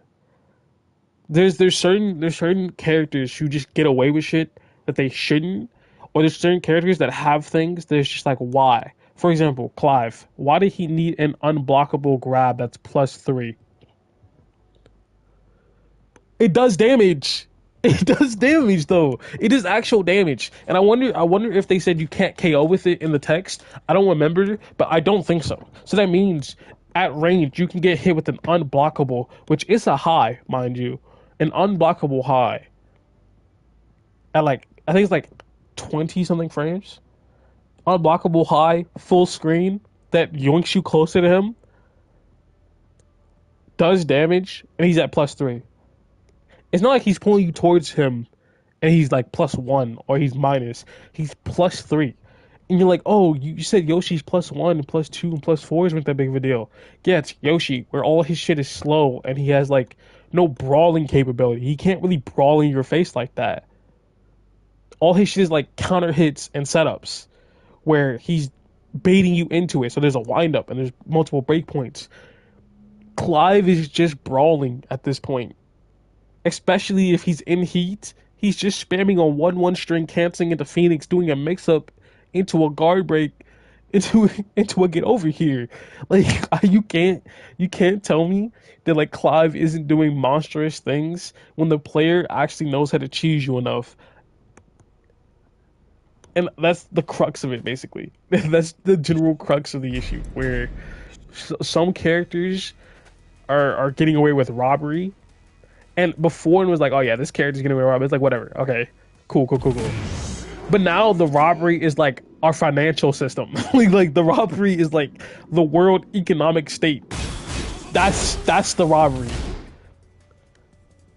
Like when Yoshi survives the patch without getting nerfed, and it's like, oh, he still has this dumb setup. Like, why can he down forward two into a counter hit? It's like, hey, bro, I I understand where you're coming from. I can't be too upset.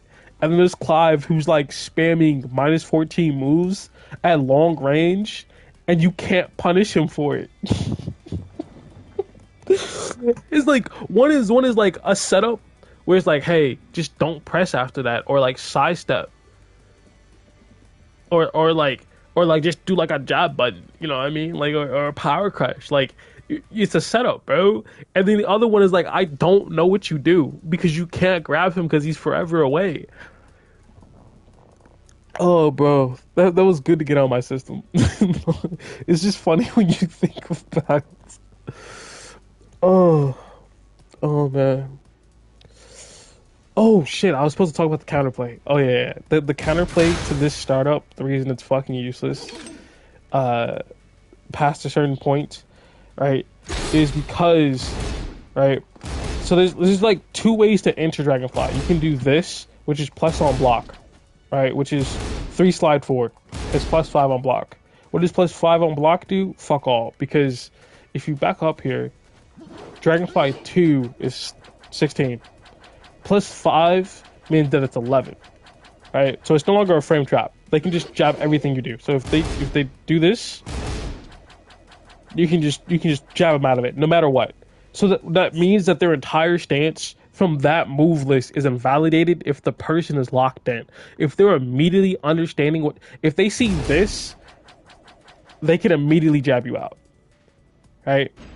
And the thing is, if you just do it without it, you're -6 anyway. And if the jab connects, they're +1. So you could try to disrespect, but they could just go +1 and keep going. So really what that means is, no matter what, right? If they did want to be greedy for the punish, because like if you're in Dragonfly state and they jab you, they float you, they get their combo. But if they're not greeting for that combo, where they have to jab and pause, they can do jab, pause, jab. Where like, in fact, I think you could even just jab, to confirm. Like interrupt the offense twice to confirm. And then of course the counterplay to like something like that, as Yoshi would be like doing this into like high ducking move. Like a high crush move. You know what I mean? Or like that'd be like the counterplay.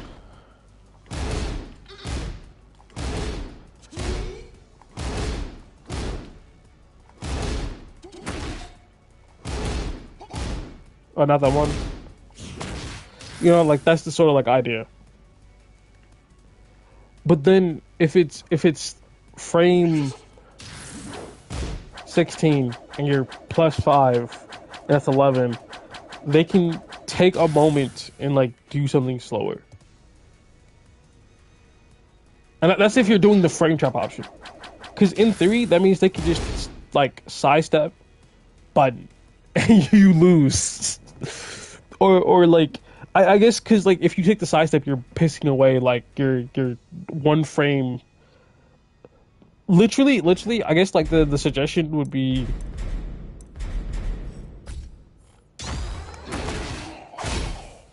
No, not that one.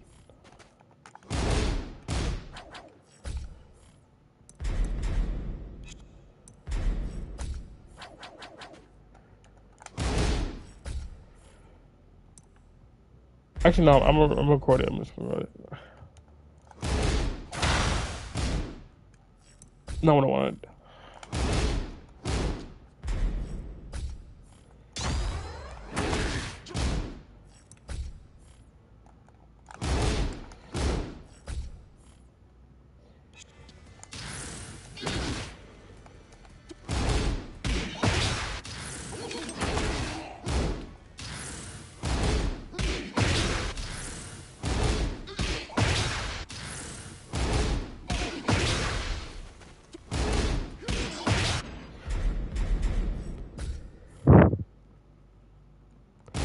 Oh wait, yeah, I can just show you. I don't have to. Yeah, I'm blanking out. I don't know why I didn't think of this.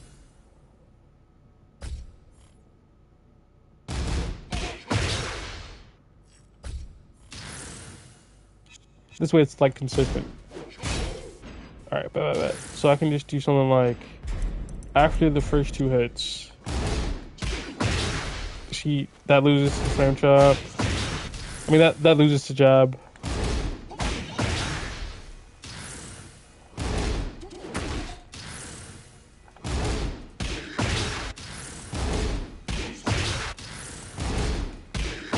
Yeah, it's just losing.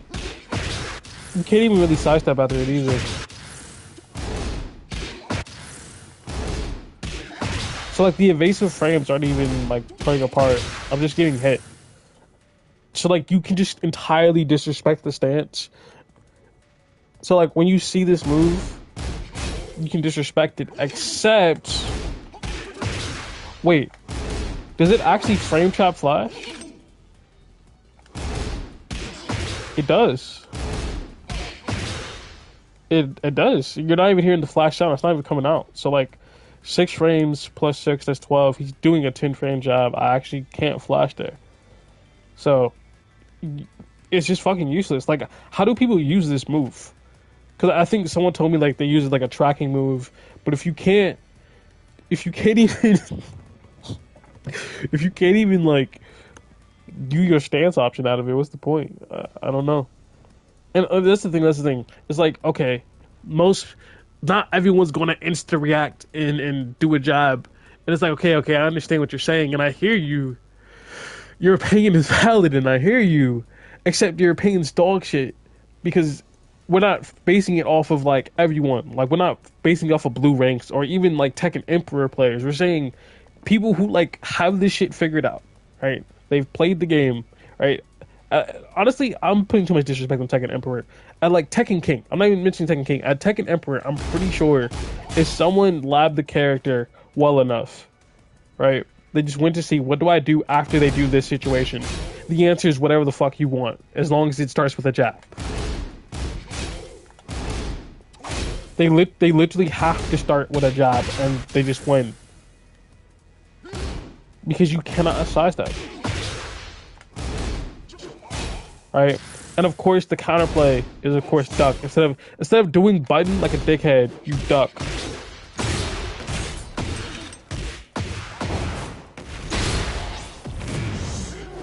Because it's forcing you to have to like do high.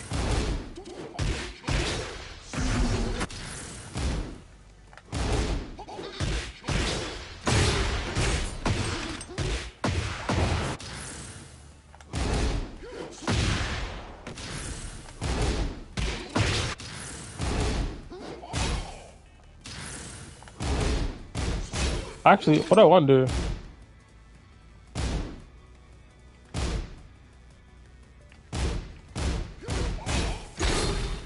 Oh, that'd been so nasty if you could flash a Yoshi off his 1-1.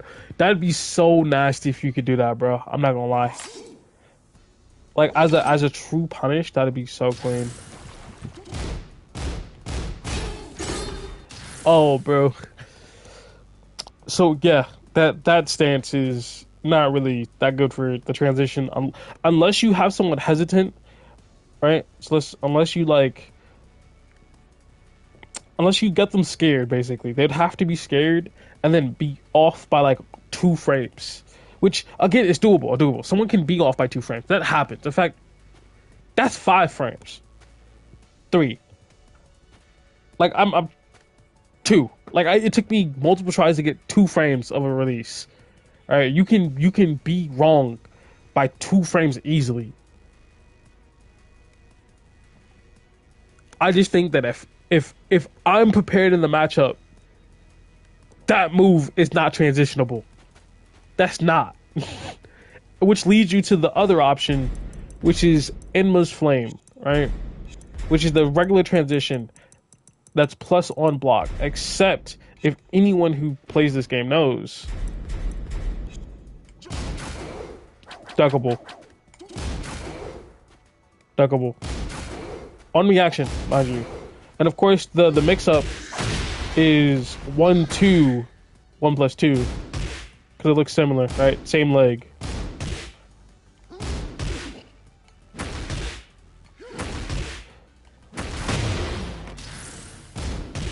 So 1 2 1 plus 2 is 15 to 22 frames, right? So like 15 and then 22 frame button, and then Emma's Flame is 15 to 22. So they're a mix up of each other. So as if you're mixing these two moves together, it stops them from like ducking. Except, and hear me out when I say this. I don't think it's true, and I'm gonna test it and see if it's true, because of course, um, I'm not just gonna say something, or at least if there's anything that in particular I'm not too sure about, I'll at least try to confirm. All right.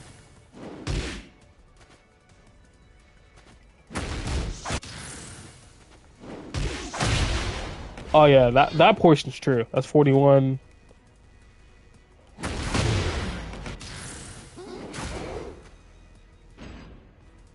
Okay. So like it's like take 41 damage and then like a mix up afterwards on get up.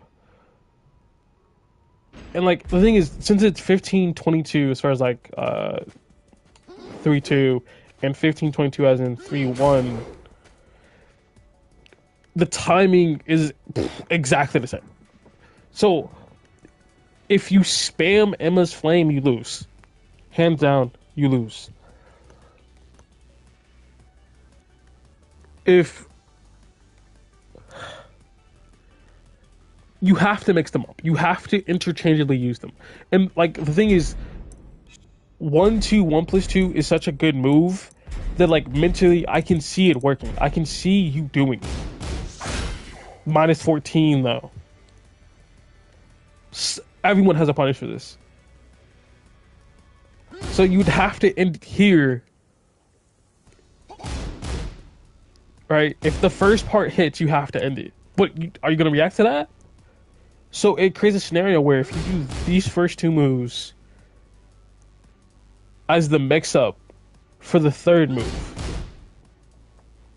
and this is how deep the shit goes, because you have to do the first two because you know the last hit is punishable, so you can't stop.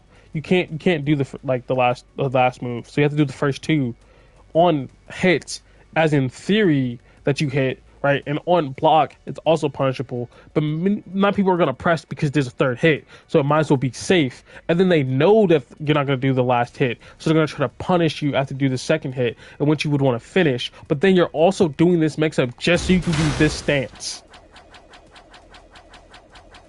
right? Now we're so deep in it that we're doing mix-ups off the option that's supposed to be the mix-up for the thing we want to do to give us a mix-up, right? We're doing 1 2 to make them stand, to keep them standing, to train them to see. Hey, this leg does not mean duck, right? When you see this leg, stay standing, so we can go into a stance.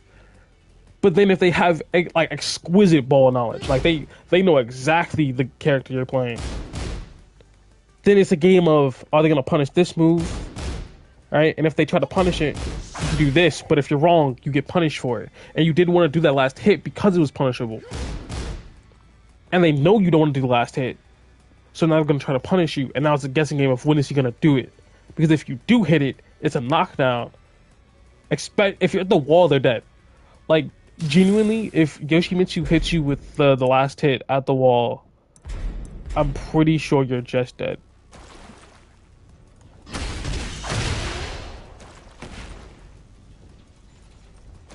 Like, if I have heat active,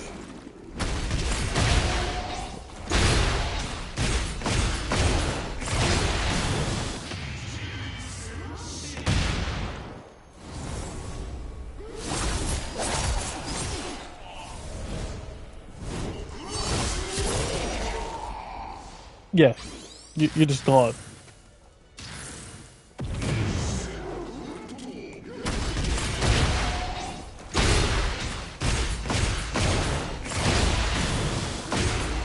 Why did it do that?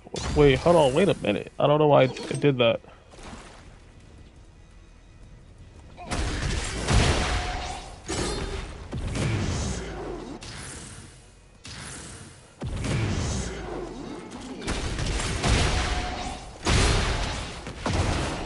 No, I don't know why I did that either.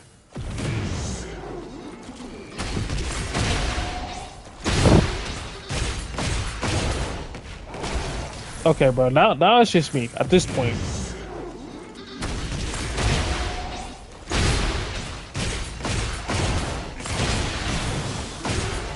Okay, bro. I literally never done that before, ever.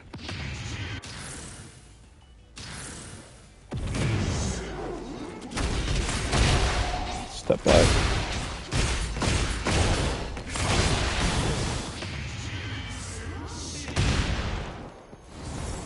So like, it's just like one of those scenarios where if you're at the wall and you know, like if you condition them to try to duck this all game and they've been ducking it all game, you, if that's the case, they set the wall low key, kind of fucked up, kind of fucked up. Like if you're in heats and you got them at the wall and they've been ducking Emma's Flame or 3-1 all game,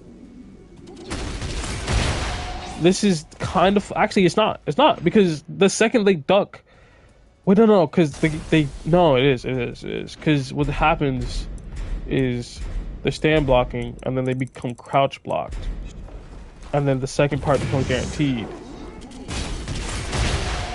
You step back so they can get flashed.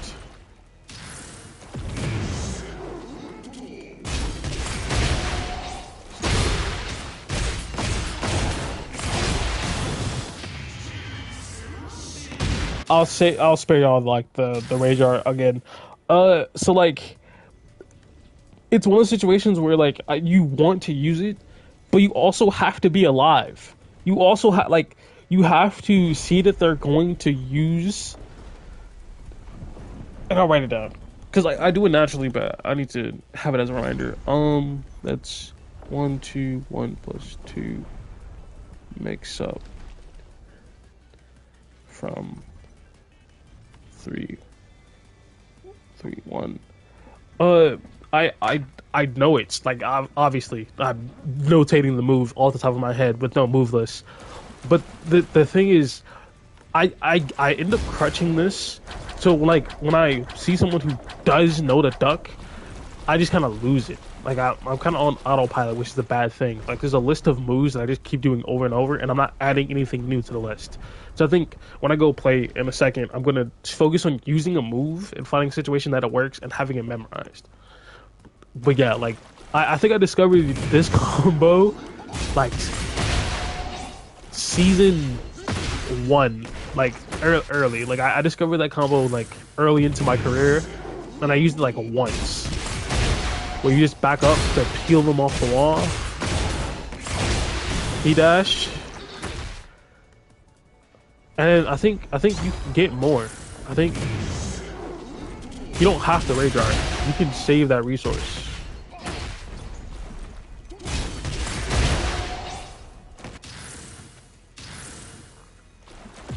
So if I do this,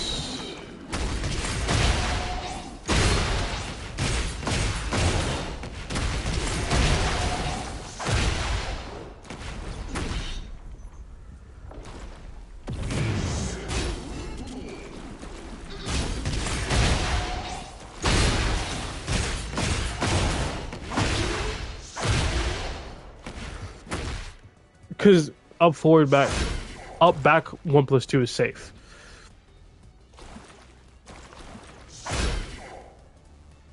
And it forces crouch too. So I think maybe you could sidewalk there.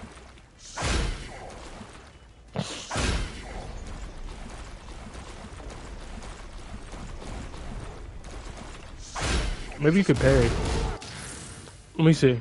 I wanna see if you can parry.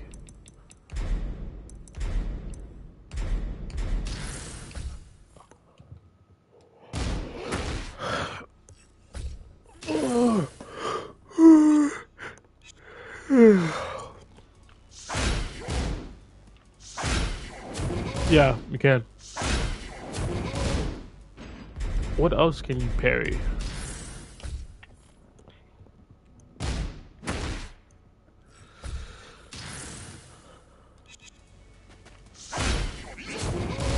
Yep.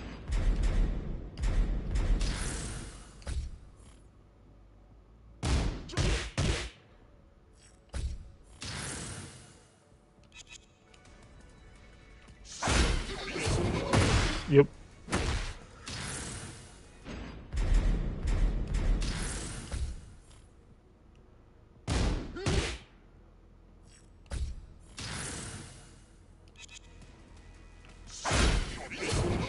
All right. So I'm writing that down.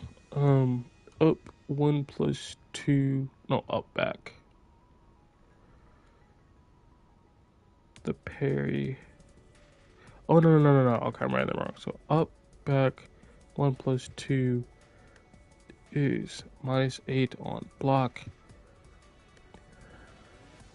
Then 1 plus 2 parry works for all Yoshi. Wow, I'll say not. I'll just say like no. I need to add that as Yoshi for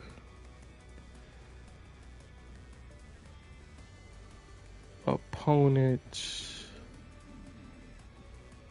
Yoshi while rising moves. And it's important to like tell that it's the opponent's Yoshi so I don't confuse myself. And two, if I say that it's Yoshi's, I know the frame data off the top of my head. So it's like it works for the Rising 4, which is 11 frames. It works for the 16 frame, the 13, and the 15.